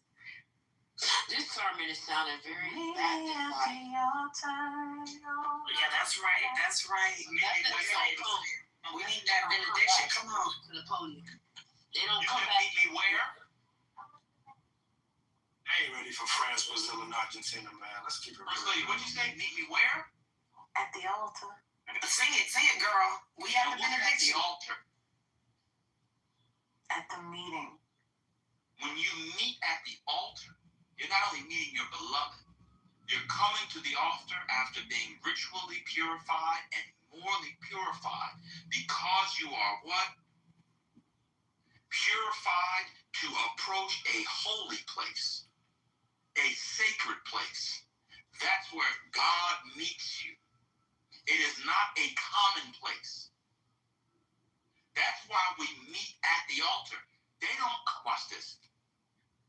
They don't come to the altar at the same time because one partner has to purify themselves in a particular way, and the other partner, has to purify themselves in a particular way.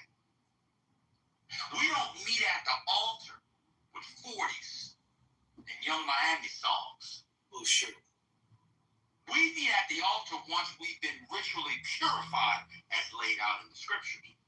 Why? Because God is there, and behind him in the tent of meeting is what? The mercy seat, framed by what? The wings on both sides. What is in the ark? Watch this. The commandments, the rod, and manna. Law. How you build a state. How you build a state. Food. How you survive as a person. sprouted rod. Faith, wisdom, to keep it all moving. Huh? Faith what? Wisdom what? And what? Courage. When we get to the altar, we have to be qualified. That's why you don't see people just running up on altars. Because they know that is the dwelling place of holiness. If we're going to take our faith, Aaron's rod, if we're going to take our faith in this team to the altar, we just can't leave it there. God's not going to be there. When you go to, this is one of the issues with the Protestants. The Protestants teach that God is everywhere, he hears you everywhere, so forth and so on. Chicago mayoral candidate running in the 2027 election, February 23rd, to defeat Brandon Johnson, communist, parasite, elite, intellectual, LGBTQ, liberal, progressive thief, stealing billions in 2026, billions in 2027, sticking you, the homeowners, the voters, and the taxpayers with the bill for his progressive communist socialist agenda, which is racist, it's all theft. He's stealing from pensions. He's stealing from the savings of Chicago. He offered $800 million more for the Chicago parking meter deal than he needed to. And we are listening to elite socialist, communist, fascist, LGBTQ elite, liberal, progressive, pluralist, feminist, Democrats. Go on and on and on. I need you to support me so I can support you to liberate yourselves. Hit the like button, subscribe, and share. Go to ChicagoMayorVote.com and vote for John Kitover February 23rd, 2027. Sign our petition now. Go to ChicagoMayorVote.com right now. Weeks ago, after having 2 bourbons and a red wine, that's exactly what I'm expecting.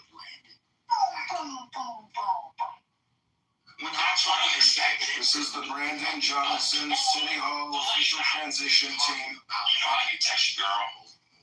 I'll tear it up. Tear it up. When you first start to date somebody. You have way too many drinks. A place of God. It is not the profane place, which is it feels like a corny show because you can't be on the heart. That's what the United States did last night. If you all do not prepare yourselves for this Bosnia game, Brit, if I'm the Moses, Brit is my Aaron. And just like Aaron, she's gonna die first, Brit. They said take your ass up a mountain. Everybody have a die first, we'll bury you, take your clothes off. We'll throw you down a motherfucking mountain. Somehow Moses lives longer than Aaron, isn't that amazing? You are gonna go first, but you be my Aaron. These people aren't ready. I watched the press conferences. I read the interviews. They are living in the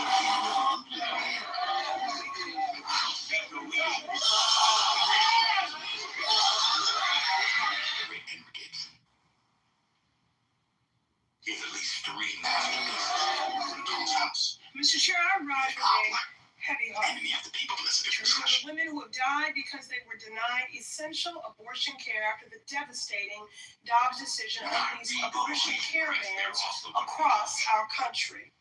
I rise today in remembrance of Amber Nicole Thurman, Candy Miller, C.G. Graham, Yoseli Barnica.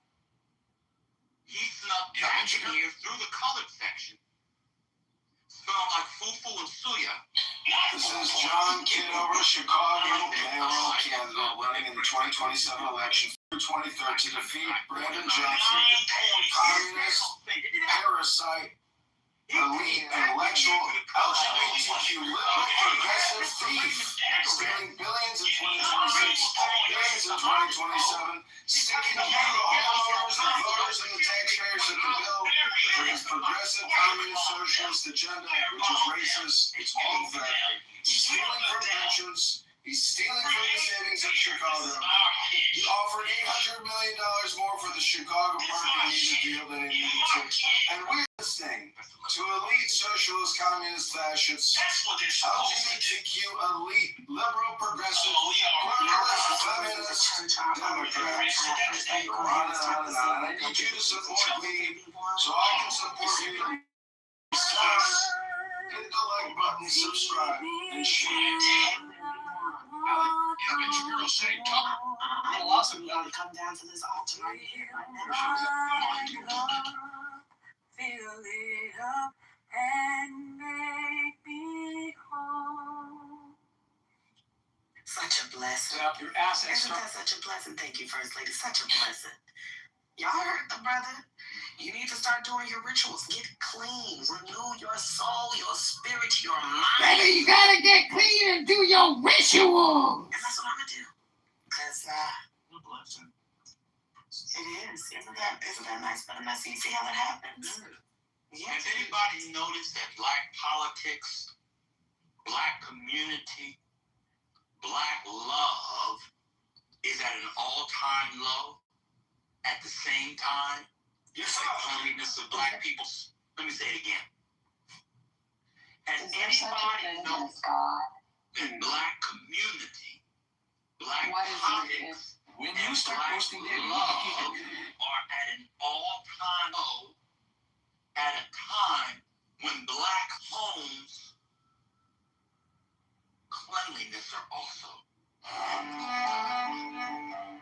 Have you ever watched Instagram Live, TikTok? You can look at a picture you get BTV to hear you update today. Look at BTV. In the kitchen, up on top of the cabinets, they have in that picture empty alcohol pump. A shooting in Chicago's Woolsey neighborhood leaves 12. As if they are vases from the Byzantine era. Fight to borrow and steal from taxpayers to fight the Bolsheviks. Abortion doctors that kill. Politically, From the property tax situation. And we don't know necessarily what it is. Vases from the Ming Dynasty.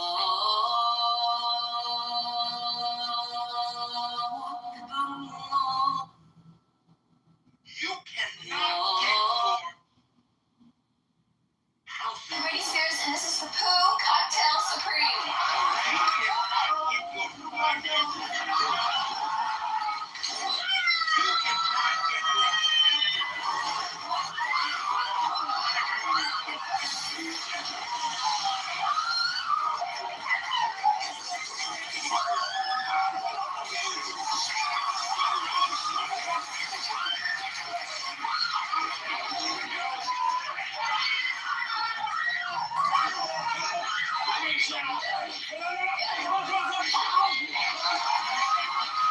that energy in that home is not pure.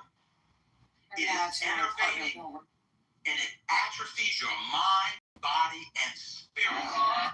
If I walk across that lineman, cross that threshold, and it is what the great John Milton called pandemonium. You get off work.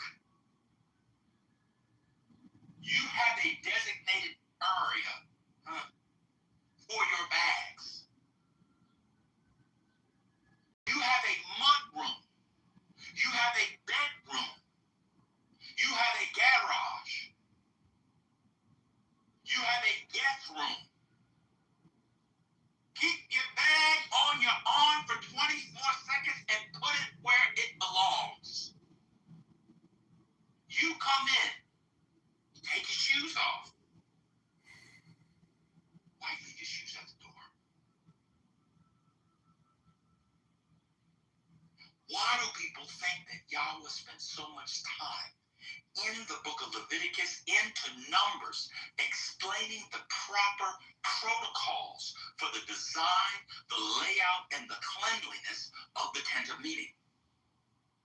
He did because, she did because, they did because, Yahweh did because. If your space is a mess, so is your soul. so is your mind, and so is your body.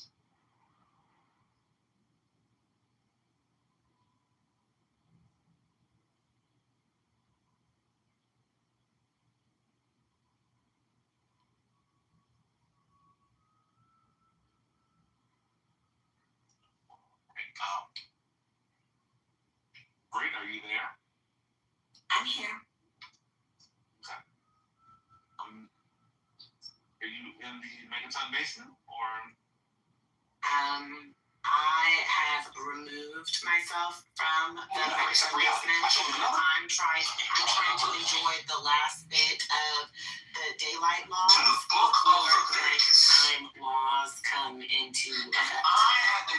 I'm glad to hear that. I was worried about you in the middle of small sea crash down. I was worried about the times, but I think you made it. You know, today has been a very trying day for the both of us. You did better than me, I will say that. I can always give you your 10s. At one point in time, I was like, ooh, brother's getting close, but you know, you never approached the small sea crash. So we see your improvement, wholesome, brother, wholesome, and we appreciate it. My God.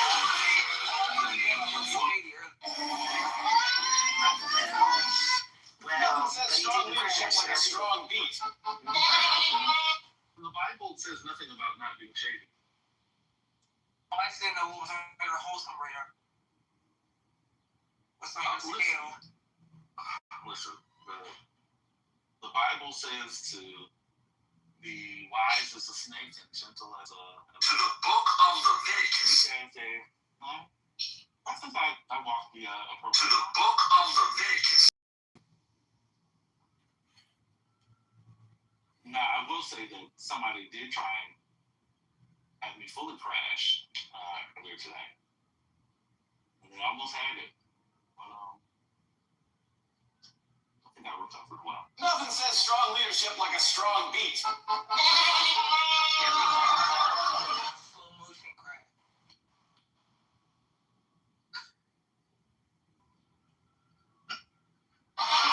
Would be, Nothing says strong leadership like... it might be up to, Someone else referred to Pretty crosswalk like. Nothing says strong leadership. a figure vendor where nobody... Nothing says strong... Just look at it, just, scrape off the paint. We'll move on. That happened to me last week, but now that I'm thinking about it, I should have took some money from that man. We were at the ATM drive-thru, and he was in a Benz, and I don't know how he just hit me. We were sitting still for like 5 minutes. It's like, I'm so sorry. Nothing happened, I promise.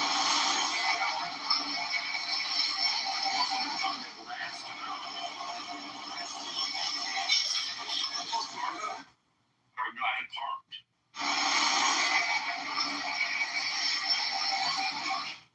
I had been parked for a while, but sort of mentally preparing myself to meet people that were already there. And all of a sudden, this person had backed up into my car and cracked part of the bumper. And they told me that it wasn't a big deal, that I shouldn't, worry about it, and that in the grand scheme of life, particularly, that it didn't matter because people in Palestine died. True story. And I shouldn't be worried about it because people in Palestine Nothing said... had it much worse. He said this, and Nothing said... he was also trying to go meet his people.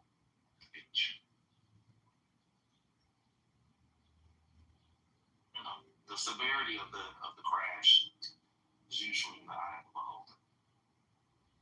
Nothing said...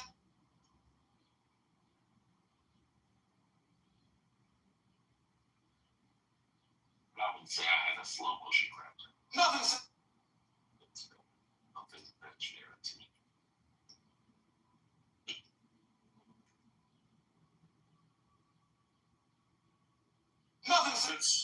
that's when he became brother also. Neoliberal. I wanted to make neoliberal crash earlier. Igor was supposed to ask Trent what Yugoslavia was. So neoliberal.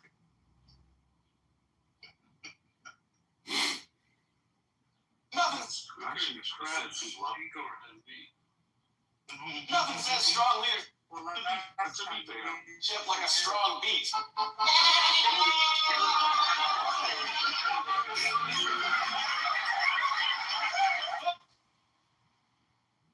To be fair, we don't know.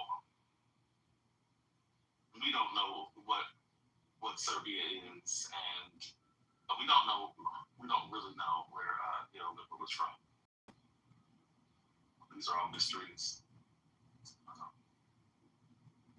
Yes. Nothing. Half of this app think I'm Russian, and half of them they think I'm from Siberia, and like 2% they think we don't have a mayor in my country. So Not from Siberia. no, I'm not even kidding. Like I said, Siberia, they think I'm from Siberia, and they're like, is it snowing? And yeah.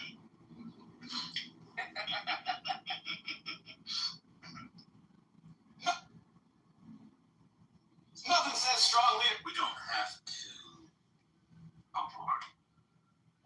One does not have to, First Lady, I don't know if you're there.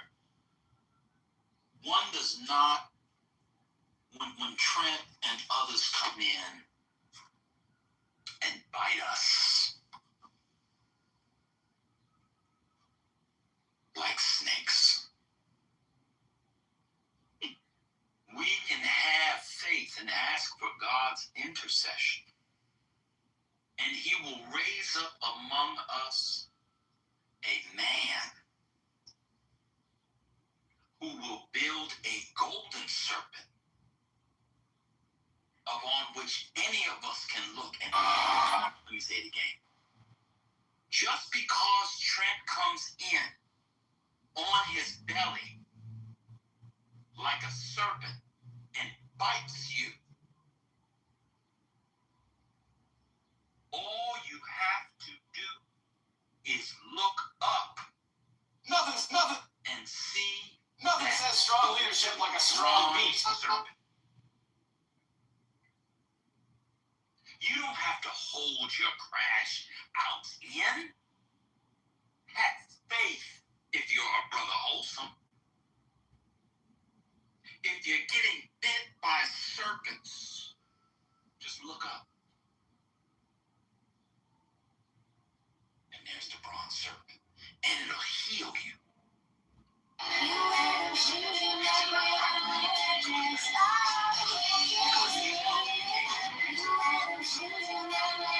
Nothing says strong leadership like a strong beat.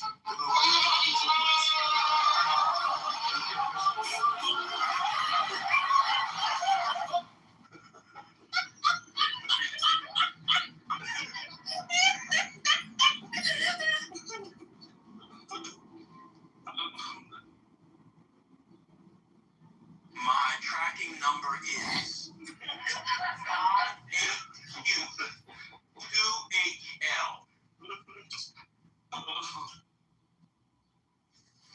Nothing says strong. Nothing says.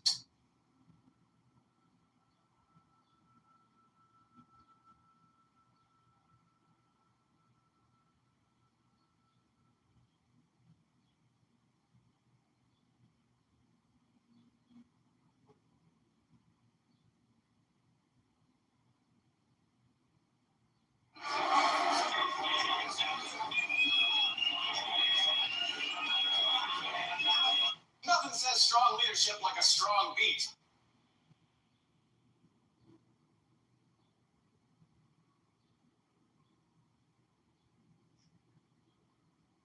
Brother Ben, you there? Yeah, how you doing? So the U.S. played today, this morning? No. Okay. They needed to. No. So they play again when? I think on Wednesday. Oh, Wednesday. Okay. Last night was an abomination. What We'll keep them in prayer. We'll keep them in prayer. Well, I'm trying to be prepared. I don't know if my prayers will make it. The only thing that they have going for them, and this is an aside to what Ben saying, has nothing to do with what he's saying. Everyone should keep their set on course. And the only thing is that Canada and Mexico should be playing their knockout round games before the U.S. If one of them leaves first, then if America loses to Bosnia, it will be bad, but they weren't the first. But if both of those two teams make it through and America crashes out because y'all's prayers were not enough and their will was not enough, well, there are going to be some people who need to be fired. Actually, ain't nobody getting fired, man. Need some more talent. I seen France today, man. I seen France today moving like I never seen no shit like that before. France moving in unison like fucking poetry in motion. This shit was crazy. France is moving like Every pass went straight to the feet. Like it wasn't off. Nothing was off. It was beautiful. This is nuts. This is nuts. France is moving like France, like they've always moved.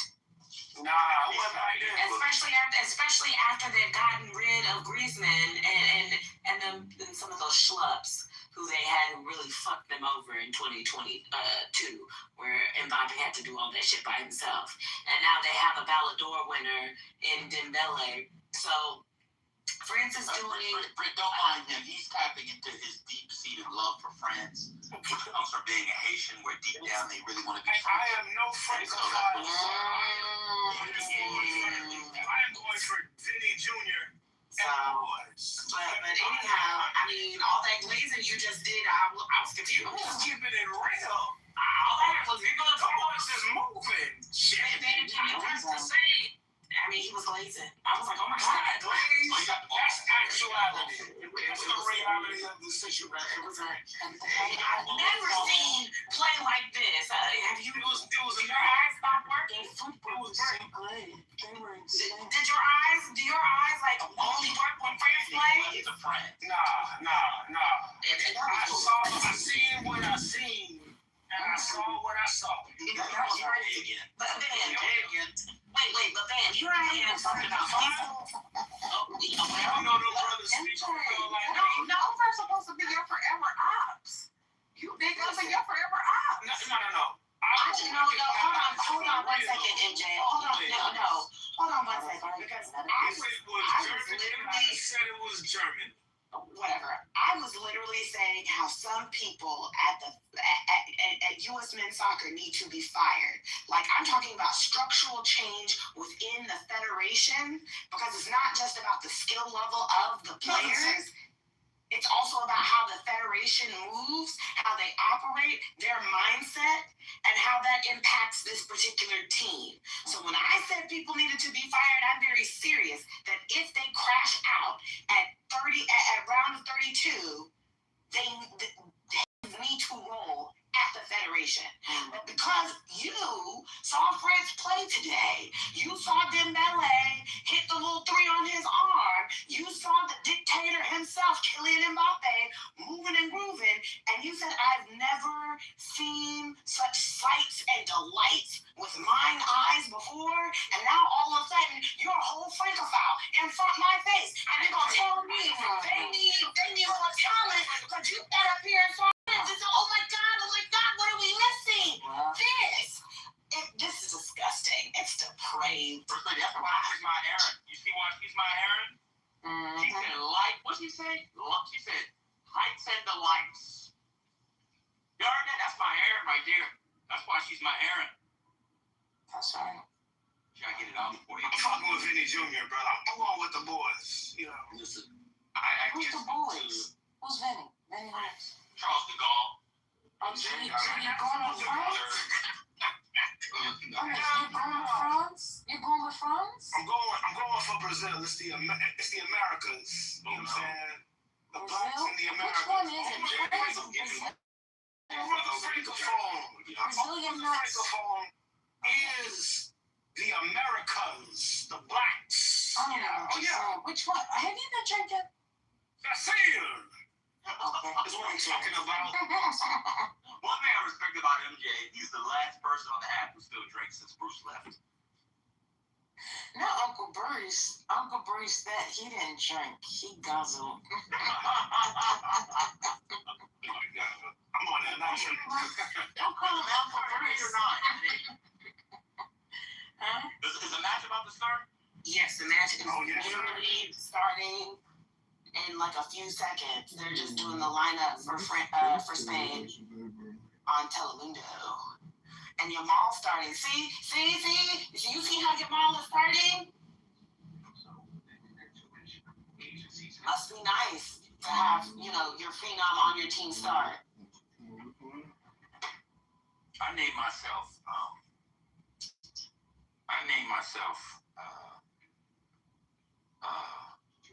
on this app after a great Haitian man. Everybody can see it. J.B. Sans Souci.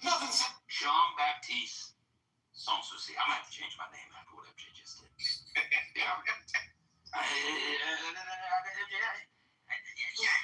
Of all the teams, you said Frank. Nothing says. Please don't change your name yet, because I thought you were going to. No, it's my at. See my at? JB Sans Souci. Okay. Yeah. I got you. He really sounds good. Sans Souci. I don't. Oh, this is a man. Sans Souci is a man. So if you go to Haiti, as MJ can tell you, the great installation tower they call Sans Souci that was built in the early 19th century by the king himself, Christophe. But there was a man named Jean-Baptiste Sans Souci who, after many of the revolutionaries, like this project for a couple years, after many of the revolutionaries decided to join France temporarily, he refused. And he led an internal insurgency against those who joined the French temporarily. Congo. He was bringing that freedom energy. He's a great man. Everybody should read about him. It's a beautiful thing. Oh, it's a beautiful thing. Jean-Baptiste Sans Souci. Oh, my goodness. And when the French came, they were fighting Leclerc. He took it to him. I mean, I'm going for a long time. I'm done. Y'all got it. Let me get back to the...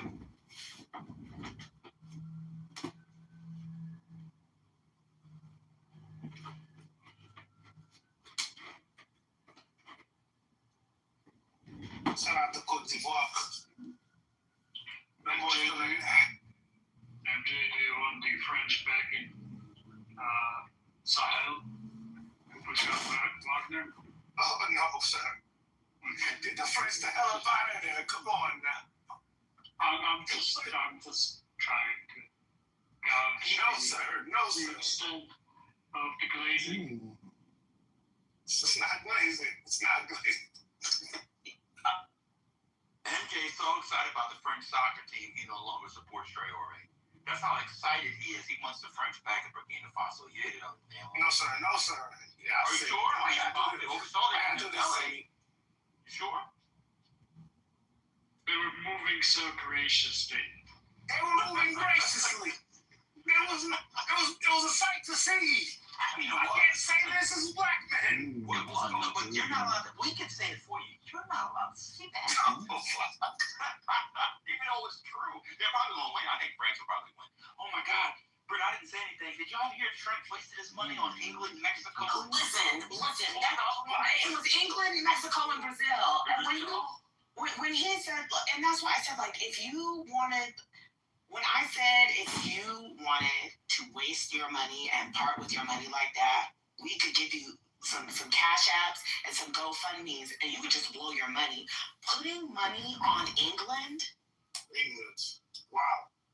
Like, and I even said it earlier, it's one thing if you wanted to go like a Latino, Hispanic route, you did Brazil, Argentina, and Mexico. Or you did, well, I would say Spain in one of those. But like, if you did those three countries, I could get it, right? You're going Mexico because of your family and where you're from. You're going Brazil because you're black and you have Jamaican roots. And like most Caribbean black people, you root for Brazil.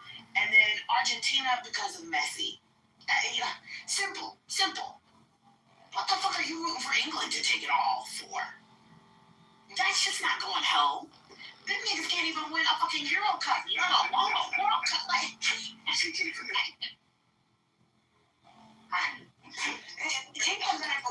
better hope in one of these 2 rounds that they don't have to a game that goes to penalties.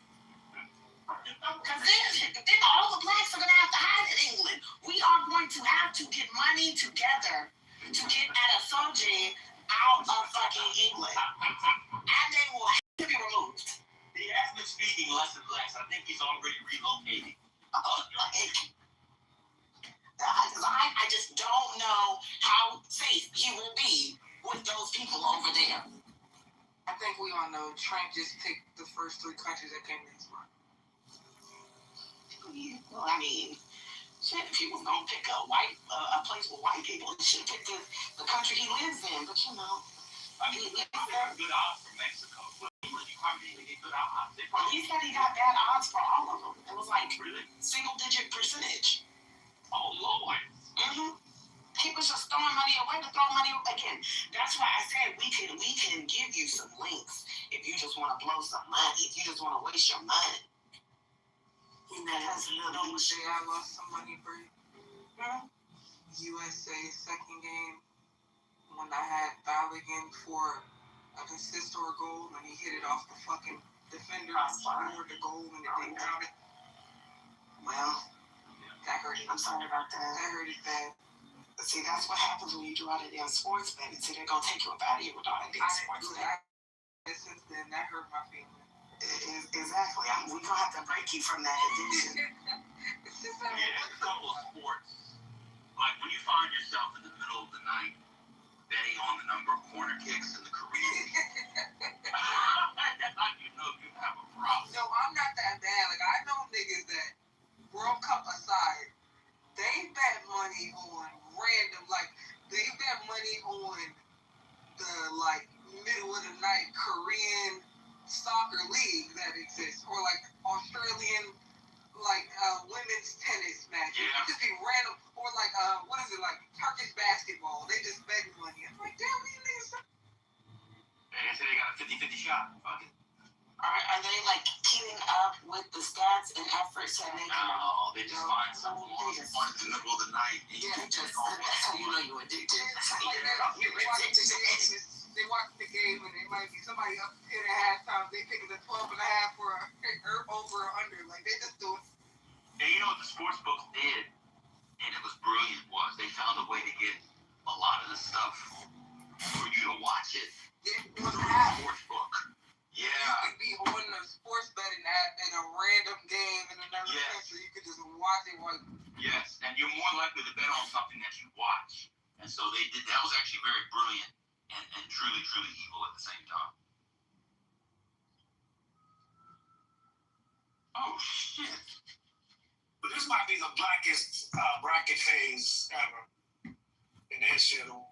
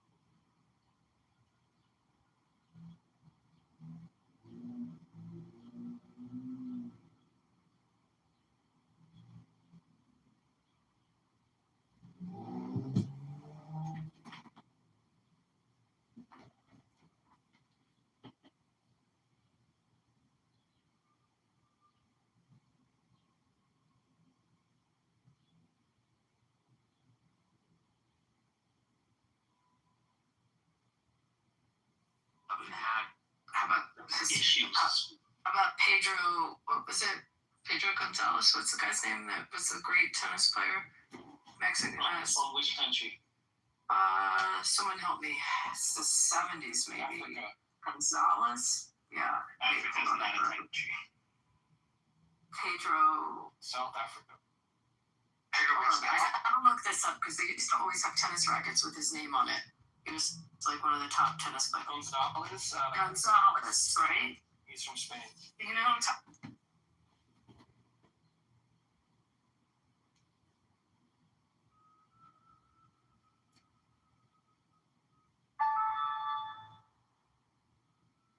Your service appears to be inactive. Dangerous? Yeah, this is absolutely easy. This is AI. AI is going to create the economic and political development? Yeah, absolutely. Do you know what is open claw? We probably don't even need to talk about it. Open Claw is going to move Mississippi up in those rankings. Yeah, dude.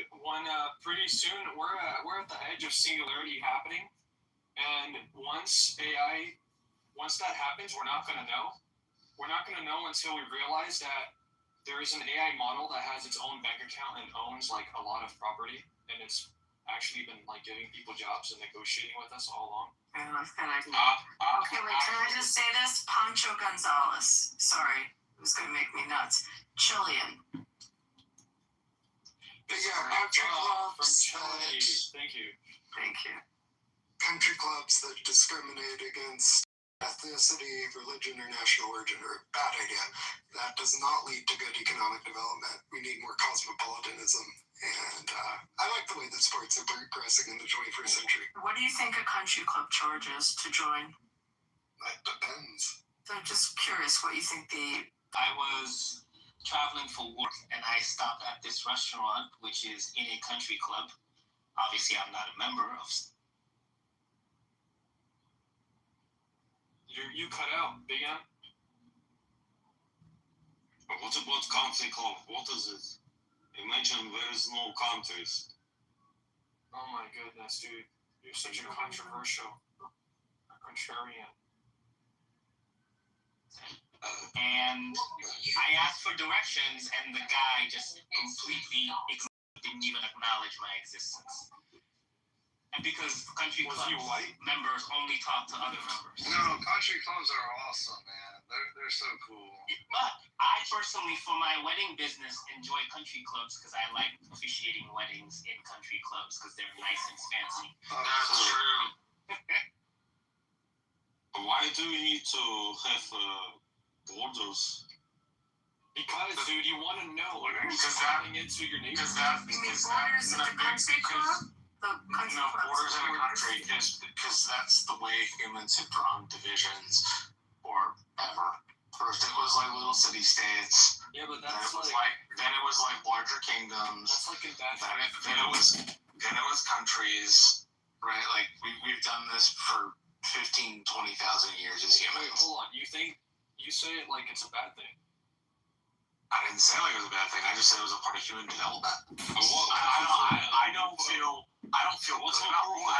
good about borders. I don't feel bad about borders. You should feel borders are big. No, I shouldn't. I should feel indifferent about it. You want to know why? Because it's a part of human development. Well, that ignores. It is a part of society. Get this, Marshall. Get this. Hold on. It has been with humans for like 20,000 years.